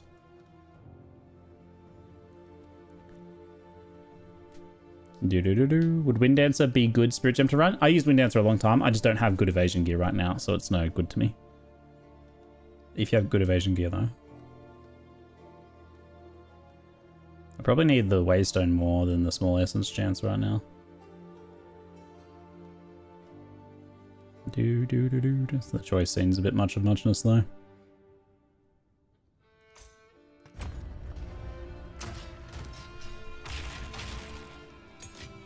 What tier were those just now? 16 still. Still can't use 18? Or I can use 18 now. Wellity, wellity, wellity. Wellity, wellity, wellity. Am I about to have some amount of problems? Very possibly. Well, well, well. What have we got here? Voltaic Grenade. Voltaic Grenade, of course. Oh, yes. We're going to do that. We're going to use another one. I'm going to put on Flash Grenade. Flash Grenade. And do I want to use a third one? Ripwire Ballista. Gas Grenade. Gas Grenade getting made more expensive might not be worthwhile. Explosive Shot, similar deal. Gains a bunch of damage, but also gets a bunch more expensive. Ripwire Ballista seems okay. I also have Oil Grenade. I haven't really been using it, though. Let's go you on tab. Should do it here. I think I forgot to use Voltaic Marks on the boss. Dang it. I have this thing, I just don't use it. I'm so bad at using my things, my buffs. My useful stuffs. Scalper's Jacket. We need that. Excuse me, did you have a map? No. Of course. Nice, I'm doing Voltaic Grenades. They're super nice. Short fuse, short cooldown. They do have less charges than the explosive grenades, so you do need a bit more cooldown recovery on them, I found. But I love them. They're super fun with the electrocute. Electrocute plus shock scaling plus lucky lightning makes them pretty competitive with explosives. A bit less damage, but a reasonable trade-off there, I think.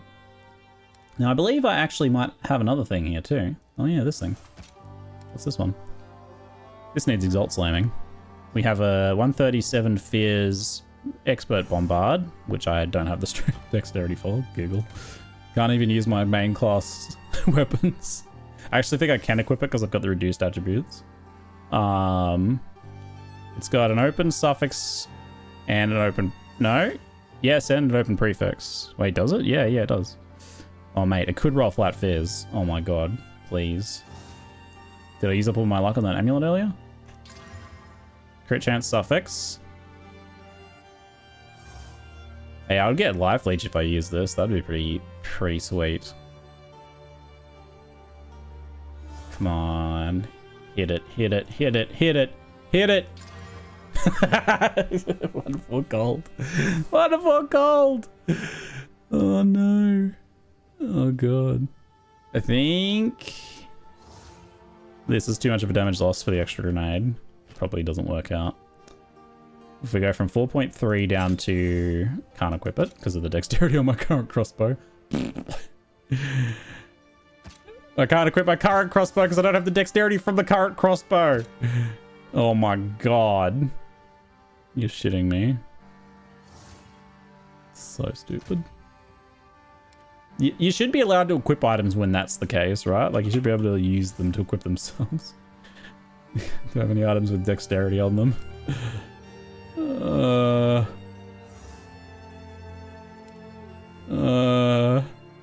No.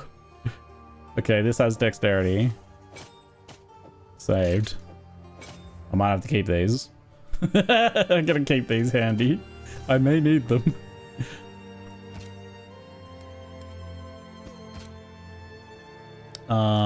Okay, this doesn't have sockets yet, though, to be fair.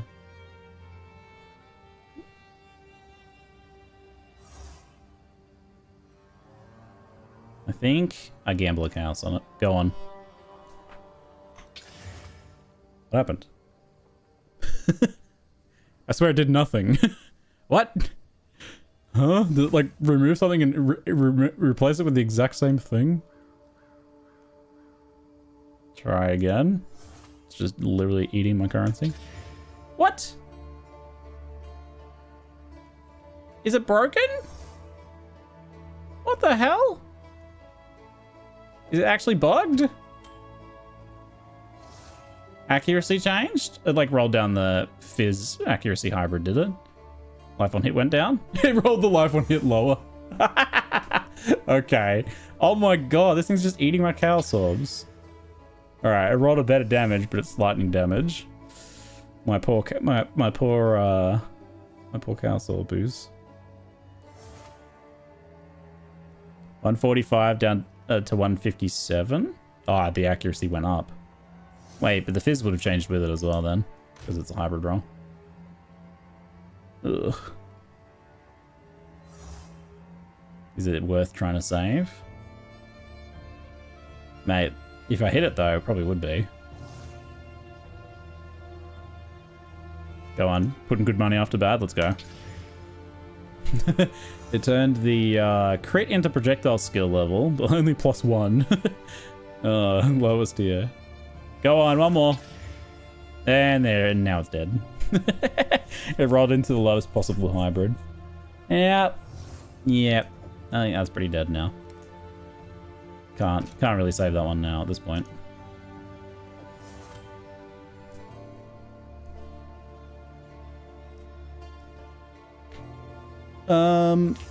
Yeah, buying level 20 gems is similar to buying high level gems in PoE 1, but it's actually a bit more like buying awakened gems. So I don't really see much difference there either. Like initially I was like, oh, he's got a good point there, like in Crypt's review, but then I thought I was like, it's actually not really different to buying awakened gems. Especially because like you can't actually equip them, right? Like I was only just able to start using level 18 gems. I couldn't use a 19 or 20 now, even if I could afford them. I think the legitimate kind of concern or weird thing about the gem system is that you kind of get your progression in bursts rather than slow, consistent, steady trickle. Which bursts are a bit more exciting generally, but you also do need some slow trickle where you feel like you're always making progress. But with skill levels, that doesn't happen. So in PoE 1, you can always kind of just grind, get no drops, but you gem leveled up just because you got enough XP. You get that slow progression. I think this one doesn't have as much of that slow progression stuff going on.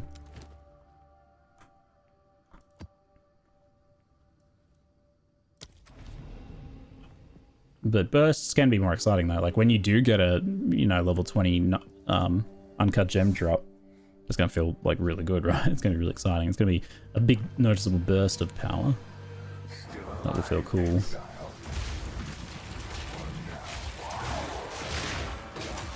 Oops, my skill has changed. Also, this is new. Yeah, it's very good. Push, push.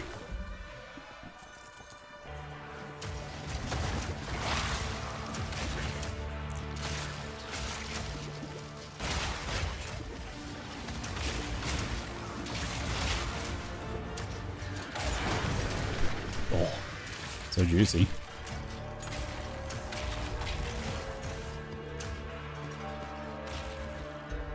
If there's diminishing returns on item rarity? No idea.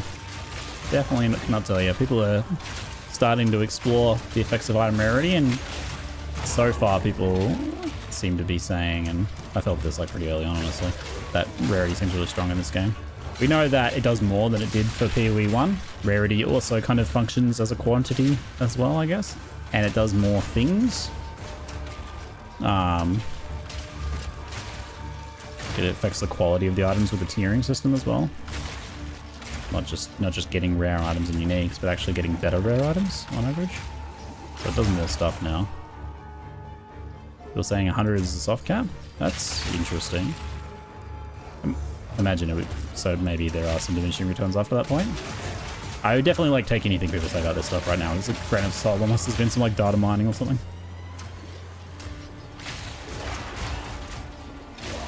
Unless it's like, I don't know, NP's group or something here. Or Grimro maybe. Yeah, I would put some serious stock into what they say about rarity right now.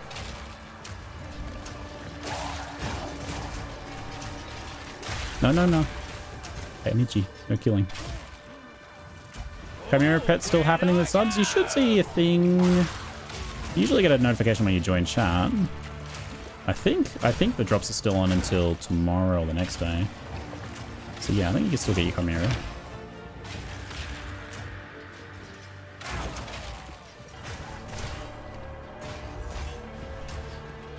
These things, very silly.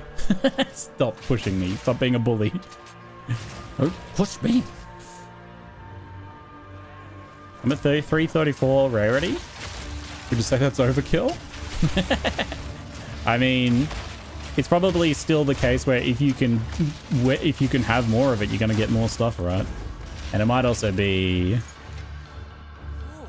the case that when you get to crazy amounts of it, you're actually getting much more ridiculous return on your investment. I don't know. Because, yeah, PoE1 definitely had the more is more thing where you are. The more stuff you stack, the more stuff all your previous efforts, the more all your previous efforts pay out as well.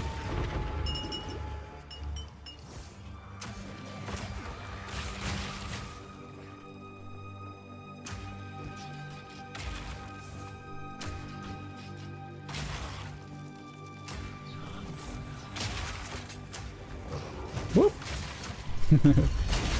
Quick change of direction there. Quadrillo slam. Blast blowers, those things are ruined.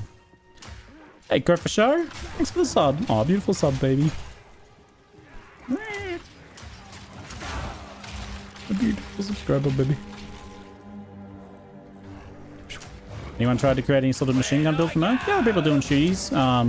I'd say one of the most popular setups right now is probably shock burst rounds. Yeah, especially like shock burst plus explosive shot combo. Maybe. I think Pals had a guide for that on Maxroll. Looked pretty good. Looked fun and fast and explosive. Taking advantage of some pretty cool Herald action as well. Uses 3 dragons, which is a little pricey, but not too bad. 10-15x maybe. I like the hardcore economy, I just don't like the whole one careless moment giving me one-shot thing. Well, the two things are pretty hand in hand there. The hardcore economy is what it is because items are removed from it constantly. They try to do that stuff in softcore as well, though, where items are removed from the economy with, you know, things like bar lobs, for example. Help the softcore economy get more of that Reloading. Item removal. But it's also part of why, like, the 3 months or the league reset system works so well for this game. I think there's going to be some whiplash for some of the new players who have joined us that never really played Path of Exile before when we move to the league cycle system. I mean, some of them will just keep playing standard, that's fine, but I have seen that gamers outside of the Path of Exile realm don't, like, have a difficult time getting a feel for or understanding the whole reset system. They don't like the idea of losing their progress and stuff. It works so well in Path of Exile though, and to the point where, like, I look at other games and I'm like, how come this game doesn't have that? Some games really rely on it, you know. Yeah, you got things like Tarkov and games like Rust that 100% needed. Otherwise, people just lose interest and stop playing that.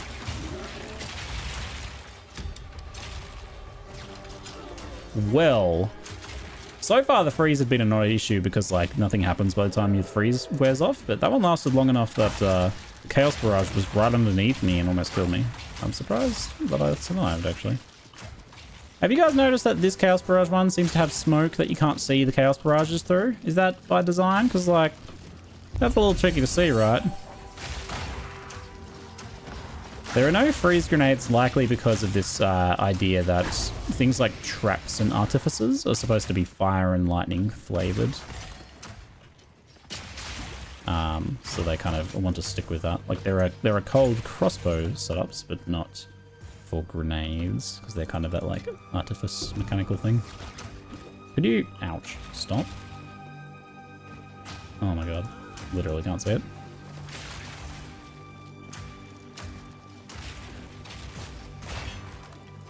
Actually, just trying to run over there to see where the monsters are is a bit dangerous.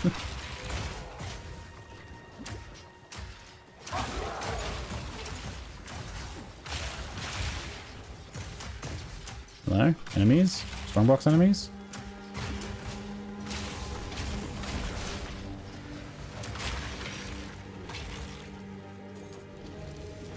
Are you done, Strongbox? What is your problem? Rare Skelly spawned in here. Okay, we done with that now? Thank you. We're gonna have to come back.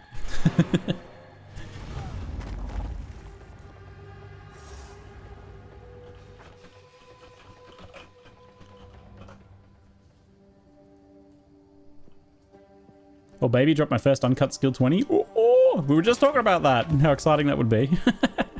Awesome. You pogging right now? You straight pogging? Sounds like. Hold on. Chaos res, but not quite good enough. Time is of the essence. Such a funny portal. I know, it's so hilarious. The frog eats me. Makes me happy. That's, okay, little hat, potentially. Not good enough to drop an Exalt on. Yes. Time is of the Dash, essence. dash, dash.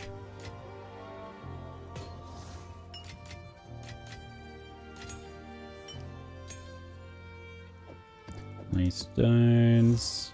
Lower level ones can go over here. You go over here. Glass blowers. Let's put it on this one. Bam.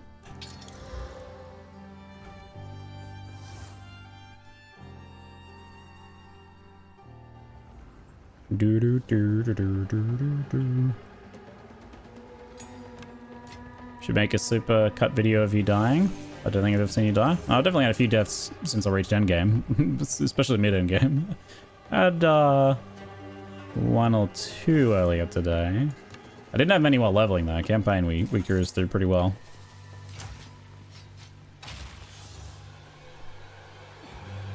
Not really a death montage kind of YouTuber though. Sometimes it's fun to do epic fails. Have you experimented with galvanic shards? Apparently it's really good with fork. Maybe too good with fork is what I've heard. I have not though. No. Not really used it. Only just a little tiny bit. By the time you get it, I was pretty happy in grenades.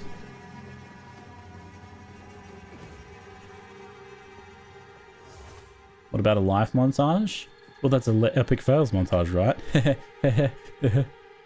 Same, sounds like the same thing. That's what we're going for, right?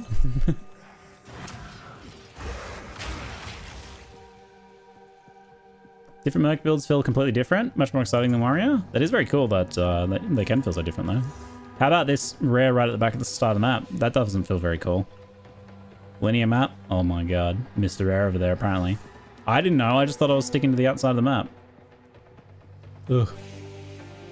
Yeah, they need to teleport to you, or they need to have an alternate win condition for these guys, or it needs to be like only 80% of the rares. I don't know. This obviously doesn't work. Checkpoints with teleports. Yeah, they could do checkpoints with teleports throughout the map. Have that be like a little bonfire system in maps. Something like that for sure, yeah. Something. This is not working.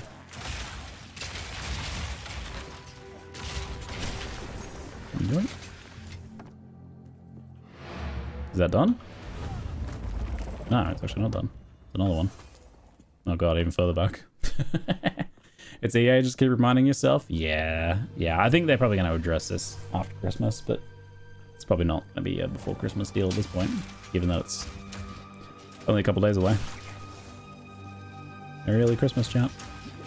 I said at the start of the stream that I'll be away for a few days over Christmas and then a few days after New Year's.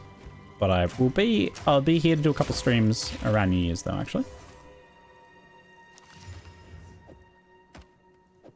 Fallen crossbow is good base for shooty pews.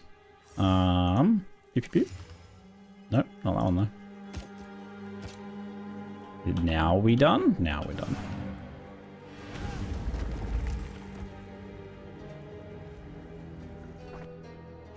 That map should be good as just like a pretty linear map like that, but it kind of doesn't end up being that way. The Eternal Spark, I think I have one of these. Which is better? 54 versus 59? 23? 20? Oh. Oh. Oh. Oh. Oh. Thunder. I assume that one's not worth anything, I didn't actually check. What do you got here for me, huh? Do do do do do do do. Yeah.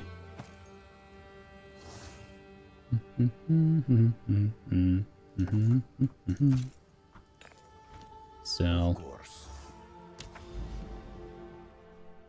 what's our current mission now? Oh, complete tier 8 maps. Nice. Yeah, so I only have one tier 9 map though, which I might have to regalize. We got, let's take reduced crits, steel charges. Well, those are freebies for me. I feel like exalting it, maybe. Increased number of rare monsters. Alright, let's try that then. You know what I don't miss? Chisels. I don't miss chisels. Now, there's a boss and a breach here. Let's go. Give me a boss fight. UE2 Gucci Hobo New Year's Eve, I'm hearing? I'll have to think about what I want to do. Yeah. I think I want to do Gucci Hobo until Templar's out. It's got to be a Templar or it can't, or it's just not right. Get done!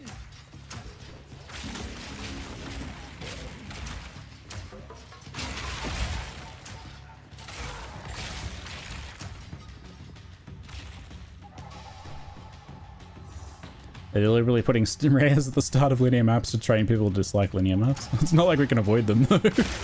You don't really like pick your layout, do you? D9 drop, great. Sustaining. But we need to come out ahead to insulate ourselves against deaths. I'm only one death away from disaster. Whoa, whoa, whoa, whoa, whoa. You know what? That was pretty good. That was awesome. Electrocute the whole time.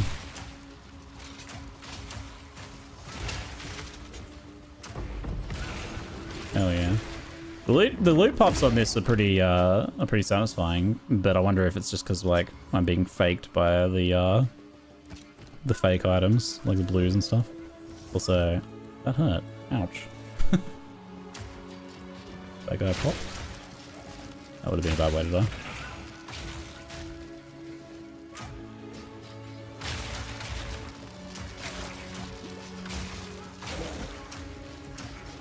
You gotta try Svalin with... Oh my... Oh, pay attention, pay attention. You gotta try Svalin with the turtle charm? Svalin's here? Where's PvDB? So it is. Block chance is lucky. -20 to -10 max block chance. Yeah, but you get your lucky block, eh? Nice. Grants cast on block and raise shield. It grants cast on block? That's cool. Energy, gain energy when you block. Triggers all socketed spells and loses all energy on reaching max. Yada yada. Yeah, cool. Cast on block's pretty fun. That sounds very fun. What's the turtle charm do? That was like reduced slowing effect or something, wasn't it? Oh no, turtle charm's a warbringer thing. Oh. Less block chance. Can block damage from all hits while shield is not raised. While shield is not raised.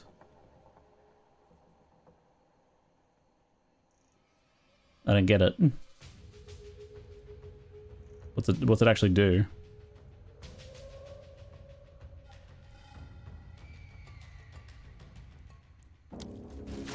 What am I missing? What am I missing here? Same as acrobatics, but for block? Oh my god. So rude. You could block slams. Oh, right, because you can't normally block the slams. So you can block red flash attacks and slams and stuff. Okay. Uh-huh. So you can block the unblockable ones. Oh yeah, that sounds the way to be. I'm guessing that's a little expensive right now, eh? So, is this literally just like hold block constantly and cast on block everything? Uh oh. No.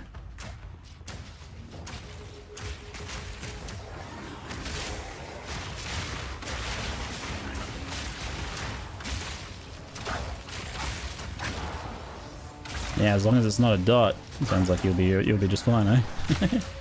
Have to not be hiding block for the turtle trap? Oh right, yeah, it has to be regular block, but Smiling gives you your lucky block, I guess, so you can get a pretty hard block rate. Sorry, yeah, I forgot about not the manual block. Guess that would be a bit ridiculous. So you end up with like what? 60. I guess you can probably increase your block cap still. But that just lowers it a bit.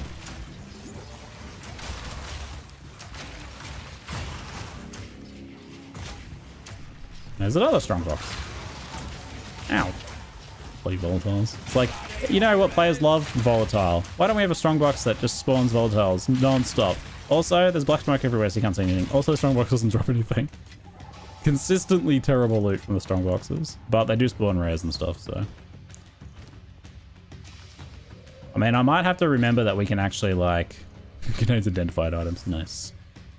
We can actually craft them now, right? Oh, cool. I added freeze. Fantastic.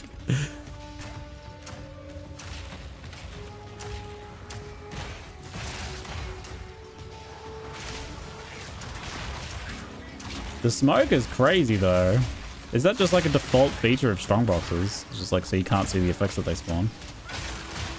Pretty rude. I'll tell you that.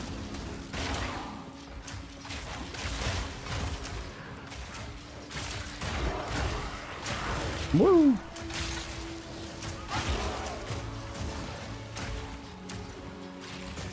Freeze mostly drops off before anything happens in the strong boxes, but every now and then it doesn't. And the freeze duration might scale or something, I don't know. Or maybe it's just some of those effects spawn just fast enough to be able to hit you. Because I had one of the Chaos Barrage, oh my god, Chaos Barrage ones. And it was right underneath me, right as I was still frozen, and it went brrr. I somehow survived, but only just. So it can get you, but the freeze is mostly just kind of silly. It doesn't really do too much. It's a little weird, huh? Oh no! I forgot about that guy. I'm okay. I'm okay.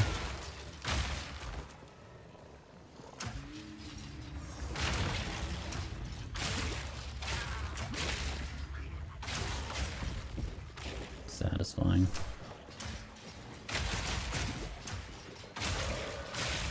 Oh, I'm getting swarmed under. I'm blowing up as well. Back to the grave.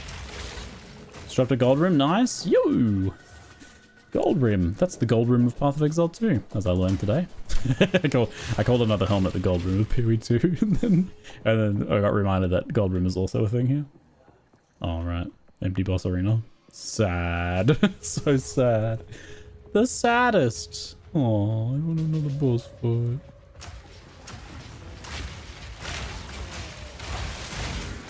Alright, Twitch is going to cut me off in 20 seconds if I don't stop. Ziggy, take a break. But let me just kill a few more monsters. Wait. Is she actually there? Because there's something on the map. I think I have to just walk next to her, maybe. She might actually be there. Oh, this was a boss map. You probably can't access the arena if it's not a boss map, even. I am a goober. She is there. Yeah, there she is. Just chilling. Okay, I gotta take a break, though. I'll be back, and then boss fight. See you soon!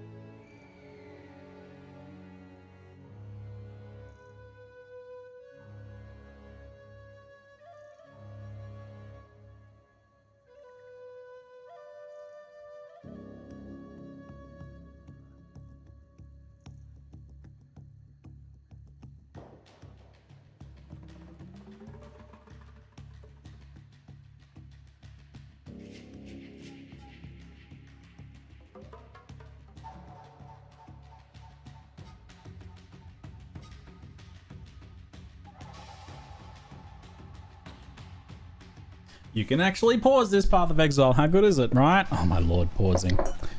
Pausing. Yes, you can pause it, but that doesn't mean I like want to though. You know what I mean? That's the problem. So I'm like, I don't want to take a break right now. And Twitch is like 20, 19, 18. I'm like, no.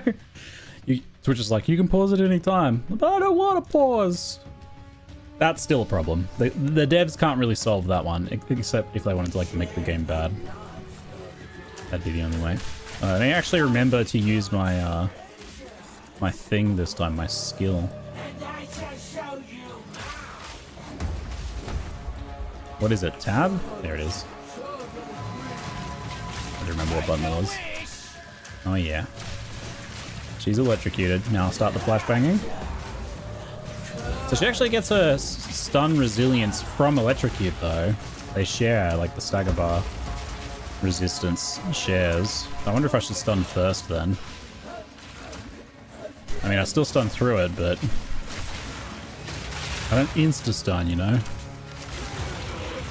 I mean, she was stunned most of that fight though. Stunned her electrocute for like 80% of that fight. Oh, hell yeah. Double tier 9 drops. Look at all the rares I can't pick up. Dang it. Oh yeah, mate. This map is paying out big time. I'm loving it right now. Superior mace. Alright. Let's get his elbow. Does pausing pause your slash blade time? Surely not. You know, I haven't tested.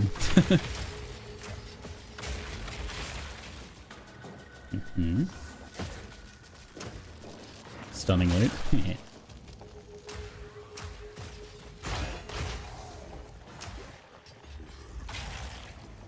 I wonder, like, if the stagger bar resistance affects electrocute build-up. That's what I need to test next. Oh, this is an awful place for for this. This is a terrible place for this.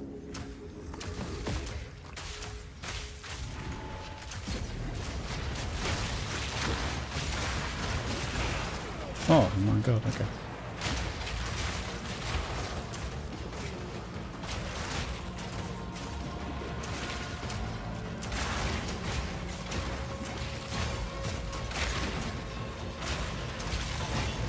That's a big fireball. Probably avoid that one. Looks of things.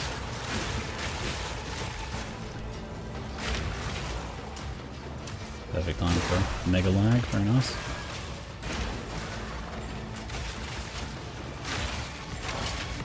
Why is it so stuttery in Breach? Stop. Stop stuttering.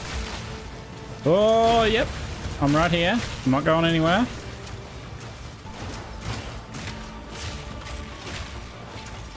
Woo! Okay. Bloody beautiful.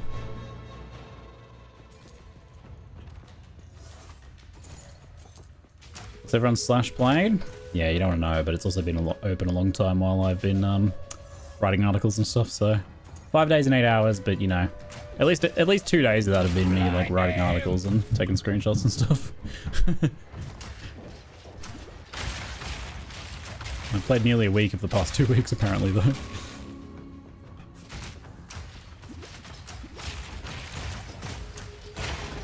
So you say 3 hours? Woohoo! Impressive. We do Minecraft together. Can I add? Yeah. Like I said, in 13 years though, when I'm finished playing Path of Exile 2, then I'll play some Minecraft with you. You'll have to remind me. I might forget. You're like 13 years ago, Ziggy. You said, "Here's the VOD link. I'll play Minecraft with you in 13 years when I finish playing PoE 2." Hold me accountable. Can I add a mod? I'm sure you can add a mod. Sure. It could be modded Minecraft if you want. I imagine there'll be some pretty amazing mods in 13 years time. Surely. Right?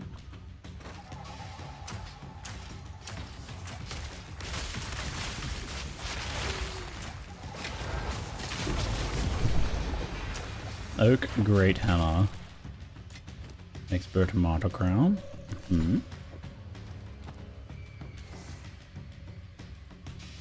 You never know. You're only ever one. You're always just one exalt away from rolling move speed, right? Still one exalt away. Nope, not those ones.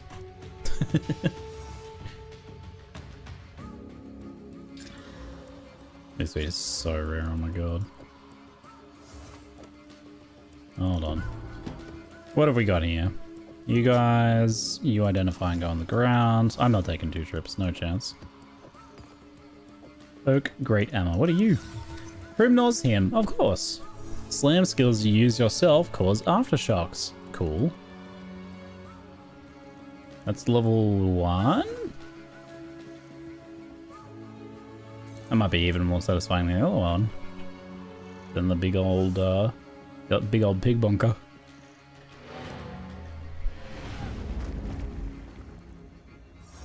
Seems very good at that level. Adding a mod to Minecraft has to be the dating sim one. I mean, if in 13 years they come back and want to play dating sim Minecraft with me, I feel like they were dedicated enough to have earned that. But you can't just like stop watching for 13 years and come back. I need to see you at least like once every few weeks, maybe once every few months at least. So you gotta remind me every time. Oh, Ziggy, I'm gonna play dating Minecraft with you in just 12.5 years, Ziggy. I'm playing dating sim Warframe right now, so anything can happen right now. Anything can happen. I'm not even surprised that there's a dating sim Warframe. That is unsurprising. Until next time. Got a bunch of map drops. Very nice. And those are tier 7s, which we're at tier 8 now. Which I'm just doing tier 9s for, apparently, so that works, I suppose. Max cold res minion. Oh, it needs a regal. Triggered spells increase damage. It's a little bit of a mess. I don't know if just like max cold res alone is worth something, but maybe the 2 with the triggered might be worth something. Grimnor's him. I think that can go in the list.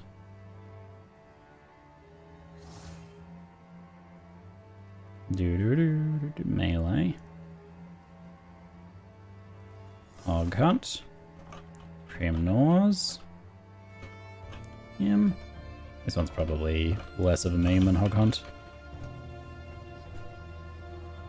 Big damage and aftershocks. And also life on kill, right? Plus sustain. The life on kill's really good there too. And it's not as slow as the other one. I need to at least be regaling these.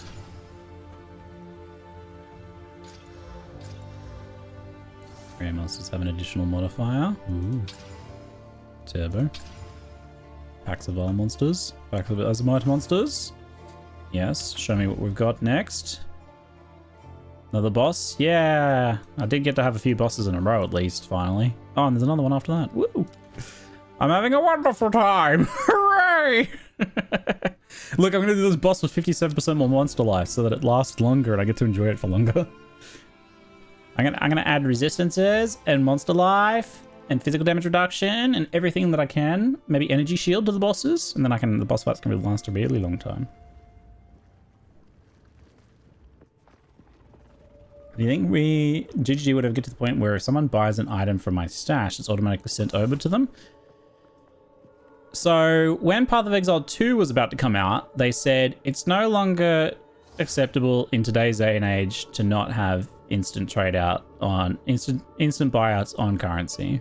And they added the currency exchange, right? So presumably in 1 decade, when Path of Exile 3's cooking, they'll say it's no longer acceptable. The market will no longer accept non-instant trades. So I think in a decade, we'll probably get it.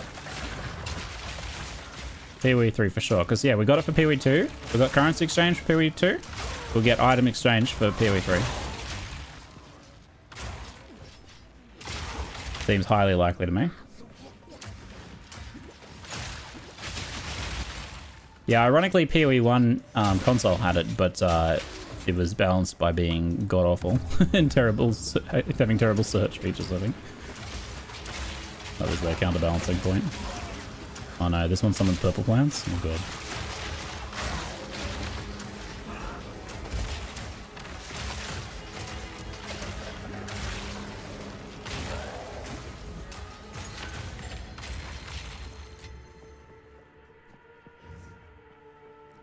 And what currency pickup for PoE4? What currency pickup in my full dive VR Path of Exile experience? I don't know, sounds pretty unethical. I think I'll go back to playing PoE 1 Classic full dive VR remake.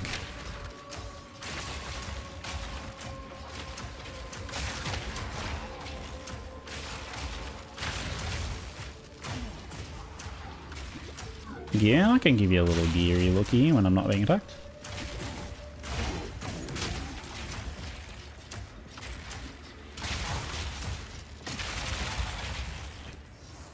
We picked up a sturdy crossbow recently. I looted this one, and it had high enough damage to drop my bombard, so I'm not using a bombard right now. Ideally, we would be using a bombard, but I couldn't pass up the damage upgrade on this one, so I'm stuck with it until I can get a good bombard that's competitive.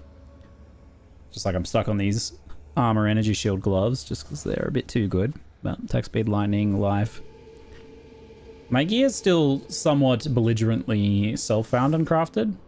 Like, self-found, self-found, self-found, self-found, self-found, self-found, purchased on trade, self-found, self-found.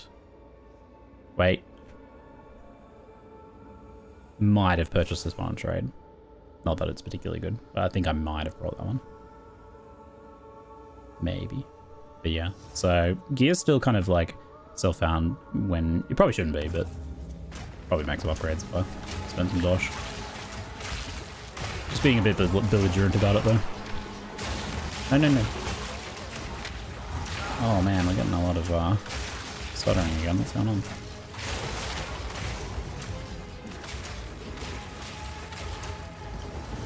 It says it's like latency spikes, but it's only happening like in certain content. Like when I pop a breach or when I pop a ritual or something. So something's wrong with the servers or game at the moment, it seems.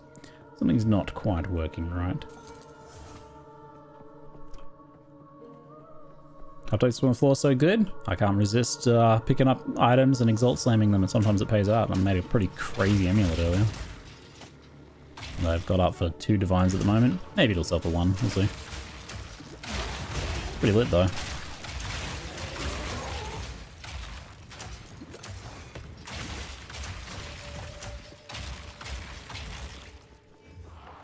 Getting those. Yeah, a few people have been reporting it today. We're not alone. Unfortunately, something going wrong. Currently, it seems. Ow. Uh-oh.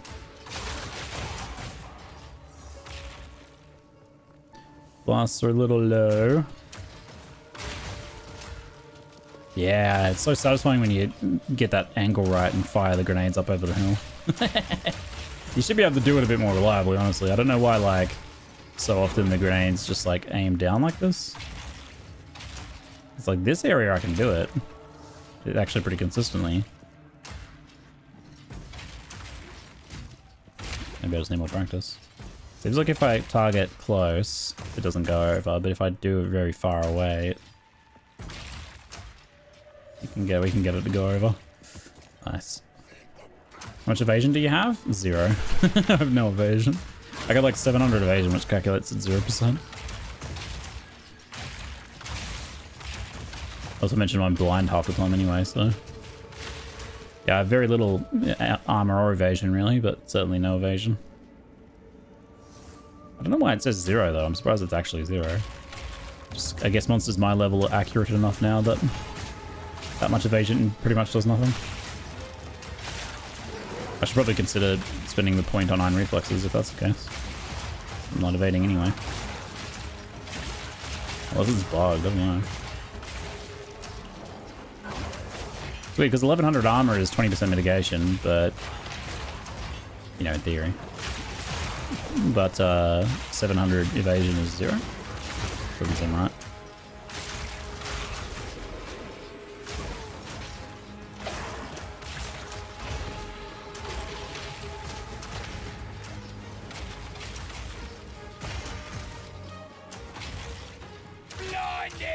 3 out of 3. What have we got here? Dyad. Not much going on there.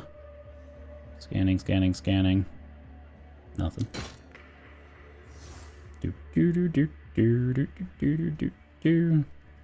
Might be the saddest ritual I've had yet. Saddest ritual to date, I think. Gonna be buying blue items here in a second. Yep. Guess I'll buy a transmute. And a belt to augment. Here we go, let's augment my belt. Maybe warrants a regal.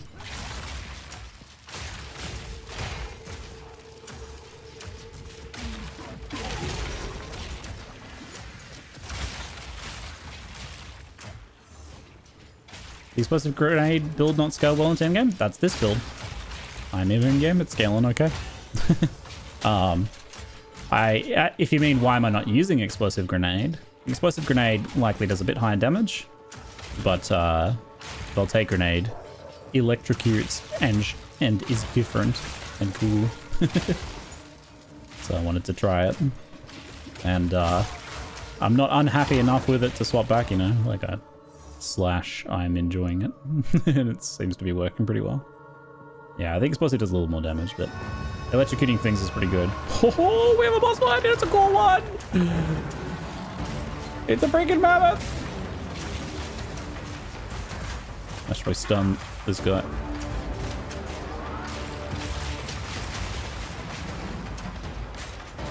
Oh yeah, we totally need to,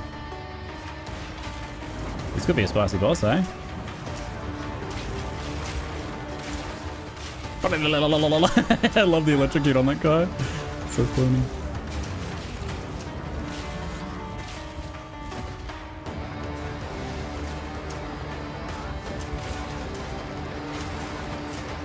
This is with 50% more boss health, so we get to really enjoy it. A lot of pits going down first, it looks like.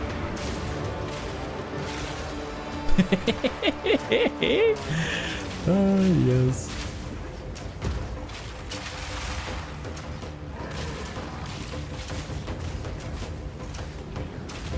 I love this build for bossing. All bosses all the time, please. So good. Very fun. More. Can we have more like that? Is there anything to do with excess runes? You can sell them for like 30 gold now. I assume there'll be more to do with the rune system in the future. It seems a little possibly unfinished.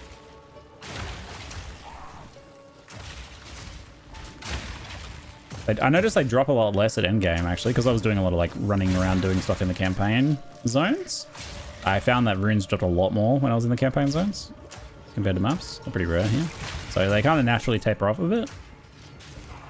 But you don't really swap gear often enough to need them that much in endgame though, so it balances out.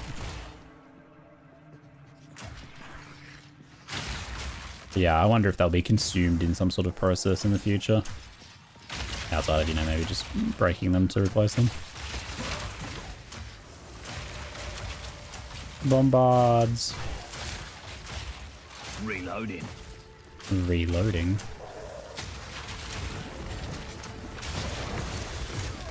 Yep, explosions and stuff.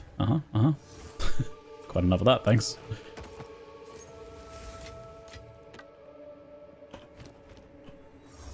We're still using explosive shot? Yeah, I don't have to use it too much on this though. Voltaic fuse is not very long, so you don't need to explode most of the time. I use it to finish off strays and detonate occasionally when I need it a little faster. Like, if, you know, just there, for example, they were about to attack me, I can pop it off for a quick detonate there. Still useful enough that I don't really want to use like shock burst rounds instead. And I don't want to ammo swap in a grenade build. I don't mind ammo swapping in an actual shooting build, but when I'm already like juggling between different grenades, I don't want to have to swap ammo too. And I want to know that I can use explosive shot at a moment's notice without having to change ammo. Explosive shot is useless if you have to swap to it, I think, for in a grenade build. It might be fine if you like use, say, shock burst or something just for boss DPS occasionally. That might be fine. But I wouldn't want to incorporate into your clear at all. Yeah, give me those 2-9 maps. Kinda need a little more, to be honest. Got 2.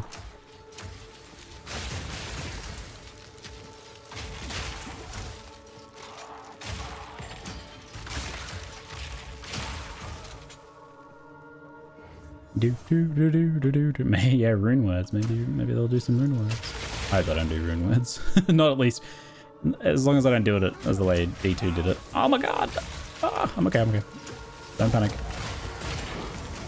Tier 8? That's actually the tier I need.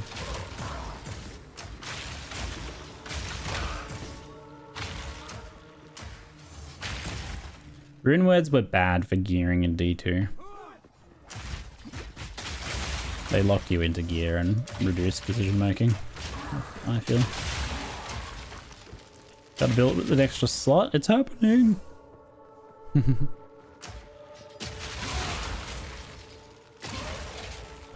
Runes aren't like D2 runes? No, they're called runes, but they're not at all like D2 runes. Because the rune words were the definitive part of that, right? Maybe like jewels? Well, jewels were random rolls, though. So jewels are still a little different. I wouldn't be surprised if they do jewels in the future. There we go. Yeah, look at those. Much better. Several maps going down there.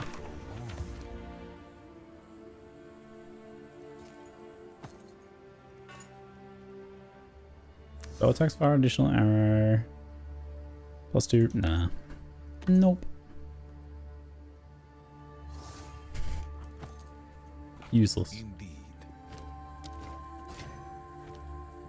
You're gonna get a regal then, little friend? I got a regal for you. Charm effect duration. I'm not gonna put more results into that. Alright. Let's alch that one. You're already rare, you lot. And you also need wriggling. Very cool. I've enjoyed my mapping today. I've settled into it more. I think like changing to the better sustain setup that we're running now has made things feel a lot better. I've not had a tower in a while though.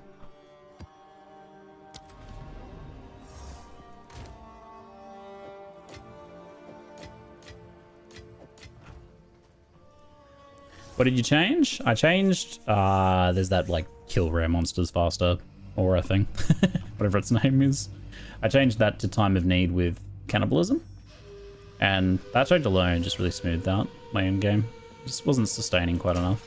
Also, I gotta remember to hit the well. I should put the well near my stash or something. To be honest, why haven't I like hooked up a, you know, a little Slurpee straw attached to my stash or something, right? Or even just my hat. Do like the foam dome thing. Proximal tangibility. That's always the culprit. You're like, why am I suddenly having less fun? Alright, proximal tangibility.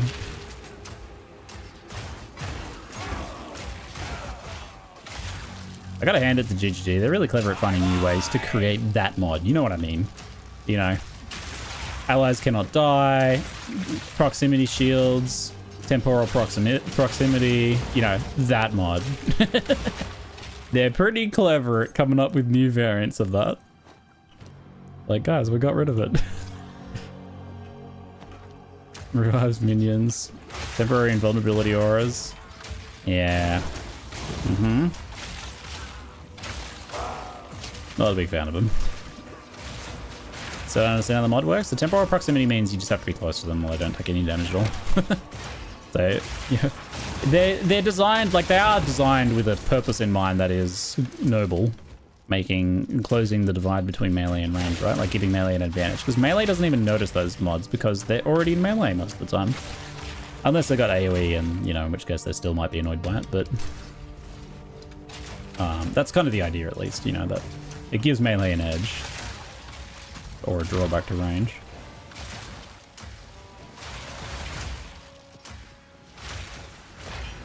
Oh.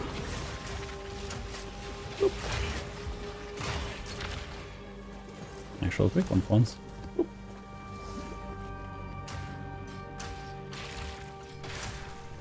See you, Xander. You have a good one, mate. Thanks for hanging out today. Have a great holiday. I'll see you after, huh? Whee!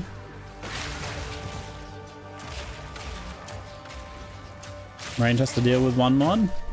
Well, there's a couple that are like that, but yeah, it's not really... It's not like... It does a little bit, but it's not super effective at achieving that goal, I don't think. Because most of the time, melee is actually using a bit of AoE anyway, and still finds it annoying. So the other one's like the mana donut, right? The mana donut is like anti-ranged. Like to a lesser extent, because you can be outside of it, but usually what happens is they're fast and they run to you and you get stuck on the ring. So you have to go into melee is kind of the answer.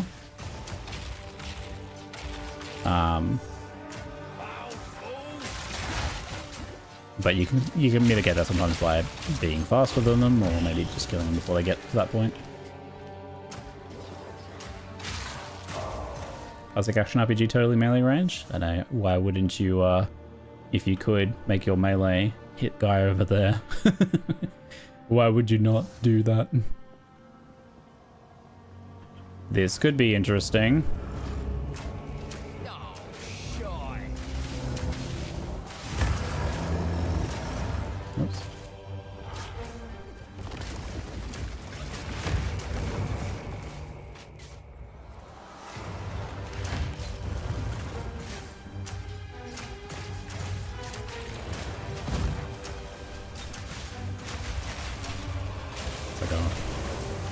Got his stun bar like nearly full.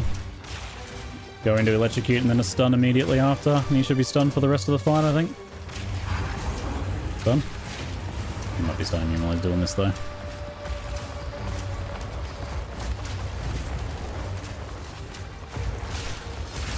Oh! That hurt. You got me once. But only once. Oh! It'd be funny if that killed me. Him face planting into me, just pancaked. So cool. So cool. It's really lame though that the map isn't finished now though. Like, the map should be finished, in my opinion, but I think we're gonna go do some backtracking. Pacing, man, pacing. Yeah. Such an amazing game. Just held back by pacing issues, in my opinion, right now. It's all very fixable though. Everything I draw issue with feels very fixable. The only one that I feel is like going to be very difficult to fix is the Trials of Ascendancy thing. That's the one I'm most concerned about because I feel like that's hard to fix without like redesigning the whole system. I don't think they'll do that, or doing like a lot of work, or just nerfing it to the point where people just groan and do it. But that's not really like a great outcome, right? I think content should be spicy but placed in the right spot. Not just nerfed to the point of, you know, beige-ness in order to make it tolerable. Yeah, it's amazing content, but just it's so clearly not for most people, right? Like, or it's so clearly too divisive to be the way you assume. The option system is a good idea, but they're all probably going to be divisive content like that. So, and they need to figure out a way to actually make it an option system. So, it is that, but yeah, it's just the hardest fix. Everything else, I'm like, oh, literally, GG can fix that pretty quickly, and they likely will. Pacing, yeah, they'll be able to fix that. That'll take a little while, but they'll do that.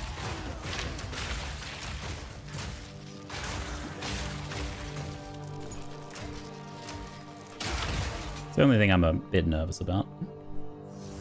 The suggestion of you to keep going if you lose honor but don't get rewards. Yeah, I think there's some solutions there. So there's a few like ideas kind of like that I suppose they could take on, actually. But yeah, honor is about getting like a bonus rather than just getting your ascendancy.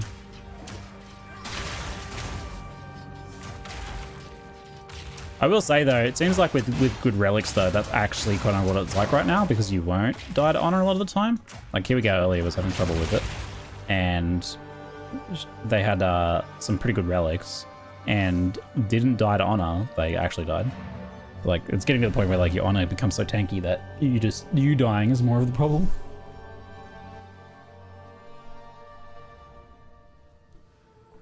Yeah, it's so much easier, right?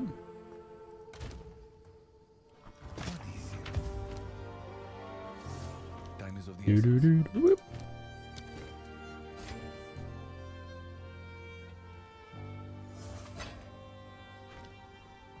Yes. Here you go, buddy. Hold on. It looks okay. Not super amazing. Time is of Yeah, now drop, did I? Nice. Look at all these tier 8s. Oh yeah.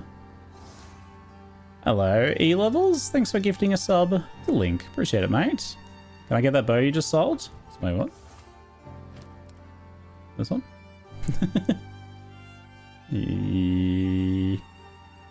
I'll tell you what I'll do for you. I'll chuck an Exalt on it for you. I don't know why. No, well, why would you though?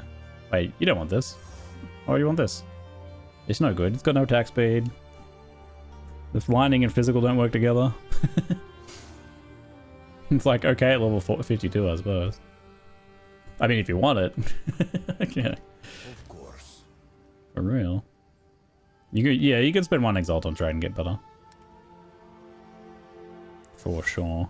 For sure you can.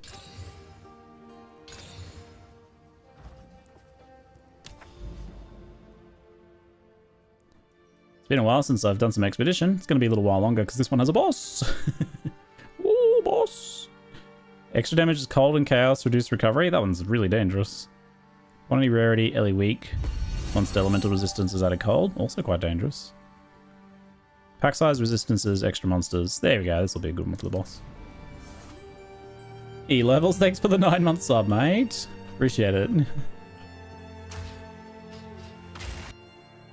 Perhaps I can make it so you can pause and come back like how Sanctum could save each room. Apparently you can do that.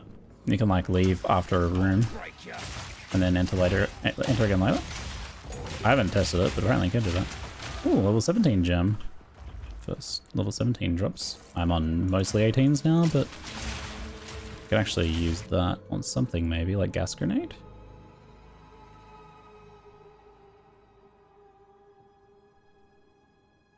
Don't want to do explosive. Well, it doesn't matter. Gas grenade. Gas grenade.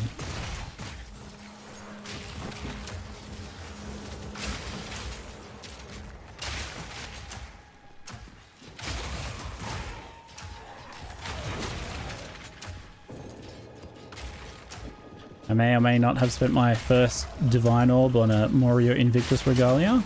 Well, which is it? May or may not. Why so disgusting? Congrats on your item and your drops that led to said item. Whee!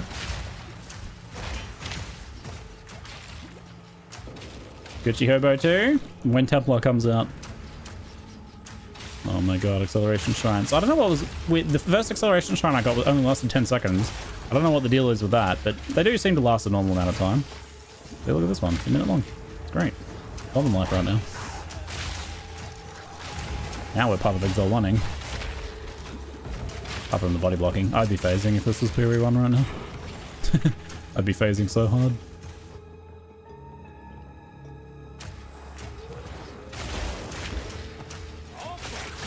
Dodge roll's really fun with this.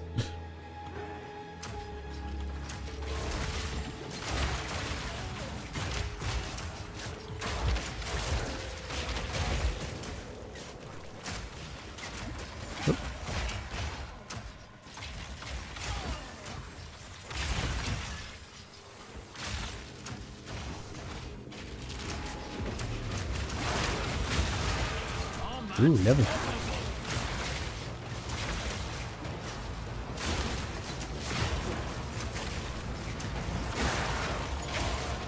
Move out of my way. Oh, doesn't matter. Maybe I just find us.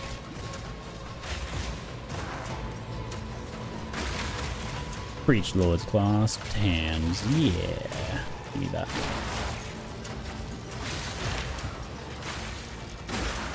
Oh, ooh, nice.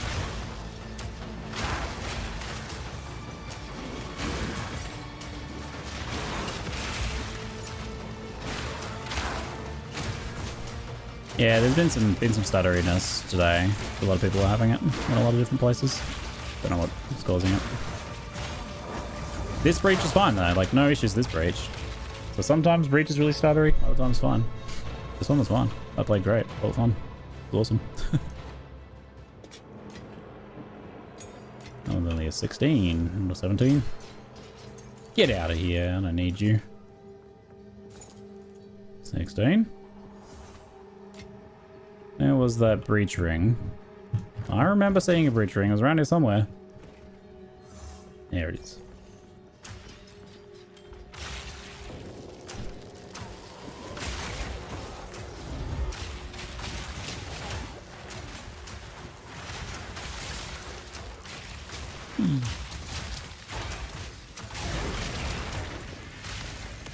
I don't feel like even picking up tier 3 waystones, especially not having a map tab to organize them.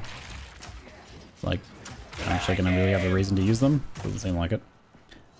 And would I need them on subsequent characters? Probably not. Probably have enough with what I do have.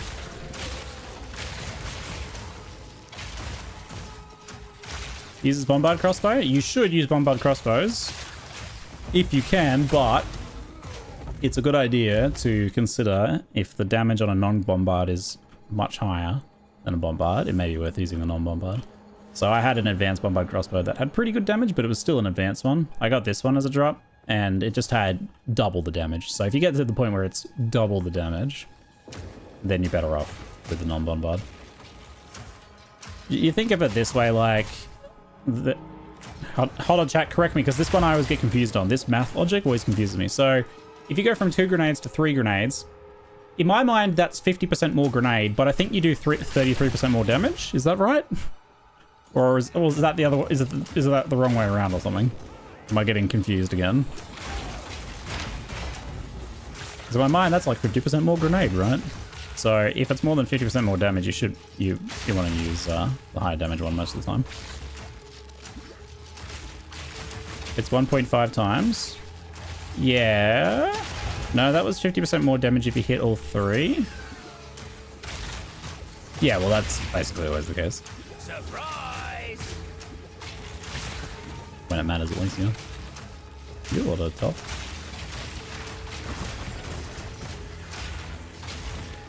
If you go down from 3 to 2, you lose 33% damage? Okay, that's the part that confuses me. Yeah, that's what I was thinking of. So... That's what I freaking hate about maths. It makes no sense. It's illogical. I know it literally does make sense and literally is illogical, but it doesn't cooperate with my brain. It does not compute.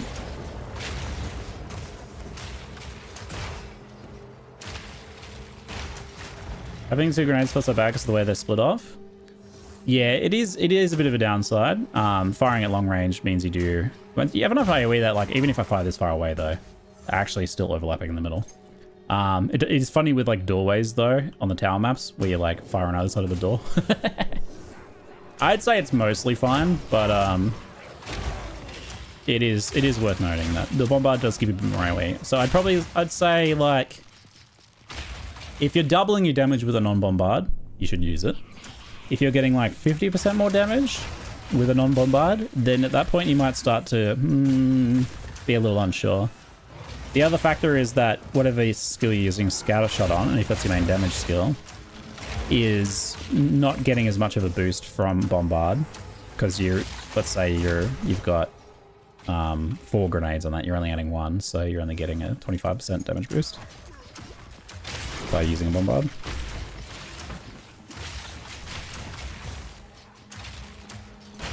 But you do get more AoE as well, and 4 certainly feels like better overlap than 2.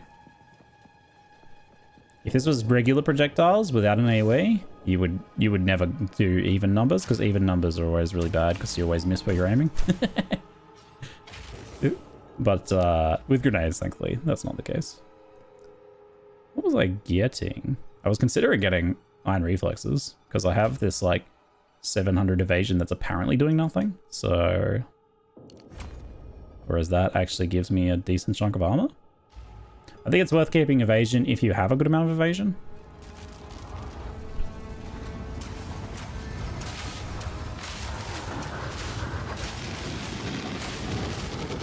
Hi, guy. Smoke him out!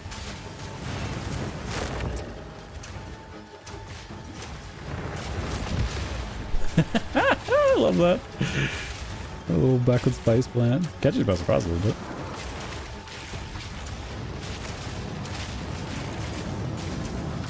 This one's actually pretty hard to stun. The stun bar build up real slow. Electric it seems to go okay though.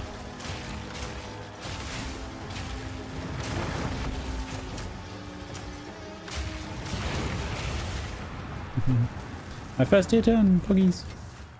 I think it was very fun today. I actually got stuck into it a bit more, even though I got distracted for like an hour looking at Unix. Send a few down just to make sure.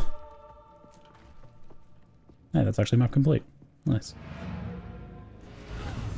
Just gonna get a feel for grenade soak to use. Oh, I feel like they're so comfy and smooth.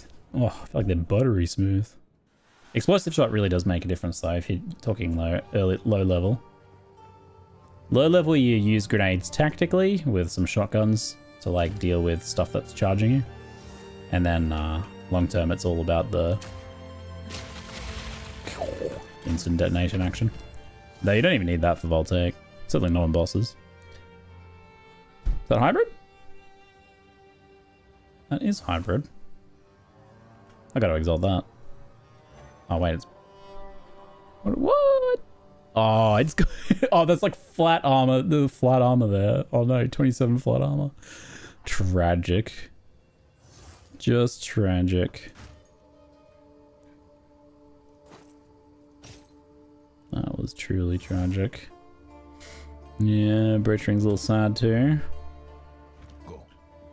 Go.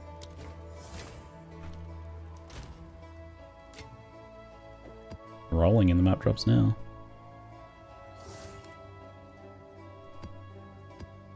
Might be able to stash and ditch a few of those. There's my first tier 10. Very nice. Dang it, runes. Why don't you have a place? Go in your home! You see this? This is your home! Go in it! Sorry. Having a bit of a moment with them. You didn't happen to voice the skill descriptions, did you? It sounds so much like you. Gas grenade. No, it doesn't. You're lying. It doesn't sound like me. Sounds a little bit like me. I did not do that. No, that was not me. I gotta do some of this. I like them. Do I do my scary one here? Wait, that was not even the scary one. I have an even scarier one. What was the even scarier one?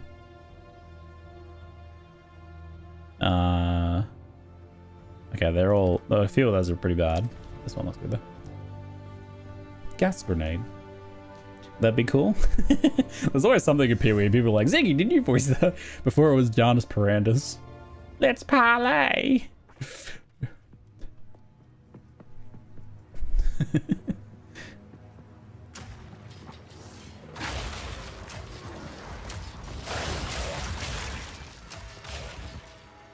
Quality culture spot, though. They really gotta make that work, eh? Oh, stutteriness, stutteriness. Reload!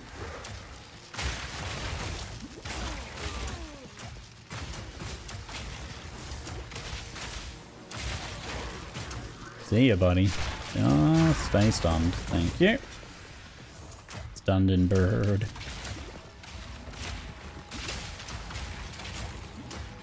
This is a 100% chance to avoid being chill, frozen, ignited, and shocked. So it actually should make them immune to it. Hello there. Hi, Rog! Hope you got some figurines. This expedition is very spread out. That does not bode well for planning. Excuse me. Oh my god, that happens! Oh!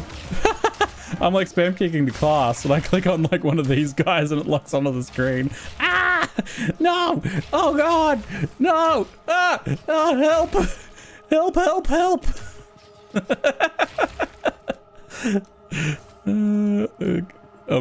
Very funny. This is very funny. Oh, what do we got here? Enlightening Shrine. Oh. You gain increased experience. Perfect thing to do while planning an expedition. I guess I'll kill and come back to that.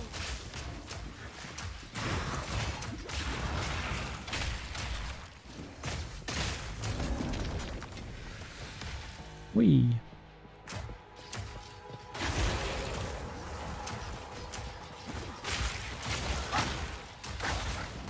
So I had a zombie in Act 1 normal, just sound just like you. Are you sure? Was it like that?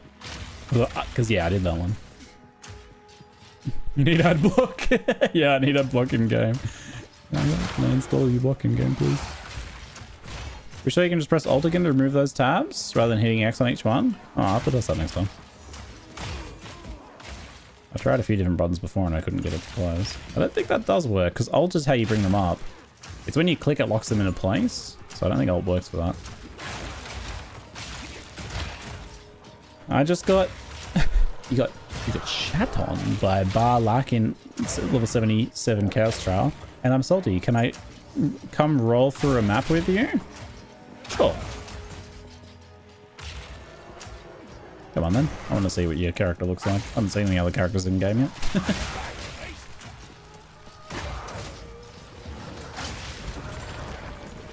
Boop, boop.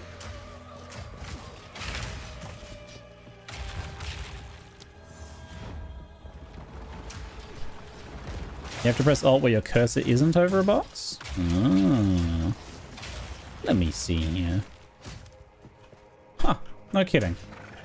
That does it. Well, there you go. Let me move the portal for you, I guess. Alright. Come on down, buddy. Let's see if this rare is actually here.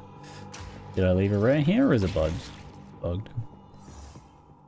200 ping should be fine. Should be right, mate. WASD with high ping lockstep probably feels pretty bad. Don't know if you're playing on that. What are you playing? Also, what the hell? What occurred just now?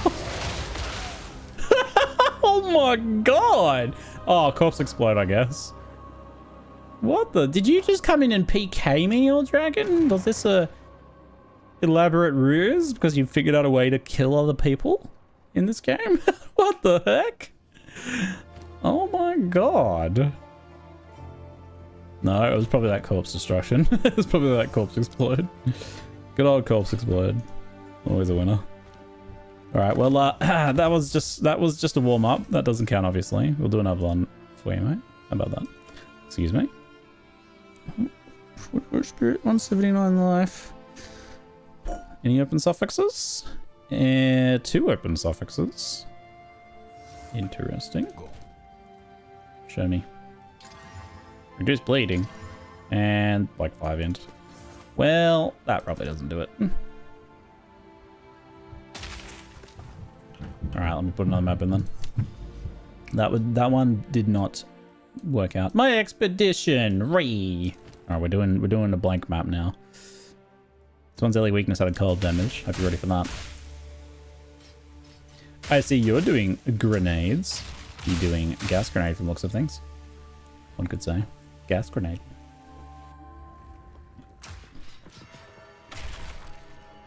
Woo, woo, woo, woo. Okay, please link you what I currently have equipped on my Merc and your comment on where I need to upgrade. I don't know that we'll have time. I would otherwise love to do that if you went to the effort of doing that. Or are you doing it in game? If you do it in game, that might be pretty quick. Add Ziggadini in game. That might actually be quick enough. Electrocution basically freeze? Yeah, it's pretty much exactly freeze. Just different color.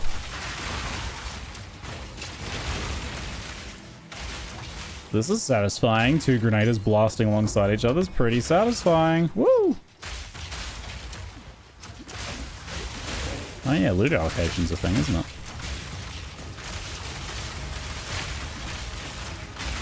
Your gas grenade creates a very like rolling explosion kind of vibe.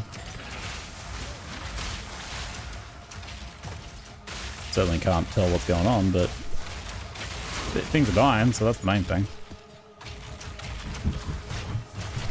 And you haven't PK'd me again, so I'm going to say it was probably the detonate dead doggo and not you that killed me last time. I'm willing to give you the benefit of the doubt on that one, Eldragon.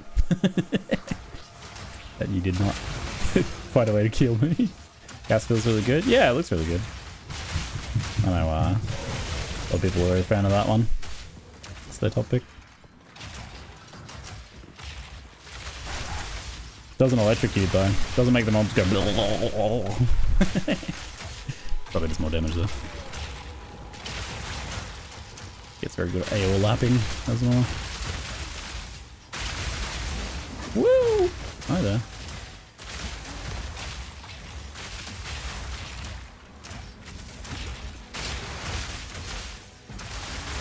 I love that we like detonate each other's gas clouds and stuff though. That's really cool. You gonna try other classes, right? I'm only gonna play Merc ever. Yeah, definitely. Definitely. If I had just been playing and not also trying to like make content and stuff, I probably would have like played a bunch more, pushed a bit further and re-rolled already by now. But I'm taking my time and focusing on making content. That doesn't necessarily result in me switching to a new class very quickly. But it'll happen though. I feel like we don't need to rush it, you know? I feel like we don't need to rush it. We got plenty of time.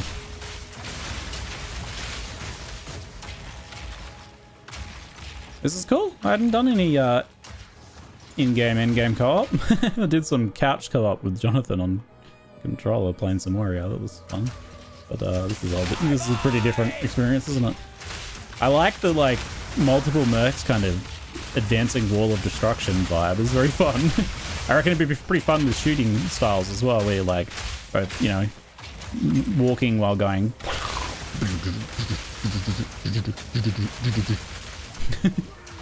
You know, whatever sounds gun makes, gun sounds. A cow, something like that. That's what a gun makes.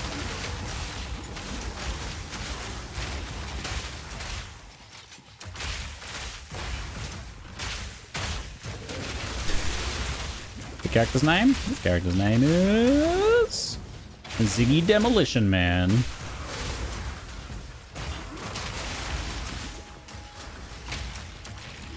This is fun. I wouldn't want to do it all the time because I can't see anything, but probably fun for a while when you want to just blast them up, though. As long as you don't need to see too much.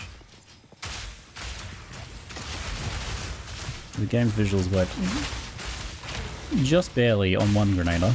Two Grenadier, we're definitely pushing it. I guess our rare is hiding in the middle or something. Hasn't even shown up yet. I smell something yummy.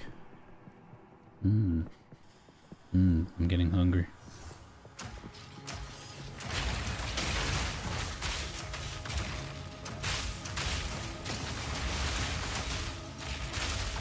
Oh, the smell is not... Oh god. I thought I just locked... Tully tricked me so hard. I thought I completely lost track of time and burnt the biscuits, but she just turned the oven on to grill. That smell is probably like the oven cooking. That wasn't supposed to be. Oh man.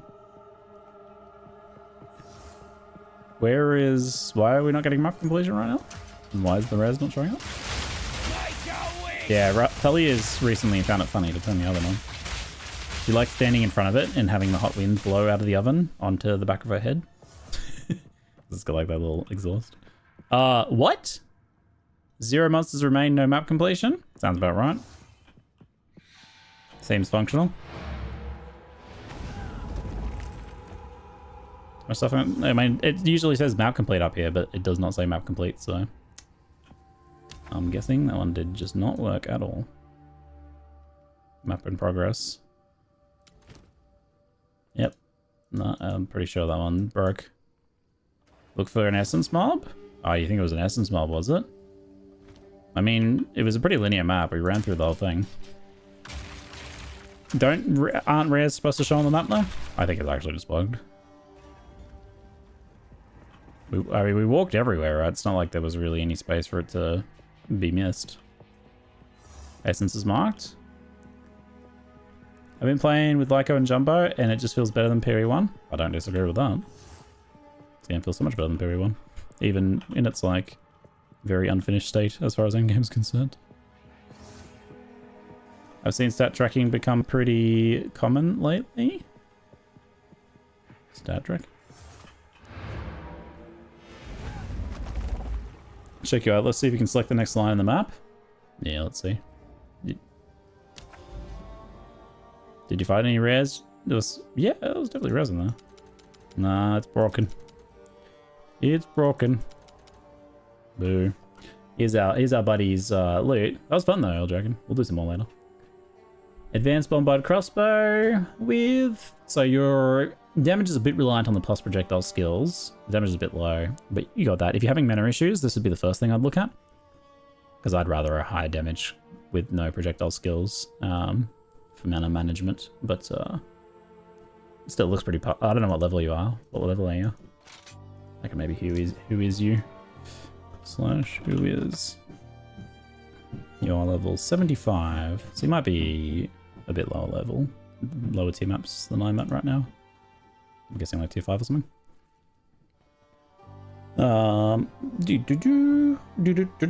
Looks pretty fine. The chest armor is atrocious. But I'm guessing you're like, oh, I really need this lightning res or something. You're kind of just a little bit soft locked on gear right now. I would have to assume based on that one.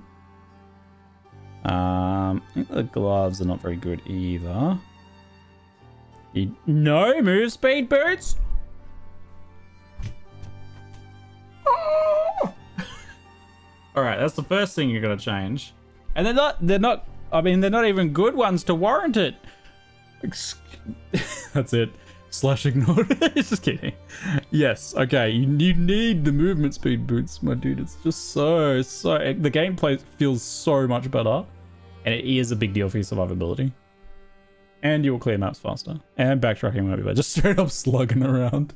Straight up slugging.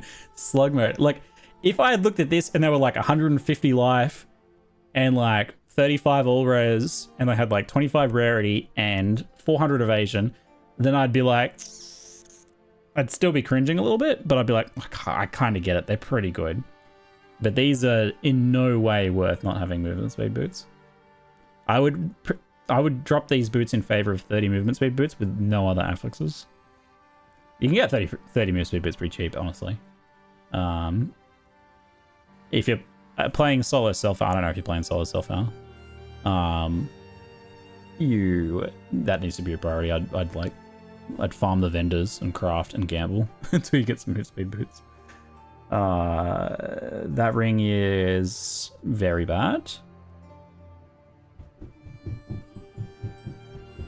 Amulet is probably, I imagine, mostly just a resistance situation right now. It looks like, I imagine you've got a bit of puzzle solving going on with your resistances on your gear. But these, if you have access to trade, these are very easily upgradable for 1 exalt each. All of these are very easily upgradable. Yeah, you have a lot of upgrades you make here. Belt's fine. Belt's fine. You can stay with that one. Like, to be honest, I'd even like chuck a spare exalt on that, but do that after you've bought other gear. So belt's fine. Crossbow's probably fine for a while until you hit like level 79, and then you can see about upgrading to like a expert bombard or something. Helmet's fine, and everything else needs replacing, starting with boots. So the good thing is, if you feel just a little stuck in this situation, because you're like, oh, I can't change this item because then my resistances and what do I do? The good thing is, if you actually have several items to replace, it's not a problem. You just take them all off, and then buy boots first with movement speed. And if you can get some resists, bonza. If not, no big deal. Try and get life move speed, maybe 1 resist. If you can't afford that, just life move speed. Or even just resist move speed, that's fine too. Start there, and then plug in your resists for each remaining slot after that. Given the state of the rest of your gear, I would keep the gloves for now, because they're probably okay for you to just stick with for the moment. I would get a ring with mana leech, and I would get your movement speed boots first, and then try and cap out your resists with the rest of the remaining items, primarily. Alrighty, folks, that's going to be it for now. I'm heading off for the evening, go have some dinner and whatnot. Sorry, the ad break just started playing on me there. But I had just finished my thoughts, so that should be fun. Oh, do you think a Merc build that doesn't use grenades will work? Yep, there are definitely shooting builds going on right now. I'll link you one. Are you finished? Yep, I'm finishing right now. We're about to drop into a party. Would you like to come with us? I don't know. I can answer you when I'm finished. Okay. Where was this one? Hi, Tally. Where is this one? Oh, hi, Froggy. There's a froggy in chat that's waving. Where is this one? Hi, little waving frog. What is this one? Explosive? There it is. Here's a shooting build that I thought looked pretty good by Palstrom. Oop, I'll post that one in chat. There you go. Alrighty. I'm heading off now, folks. Thanks very much for watching. Thanks very much for hanging out. My stream schedule moving forwards is... It's a mess, that's what it is. I'll be on for the next 2 days, likely. And then I'm off for several days for Christmas. Then I'll be back on for a couple days around New Year's. Or in the lead up to New Year's. And then I'll be away again for a while. So 2 breaks during Christmas and bit after New Year's. Hi, Kiwi. What do you see? These ones are a bit spiky. You can't have this one, sorry. Yeah, a bit spiky on the back. The back part is spiky. You can just wave to him. It's a badge. Yeah. Bye. Hello. Bye, chat.